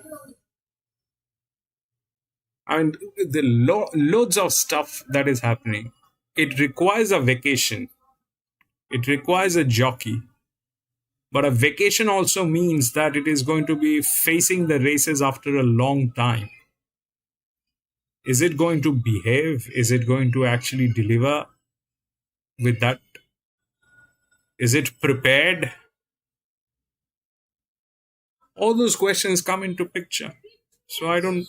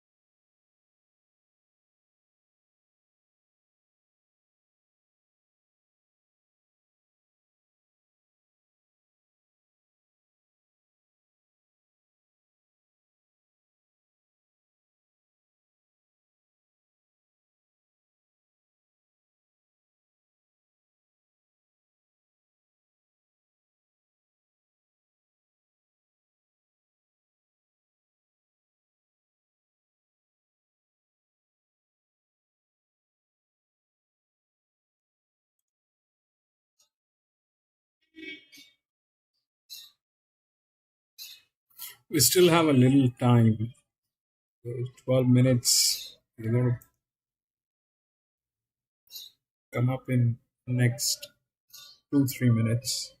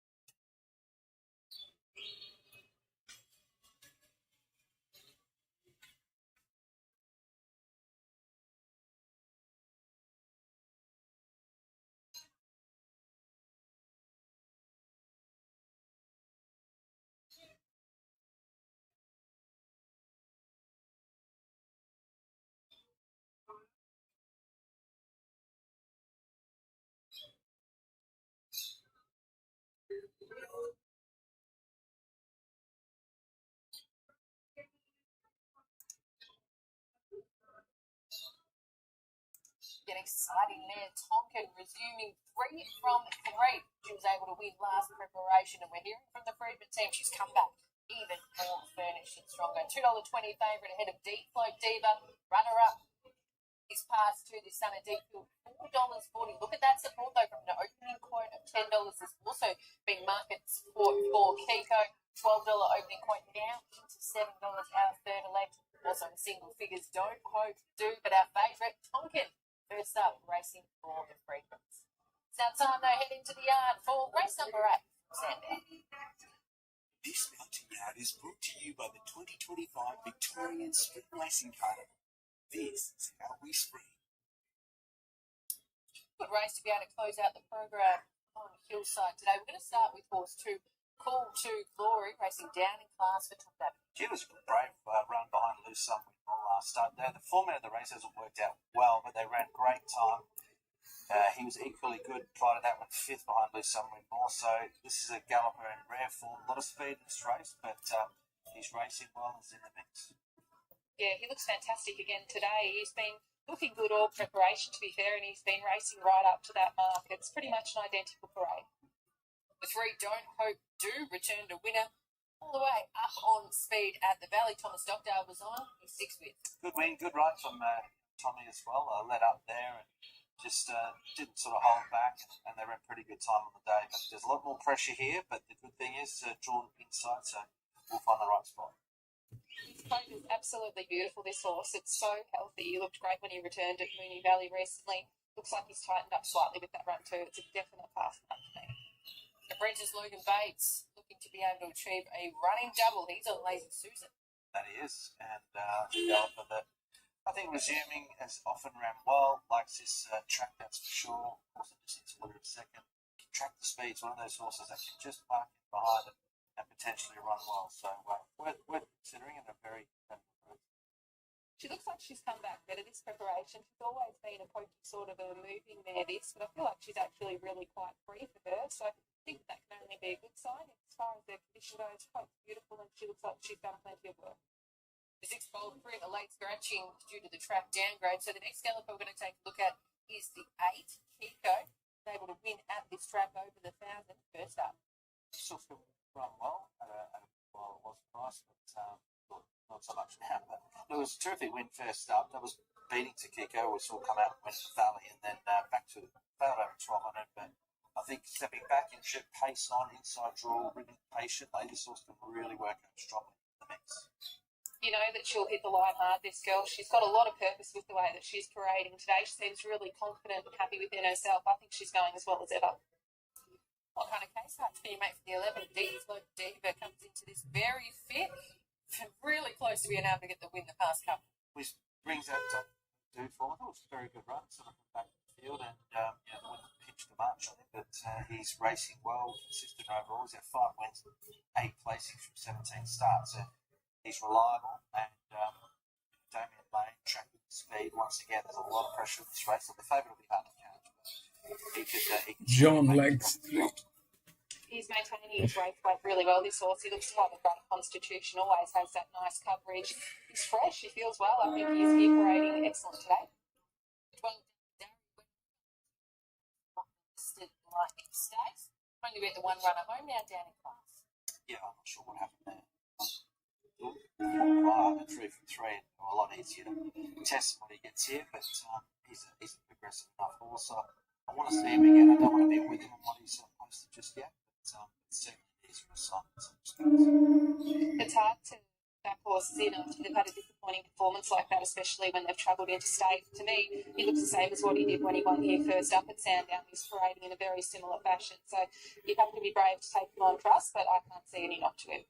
Similar ball marks for the man, the 13 always enough. Had a couple of wins, then went over to the Lightning and also just bet a couple of times. Yeah, another one that was disappointing, but back-to-back wins prior this week. And he ran for that one at Caulfield too, beating Behaviour. So an interesting horse. She could easily bounce back today. A full prior red one. She looks great. Her coat could not be any better, and her fitness is exactly where it needs to be. It's a very good parade by her. Chen Hong just had the 1 run since October last year, the horse number 14, and that was in January, so now first up for the new stable. Yeah, just over 400 days since a win, but very speedy customer, new stable now. I want to see how he goes. I'm not sure that that's really favourable today, but definitely one to consider. Yeah, he's a big boy, not showing any signs of freshness here. He looks like he's done plenty of work for this too. It's a tough contest, this, but there's others I've got ahead of him, but that's no knock on the way that he's been turned out. Really exciting to see Tonkin back at the races. She'd been an on-speed, really fought the over 3 wins from 3 races in the last preparation. Yeah, well, she's just very fast, and her better rated performances last preparation are good enough to win here. They're kicking off, of course, back to the benchmark 78, which she won a 70 at the end of the last preparation. Her jump outs have been excellent. I mean, of all these speedy types, she might be the quickest of them all. She'll certainly land in a nice spot, one would imagine, and if she lives up to her form from last preparation, she'll take a lot of beating. She looks fantastic. The amount that this horse has strengthened from last prep to this preparation is quite remarkable. She's just so much stronger and so much more muscular than what she was. She just looks like the finished product now, which is probably a little bit ominous for her competition here because she was always very good anyway. Good insight from the yard from Amy Young there with Tonkin. Last Galloper, we're going to take a look at Sir Show, who's now first up for Philip Stokes. Good fresh record, good record at the trip. Yeah, another speed machine, that's for sure, Kate. The horse that loves to jump and roll along at a good tempo, works pretty good. Look, he's a bit of a valley specialist, but he's run well at Flemington, over 1100, so this is a track that I'm sure he'll take a bit of reeling in over. Yeah, he looks great. It looks like a really nice return from this horse. His coat's the most beautiful, rich It's colour. getting tailed. The 15 is getting tailed. It knows. I mean, it'll definitely react to that kind of a pressure. And not put off necessarily by what we've seen today in terms of weight. Getting to be honest, previous when it came back to one, they went very, so the rest sort of fell to pieces and allowed them to do that. But they're going to go quick here, and I think Tonkin's she's only got a hold of form. She won all 3 last preps. She can win here. Kiko will be running on strong. One.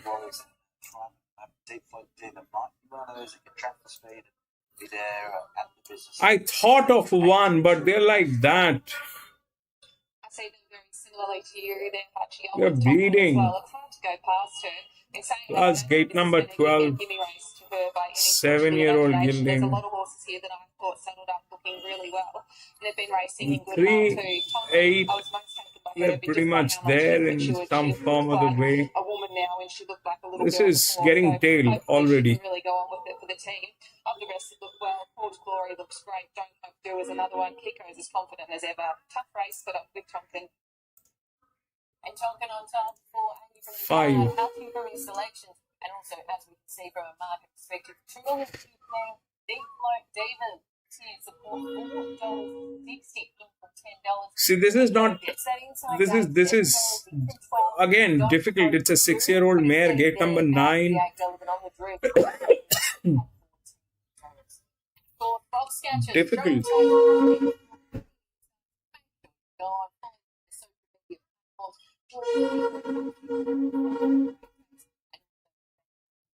make sure you get involved. Look at that. You go. Difficult. Get Get the guns out. Does he have guns? Not true. He probably doesn't. Sure, Jules. He probably thinks his guns as well. But yeah, make sure go on Nimble and follow Facebook, Instagram, YouTube, and on X. Let's head out now. Amy, it was a really nice interview that you did with Shane, the connections of Dappy Dari, who was able to win at Sandown. That was 2 back. Can he bounce back after racing in the light? Yeah, thanks, Kate. I'm hoping so. Shay, last time we came here, I interviewed you pre-race and post-race. Hopefully we can do the same today. Talk us through what happened over in Adelaide with the horse. Yeah, look, just unfortunately, we struck a track there that was, very heavy. He's out of a Torquindari mare and by Dane Rich, and on paper you'd think that he'd go over there. It's difficult to ignore. It's difficult to consider. So, we put him on Both. through heavy tracks, and thankfully we're coming into better tracks now. So, certainly putting that run down to track conditions, and here we are today on a lot better track. Must have been a little bit nervous when the dark clouds were rolling in a little bit earlier today, but conditions appear to suit. Yeah, look, the forecast wasn't great. All week we've sort of been hoping that they would, end up on a track like this. Plus, it is getting tailed now. That probably means nothing because it's a 4-year-old mare. Maybe just nervous, but you don't know. You never know. It could be because of the pressure too. The pressure is way too much.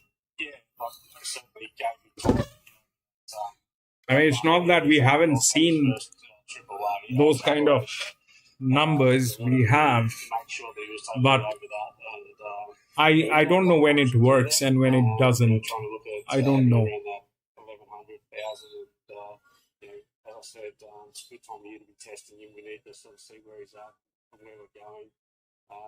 There's a really nice race that we know over the next couple of months. So, and today looks more of a Saturday sort of even if we think of that might work, then what is it doing on a weekday here?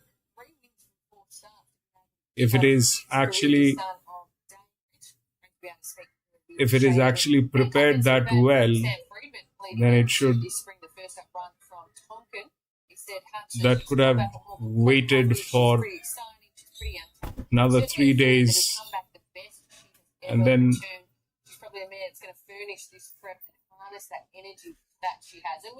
there was 11. 11 is reasonable. 11 is reasonable. I mean, for argument's sake, let's say it's very good. Then what is it doing here on a Wednesday? Should have been racing somewhere on a Saturday or one of the top-notch tracks. What is the catch? There's a catch, definitely. 11 is also getting tailed, by the way. 15, 11, both are getting tailed. Well enough as well, but now she was probably one of the more interesting runners of the whole meeting, to be honest, Tonkin, because she's lightly raised, she's very quick. Looks like this 1,000-meter type. 12. Sure, like they'll probably want to get her rating up, just test her against some more seasoned opposition to see where her 12 is pretty smart. Good, but doesn't have the physics. This is also 101, 111. Doesn't have the physics. It is the second linear. It doesn't have the physics. You've seen all those. It doesn't have the physics. It's either, I don't know if that goes through, that goes through. It's very difficult to ignore that. It is very difficult to accept that. Thank you very much. Pleasure to be with you and the team on this Wednesday. Looking forward to Group 1 action on Memsey Day at Caulfield on Saturday. If you haven't already seen the fields, it certainly reminds us that spring is in the air. The weather might not have been so good today, and that maybe the next couple of days we've got some pretty ordinary weather ahead, but the racing of spring is certainly with us. Now, Tonkin about to complete the line with also Call to Glory. Tonkin 230, 460 Deep Flow Diva, 720 Kiko. And Don't Hope to at $8.40 as Call to Glory goes in. Always enough, jockey. Just Maybe. getting sorted in the gate, standing up in the saddle at the moment. I'm going to watch. And Holm is going to be just about Maybe. Let's see. I told you, Dow's. I still don't know when it works and when it doesn't work. Ben Mellon, who's looking to bookend the program. He scored with Rockdom Jewels in the first. So just about ready. Go 12. Places handicap over the 1,000 as Holm goes up to the outside. Field ready. Set to go and away, and Tonkin towards the inside broke away well, with also Call to Glory and Shersop as Tonkin led the race. Not too far away from those as Deep Flow Diva, followed by Don't Hope to Dapper Darry. They were followed by Lazy Susan, Always Enough, and towards the back is Holm and also Kingo. Tonkin is the leader onto the course proper of the 600 metres from Shersop, and then Deep Flow Diva. Call to Glory wider, Don't Hope to in the yellow jacket on the fence, and they were followed by Dapper Darry, Lazy Susan, Always Enough, Kiko, and Holm at the end of the field. 400 metres to go. It's Tonkin in front, held together by a good 2 lengths. Don't Hope to and Shersop, followed by Deep Flow Diva. Next in the field is Kiko and Call to Glory. So clicked up here, Tonkin. 200 metres to go. 2 lengths, Shersop, Don't Hope to and Kiko. Tonkin in front, a little bit wayward, almost on one rein, but still led by a length and a quarter, and the favourite will win. It's fourth victory, Tonkin first. Kiko, Don't Hope. Got it. And then came Deep Flow Diva from Shersop, Dapper Darry, Call to Glory, again Lazy Susan, Holm, and last Always Enough. Tonkin first, number 15. And it was a pretty easy watch if you back the final favourite, the mare by Blue Point. Too good. Yes. Anthony and Sam Friedman in the Galloper blue. And she started at both ends, showing good speed. Then it's just a little bit wayward. Mellon almost on one rein of the straight, but she was hands and heels all of the way. 15, 8, 3 and 11. 2:10 and 1:30. Second will be Kiko. Kiko number 8. Blue card right for Jim Conlon ahead of Don't Hope Do number 3. Tommy Stockdale and Simon. 15, 8. It was there. That was the lowest pressure. Then came 3. Then came 11. All of them, they came in. Just not in the right order. 15. With that, then came the lowest pressure. Then this one. So the one that got knocked out was 11.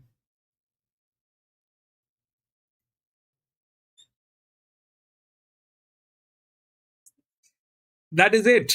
That is it, ladies and gentlemen. That is it for today.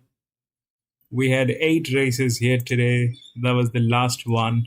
But I'm going to be racing on Saturday. I don't know if I'll have the feed, but we'll try to do this on Saturday again. We'll try to look at the races. We've got some very, very strong races coming up on Saturday. Let's see what's there.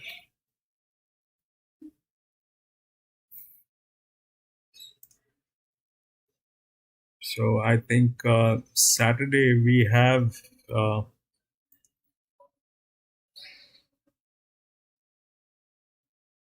Caulfield. Saturday we got Caulfield and Rosehill Gardens here, Eagle Farm. So we'll see.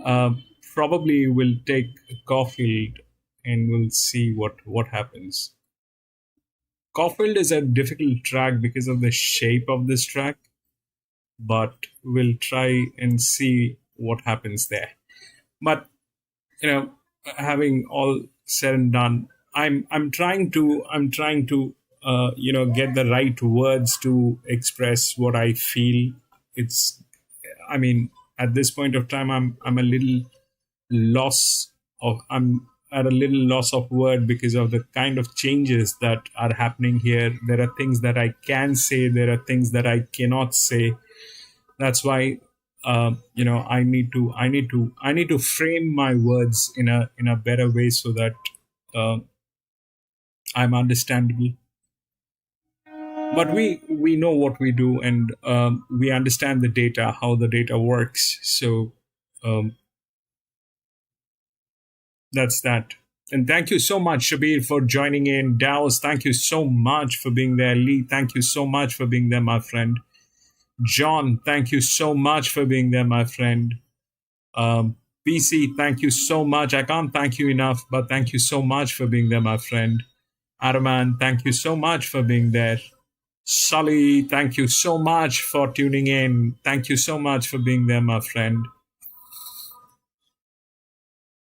Manjeet, thank you so much for being there, my friend. Thank you so much for joining in. Grandma, I know you've gone off to sleep, but thank you so much for being there, and thank you so much for bringing in your friends. Thank you so much for doing that, Grandma.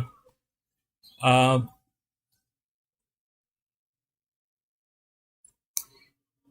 think that is it.